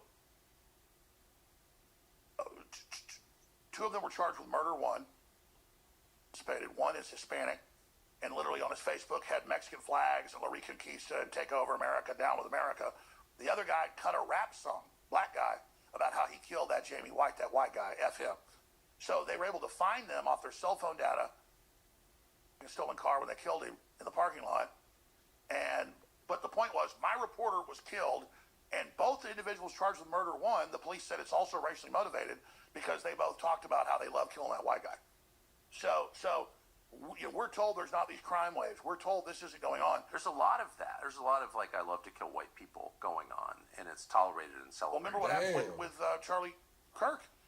I mean, tens of thousands of leftists just saying, kill his family, kill his wife, kill all the Republicans. take this attorney general candidate that's been in the lead, Jones, in Virginia. He said the same thing they keep saying. The same thing that people said about Charlie Kirk's wife. Kill her and her kids and her parents because they're all racist. Because they So he's in the kill the whites, as he said. And well, he said kill these legislators, and he said their names, and kill their kids. All white legislators. Yeah, all white. He said, kill these white people and kill their kids to teach their wife a lesson. Crazy, man. So he said, we're literally going to leave your white women. This guy's running. If anybody said this shit, that is crazy. I think they're talking about Jay Jones, and if Abigail can't denounce Jay Jones for this shit, it's crazy. Nobody should be politically targeted, man, and they kids, man, if they was voted in, they was voted in, man. But to target them, to knock them off, and then texting about it and shit, bro, that's crazy, bro. I'm not gonna lie. For attorney general. Yes. And I think he's still getting, 45% of Democrats supporting him. Won't decry him. And the reason I go back to that, folks, is he fucked up. You know what I'm saying? It is what it is. He fucked up. People do that. Politicians do that. They say they stick their foot in their mouth all the time, say shit that they can't come back from, do shit that they can't come back from. What was the guy, Wisconsin or Nebraska? He was finna run for some, he was finna run as a Republican for something and shit. They went on his social media and he was following a bunch of trannies. He fucked up. He dropped out of the race. He knew he wasn't going. He fucked up, man. It is what it is. Sometimes people just fuck up, bro. You did some dumb, crazy ass shit. Call for the death of these people, bro. It's over with, man. Hang it up, dude. You fucked up. I'm so taught it's totally a lie that only whites can be tribal. All humans are tribal. And because whites don't seem tribal at all. I was about to say, since whites have had it bred out of us to not be tribal, we're like a dodo bird. True story dodo birds. They pull up at Galapagos Island. There's this giant bird twice the size of a turkey, huge amounts of meat on it, never had a natural predator. It just walks right up to sailors. They can just whack it on the head with an oar. And within a few years, there were no more dodo birds. Anybody's ever been around a sanctuary that has big fences around deer that have never been hunted, they just walk right up to you. Oh, yeah. It's the same thing. So that's how white Westerners are, is literally like deer being dumped out in northern Canada with wolf packs. Yeah, I'm not. Yeah, same thing with the young Republicans, man. They just fucked up. You know what I'm saying? They fucked up. They fucked up. From 18 to 40 years old, they was in there talking crazy. They fucked up. I'm white. I don't feel tribal, really, at all. I never have thought that way. In fact, I've sort of tried not to think that way because I think it's, bad. It leads to division and war. But yeah, no, they're the only ones who are that way. Everyone else is totally tribal, openly tribal. They're encouraged to be tribal. Well, that's because in the West, the Renaissance, it was about Christianity and technical skills and what you brought to the table and a meritocracy. Yeah. And so Christians are like, hey, we can bring in other groups if it's a meritocracy, which you can do. Yeah. Charlie Kirk, the fake quotes are, black women can't fly planes, they're dumb. Said nothing even close to that. And we don't have a big enough pool of black women trying to be pilots. If we had a big enough pool and enough training, they're great, but you can't lower standards. That's not black women are dumb and can't fly planes. But what they do is they misrepresent this, and then they create this existential envy, the globalist trillionaire class, so that while we're all fighting with each other, divide and conquer, they can rule over us. It's that simple. Their big fear is the classic American system of meritocracy. But if you get rid of the meritocracy and just say, I'm going to put this guy in who's an illegal alien in Iowa over a huge school district, and yeah, he doesn't even have a degree of any type. And then when he got busted with guns running from the police, came out and rioted and protested and said, we don't care if he doesn't have a degree. We don't care if he's a liar. We don't care if he's an illegal alien. We want an illegal alien with a criminal record who doesn't have a high school degree being our superintendent of schools, one of the biggest school districts in the country. They're at war with meritocracy. They're at war with, but there's there's meritocracy in the NFL, and in golf, because in sports is the final frontier they want to get rid of, because people can see it's about the whole world really is a meritocracy. And so there are people of every color and group that can excel, but you've got to actually excel. You get rid of meritocracy, civilization collapses. The modern West has been about meritocracy. And that is the unifier. You can have anything you want, you can be anybody you want, but you've got to be able to execute and perform it. Once you get rid of that, then you just revert to tribalism. Absolutely. Then it's just, I'm promoting my cousin. Yes. Or let's have all my friends from, Delhi come here. And I've got a bigger gang than you, and so we're going to be in charge. And then the gangs squat in the ruins of the once great civilization, just like when the Visigoths and Ostrogoths sacked Rome in 410. And then it all just collapsed and grew into wilderness in a few years, and everybody left it because it was just a big empty tomb. Yeah, it's the Bombay train station with trees growing out of the windows. Yeah, no, I've seen it a lot around the world, and that can't happen here, but it feels like we're moving toward that very, very quickly. So how do you stop that? You have to recognize that Larry Finks and others think they're above the law. They think they're invincible. They've got their big... It's more than that, I'm sorry. They hate us, actually. There is hatred. It's not just neglect. It's not just, I'm in it for the money. Larry Fink could probably have made more money without ESG, actually. Oh, I agree. I was about to say. So it's not, but the point of ESG is to destroy the civilization. And what's the point there? It's not just so they can, leave in their escape pod. It's because they hate the civilization. Exactly. In fact, they're suicide bombers. They're economic, cultural suicide bombers. I was about to say, Larry Fink, one time I was flying in a private jet, somebody I was flying with over Connecticut. They go, look, there's Larry Fink's giant compound. You can see the big fences and the thousands of acres and, security guard stations. The point is he thinks war against us, and then he used to be insulated. He's got to be exposed. He's got to be spotlighted. Of course. And we've got to let him know that we're going to blame you. So you think you can replace Klaus Schwab because he's so unpopular? Well, you're going to be more unpopular than him. So I totally agree. We have to admit that they're waging war on us. And we have to mobilize they're doing it for a reason. I've been saying this shit, chat, before we even watched this, bro. Not just to make money. I mean, I think the Sacklers are smart. They probably could have made money doing a lot of things. But instead it was selling poison to Appalachia. And at some point you got to think, well, they knew that, of course. They knew what they were doing. And they had to have taken a certain joy in killing all those people. The day in 1917, British intelligence working with a lot of Russian emigres to New York put 100,000 men into Russia and sent Stalin's train of gold in. And they took them years to control the whole country, but they got control of the capital city. And then they just sent out the commissars to the peasants, thought they were being liberated from the czars and feudalism, and instead they said it was 20 times worse, and they just raped and killed and murdered tens of millions of them. And so at the end of the day, whatever the deal is with the left, they want to kill Christian farmers, and they want to kill Christian white farmers. But you saw the UN, and that is true. I spent a long time not wanting to admit to myself that that's true, but then you just look globally. What is this? Like, what connects everything? It's a hostility to that group. I don't know where that hostility comes from. It's a flawed group. All people are flawed. Every group is flawed. But that's, on par, pretty peaceable group, actually, kind of nice people. Like, why the hatred? And I think it's Christianity. I really believe that. And it's not just kill white Christians. That's the main target. Look at the Rwandan massacre, which the UN actually ran. If you study it, the Clintons were there. And it was a minority of blacks who were Christian. Because they were Christian, they had all the prosperity and were successful. And they all got exterminated all over the world. They're pressuring. Is that true? I didn't know that there was a religious component to the Tutsi. It was the Christians got killed. I didn't know that. And the Animists did it. Yeah, and the UN oversaw it. They put them in the refugee centers. What? Oh yeah, the UN helped murder them all. So the Tutsis were disproportionately Christian?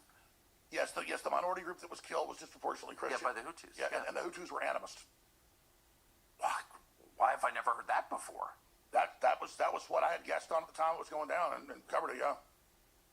31 years ago, I didn't know that. And then they acted like the Clintons were helping. No, the UN, this actually came out in reports even from the UN, they'd stick them in the refugee emergency center, they'd pull back at night and send in the animists to kill them, and then if some got out, the UN would machine gun them.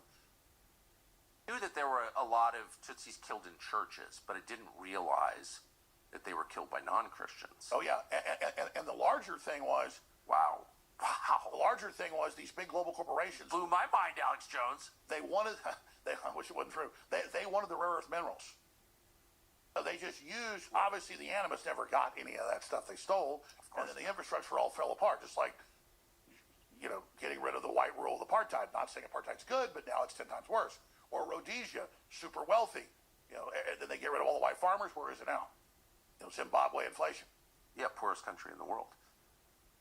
That is absolutely wild. Why does no one ever... I first understood this began to understand during the Iraq War, where, you know, it's had this massive Christian population, including in the Ba'athist government, in Saddam's government. There are tons of Christians there. And then, you know, after 20 years of war, our war, all the Christians are gone. They're dead or they've moved or whatever. Same thing now in Syria. Absolutely right. So when I figured that out, I started to think, you know, Assad, I've never met Assad. I don't know him, but I know he's better than Al-Qaeda. You know, that he's protecting the Christians. And boy, if you say that, they go completely bonkers. I said that at Fox, and they were like, I mean, I've never been so attacked. I don't know why it would be offensive to people to say, hey, I think we should watch out for the Christians. It's only offensive because their whole goal is to kill the Christians. That's why it's offensive. Here's the bottom line, and you know this better than I am. For viewers, you'd understand this. This isn't rhetoric. The Western model promotes freedom and justice and property and diversity of ideas and mobility. Yes. The globalists want a technocracy, scientific world dictatorship in their own words.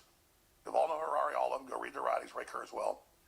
And so having this model, as I said earlier, having something that's successful and free, no one's going to want what they're selling. So they have to get rid of it, and that's why we have to end that. And we have to understand that Africa, no, we're not for apartheid. But it was predicted back when they got rid of it, when you had the communists and the Soros left, literally coming in. Soros was involved, as you know, setting up communism and haves and have-nots and, you know, nationalizing, you know, everything and doing this, that it's now literal road warrior, hell on earth, everything collapsing. There's only like 40,000 farming families left. They're about to make them hand over the land in the middle of nowhere where their great-great-grandfathers hand-dug wells 400 years ago, great, and then the population exploded because the whites came in and literally built infrastructure. Then Africans from all over Africa and Asia, Indians all flooded there because the evil white people were there.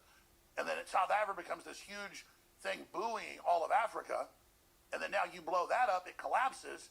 And now the globalists get the rare earth minerals and stuff. The population gets no infrastructure. They get nothing. And it's just a colony of China at this point. It's a Chinese colony at this point. Exactly. And then the West and Hillary blows up Gaddafi. No, invested everything with the West, came and apologized. Yeah, NATO, the defensive alliance called NATO, defensive alliance, went and just murdered Gaddafi for no reason. And for those that know, I mean, Gaddafi's more research. A statesman, he literally lived in a tent. 98% of the state money coming in, the oil went to not just his people, Africa. And he was building real infrastructure and had a whole plan to link up with, and they came and killed him. And now all of Africa is collapsing because they blew up the South Point and the North Point. One's Gaddafi, you know, the crazy colonel. The point was he was for the people, and down here was this. And now the globalists deliberately blow that up for destabilization. Yeah, and the population will be moved here and to Europe, as it already is being, in Australia, New Zealand, and Canada, of course. No, I see it so clearly. And the funny thing is, you know, they've been preemptively preparing us for this by doing this whole you're a white supremacist, and, you know, you're a racist. And when I first heard that, I never met a white supremacist in my life. I still don't know any, actually. And there are so few racists in this country, at least in my time, 50 years. What it is they're labeling you. What they're doing is they're taking your defenses down. Mm-hmm. Exactly. So you can't fight back. And I didn't get that. My first thought was, why do you see everything in racial terms? I didn't grow up thinking of things in racial terms at all, at all. And they do. And they do because they're targeting a group. I mean, of course, and even now. Targeting a group, the first thing you do is teach the group they can't defend themselves. I mean, it's so... I mean, look at Europe. The cardinal sin, or here, defending yourself if you're white. Yeah, I know. I wonder what that is. Nick Sortor gets beat up by Antifa, and then he gets arrested in Portland. So, but I was interrupting you. That's a really important point, that they label you and demonize you to their constituents so you can be attacked and everything taken away from you. First, you're dehumanized. And then anything they want to do, teach your kids transgenderism, open the borders up, you're automatically, if you stand up for yourself, a white supremacist. But then it causes what you talked about 6 months ago when we were in Florida and spoke, right after your dad had passed, God bless him. That was, you're really worried about a false flag against Jewish groups or something that'll then be used, or a real attack, to really pass draconian speech restrictions. Yeah. And now, because everybody's been called white supremacist, because everybody stands up for traditional values have been called bad, a lot of them go, well, you know what, I do like Hitler then. And they don't have enough history or context. Well, that's right. So they don't understand, like, look. Well, can you just pause on that? That is such a smart point. I just want to say, Hitler was a total piece of shit, actually, and destroyed Europe. And why would you ever be for Hitler? I don't really get it, but, by the way, we should not have armed Stalin. We were not. That was totally evil. If you had to say Stalin, for total kills of people, was worse than Hitler. Of course, obviously, but bottom line, let's just start here. You don't arm Stalin, okay? Period. I mean, I don't care what the calculation is. I'm not sending money or weapons to Joseph Stalin, who's genociding. And that's what Patton said. He wasn't pro-Hitler. He just said exactly. You should never have armed Stalin. But just because you shouldn't have ever sent a single dollar to Stalin doesn't mean that Hitler's good. Hitler was a total piece of shit, actually, in my opinion. And whatever he did, he destroyed Europe. He had a lot of help, but he did that. So I don't know why you can't, there's no like space in between. Why do you have to write from we shouldn't have armed Stalin, which we should not have done. It is shameful that we did that. Anyone who calls it the good war, a war where you're arming Stalin, is not a good war. It's a shameful war that you should repent of. But you don't have to go right to I love Hitler, right? Well, that's the thing is, competing totalitarian systems, you have the fascists, you have the communists. Yeah, how about neither one? Like, what the fuck? Well, that's the thing. I mean, if you really read what Hitler himself wrote, it was all about a struggle. And he said, if all the Germans died doing this and failed, they deserve to die. And so I just hate that right there. I hate sacrificing your own people, sending boys to go die in the defense of Berlin. You're losing. Why are you sending boys to go die? Fuck you. Sorry. No, it was you actually learned it, though. So, and I don't mean the pop anti-Hitler stuff, but the real things. And so that's my issue is people are all black or white. You know, they're all very monochrome. And here's an example. Do you want a black widow or a brown recluse to be put in your bed at night? Neither. Yeah, but we don't have to. So that's the part that freaks me out. Why would we ever put ourselves in a position where it's arm Stalin, be close allies with Joseph Stalin, who murdered tens of millions of Christians? He's called Uncle Joe. Yeah. Be for Hitler? No. How about no and no? Like what? That's the worst and fakest choice in world history. You don't have to participate in that. Absolutely. So that's the issue is. And so who's telling me I have to participate in that? 80 years later. And then it gets worse. You have the ADL that keeps World War II going in our minds and now says white America is Hitler. Yeah. Well, I mean, that's basically the people who liberated the camp in our little town, really little town, where we're sitting right now. There's a war memorial, and a bunch of guys from this little town died fighting Hitler, which, I'm against Hitler, okay, but, like, call that country responsible for what Hitler did? I mean, it's too much. I can't deal with it. Oh, I mean, I've had, like, the ADL and stuff calling me a Nazi years ago, and I just sit there and I look at it. They know exactly what they're doing, and it's so cheap, and now they see what it's done. It's blown back on them, where now you've lied so much and demonized so many good people. Now a lot of people think, well, then Hitler must be great. Because if you're calling me Hitler and I'm not, well, then Hitler must be good because they're not educated. And I can tell you it's a long story, but my dad's dad, Africa, and flew his 22 missions. Once they took Italy, he volunteered for another 22 missions, B-17. And then they attacked their base. They got strafed and stuff, and Purple Heart, so luckily couldn't captain, and then his group went up the next week and all got killed.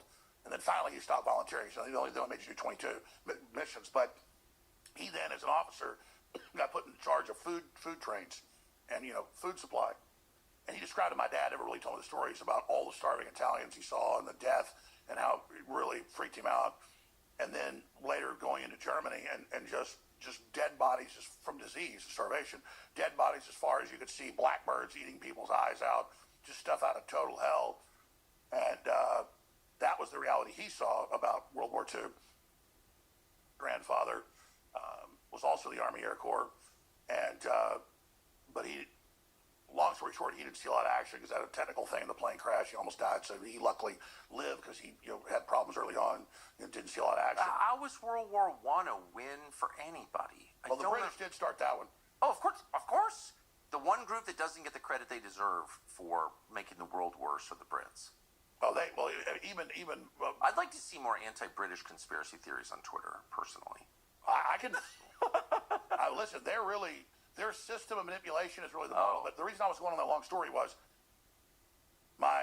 just real fast. I told Kanye this a few years ago. Who cares about your grandfather? But my mom's dad was on one side of his family German. Still spoke German. The other side, his mom was like old Texas family up in Dallas. They were wealthy. So they lived next to the inventor of refrigeration. And he worked for him as an apprentice when he was like a teenager. And later he went on to play UT football and went and joined the Army Air Corps for World War II. But he knew about the Germans. He wasn't in the Bund in the 30s, but went to some Bund meetings, the German-American Bund. Yeah. Hitler was on the radio, Time Magazine, a good guy. They were German. They went and saw some of it. But towards the end of the war, the inventor of refrigeration, who's like a trillionaire today, or $100 billion today, committed suicide, and he was German. And they had his family in Germany, and it sucked all the money out of him during the war and still killed his family at the end of it. So that was the kind of stories I got about Hitler from my grandfather, was inside baseball about how the German community in Dallas, the really rich ones that had German family in Germany, Hitler was literally holding them hostage and sucking all the money out of German Americans and then still killing them. So those are firsthand, from family experiences of what Hitler did. And these people that love Hitler have no idea what a monster he was. Yeah, and I feel like we really missed our chance to exercise genuine American exceptionalism. You can say, in 1941, and say, we're just not for totalitarian systems. We're not going to support, it would have been in 1939. We're not going to do Lend-Lease. We're not going to support your totalitarian system, Joseph Stalin. Sorry. We're not for Hitler. We're not for Stalin. We're America. We're for us. That didn't seem to occur to anybody other than Charles Lindbergh and the majority of the American population that supported that plan, and they've been slandered ever since ever since. And they kidnapped Lindbergh's baby and all of it to teach him.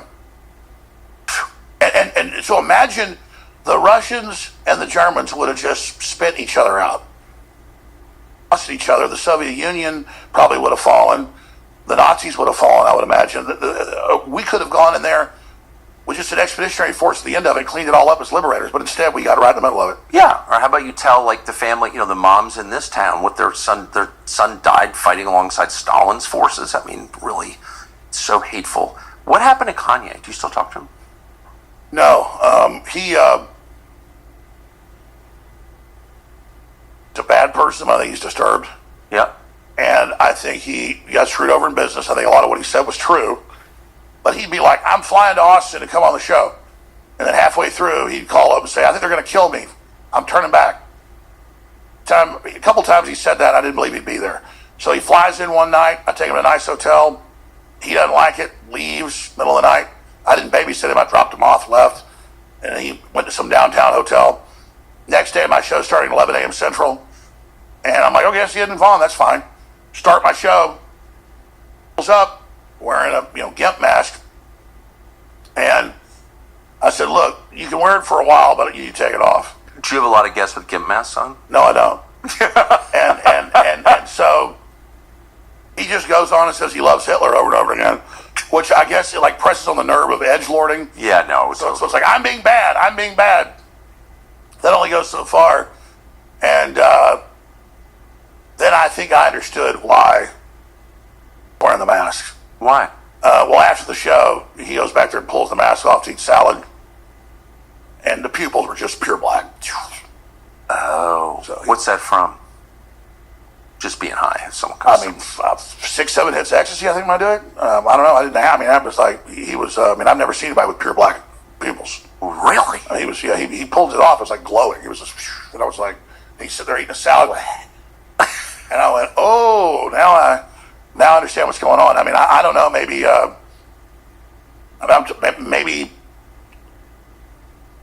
methamphetamine mixed with acid, they say can do it. And I don't know. I looked it up, and it's hardcore drugs can do that. Wow. I'm trying to be mean to him. I felt like I was actually. Oh no, you're not being mean. I felt like I was being abusive, even letting him on air. You know, when it was because he was obviously out of his mind. And that was kind of that was the last anyone really heard from him. That was it, kind of. That was the end of Kanye, I think. He's like, I'm gonna take the mask off now. And he just pulls it off, and I was just like, because it's like a boardroom thing, table, harsh light. I'm standing right there, and he's sitting there. Watching him just like it going, and I was like, wow. So there was no one around him who cared enough to keep him off the air in that state, it sounds like.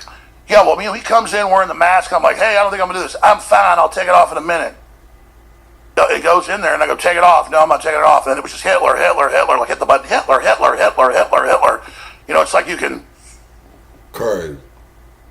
You can rig up, I guess, cocaine for like a pigeon or a rooster or whatever. They'll just hit the button, you know. Oh, yeah. Eating it forever. And I was just like...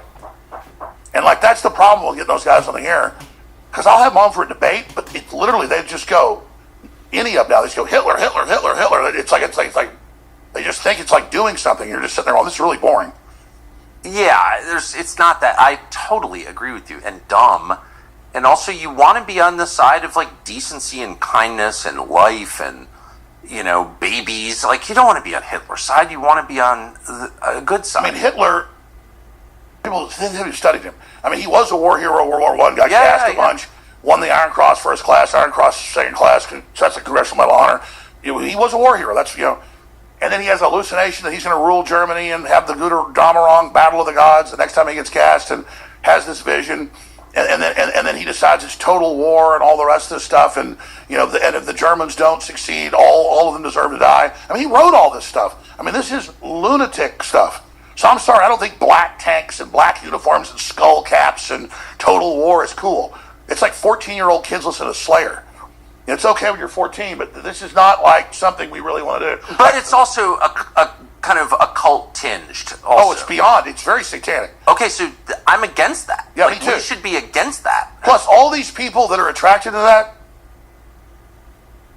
I mean, okay, the Germans were like followed orders and were ready for it, and they got their asses killed. Like the people trying to act like that today couldn't hold a candle to the farmer Germans. To the Sixth Army, yeah. Exactly. Yeah, I mean, like, you know, like, which were like the best. So, I mean, you guys are literally... I like it if you go to the British Roman Museum and they got William the Conqueror's helmet. Yeah. And you put the helmet on. You're not William the Conqueror just because you put the helmet on. No. So I'm just saying, I see all these wimps attracted to the power and the evil of it. They're like, yeah, the Germans really wore it, and they really did it. They really stepped into the office of it, and they got destroyed. So I'm just saying, you guys all flirting with it have no idea. It's not good. No, it's not good. So Kanye never called you after that? Oh, I think he called me some. I just, you know, Kanye's a great guy, but I can't have hour-long conversations. Right. I mean, we talk sometimes like 2 minutes. Yeah. Well, what's it about? You know, okay, great. I mean, you know, just long. Well, what, Alex, what do you think about them Jews? And I'm just like, yeah, okay. It's like jacking off talking about Jews. It's the fetish of Hitler and the Jews all day. If Jews are doing something bad, I'll oppose it and try to block it, but I oppose what the Chinese are. I don't like obsess over Chinese people because Xi Jinping's evil. Right. No, I don't obsess over Jews just because Netanyahu's evil. I don't give it that power. I just oppose the policy. But you don't give it that power. That's exactly right. And I'm not trying to be mean. You're asking the questions about Kanye. No. Because I think there is a smart guy underneath a lot of that, and I think you know, drugs are really bad. He's on drugs. Yeah. I mean, I'm on nicotine right now, so I'm, you know. Yeah, but that's not. I mean, that's a life enhancing drug. I've used it before. So, but do you know what happened to him? Like, he just kind of disappeared. I just know he trots around that super hot wife of his and half naked. Yeah, that's not good. No, it's debasing of her. Yeah, exactly. Well, and of him, it's his wife. Yeah. So I know you hate talking about this, but I want you to explain what's happening with what I think is. Let me do this first, because I got the great Tucker Carlson here. Yeah. I'm always a little Star Trek because I love you so much. How much time do we got? Because I want to hit the real Building 7. I also want to hit some transhumanism, AI stuff. How much time we got? I know you're busy. I'm not that busy. You got super huge important meetings tonight. We got like an hour. Okay, good. So can I take a 5-minute break? And then I'm going to answer every question you got. I want to answer them all. Perfect. Thank you. We've got a new website we hope you will visit. It's called newcommissionnow.com, and it refers to a new 9/11 commission. So we spent months putting together our 9/11 documentary series, and if there's one thing we learned, it's that in fact there was foreknowledge of the attacks. People knew. The American And she used to get Kaposi sarcoma. So I don't understand that. Do you think it was real? If I had to speculate, not a conspiracy theory, pure speculation, Borla was there a few weeks ago. He did that $75 million deal to lower drug costs, which is a good thing Trump got. And they said, hey, we got some bad PR. Why don't you say you took the shot? But I'd have to purely speculate. You talked to Trump a lot more than anybody else, pretty much. So maybe you can ask him why the hell he did that. Do you know anyone who has taken, who would take that? I mean, it's poison. Obviously poison. I think there's 2% uptake on the boosters now. Longer recommended by HHS, which means it no longer has liability protection. So, again, that is Trump who would say at the rallies, oh, take your shot. They would boo him doing it. But it's things he does like that. And then some Trump supporters think we're in a cult. They go, you don't criticize anything Trump does. No, all the time we do. Like when Bondi lets pass hate speech laws, and that's what the ADL wants, Southern Poverty Law Center, people got pissed. She reversed herself that day. So, no, it's good for the constituents when we see something wrong.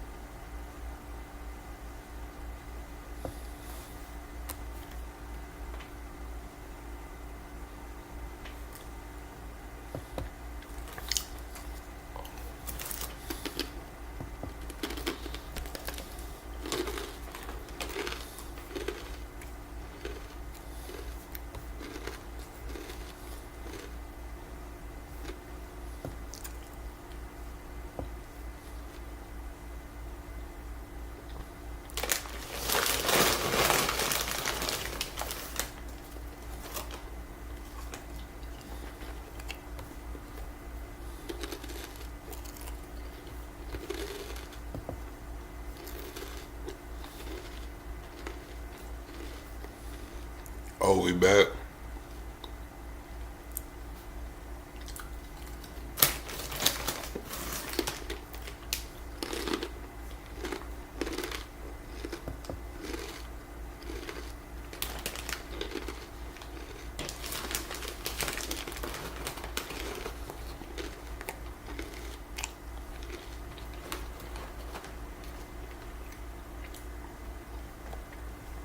Yeah, chat, it had to be the commercial.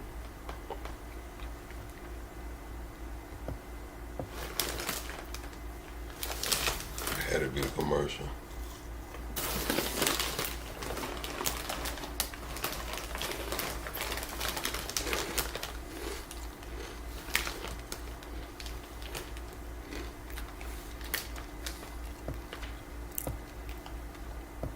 We finna get up out of here, chat. Don't worry about what I mean right now. We finna get up out of here. We'll be back later on this afternoon, chat. Double tap the screen, shut a live out on your way out, man. I hope everybody had a good time, man. I'll see y'all on the next one, chat.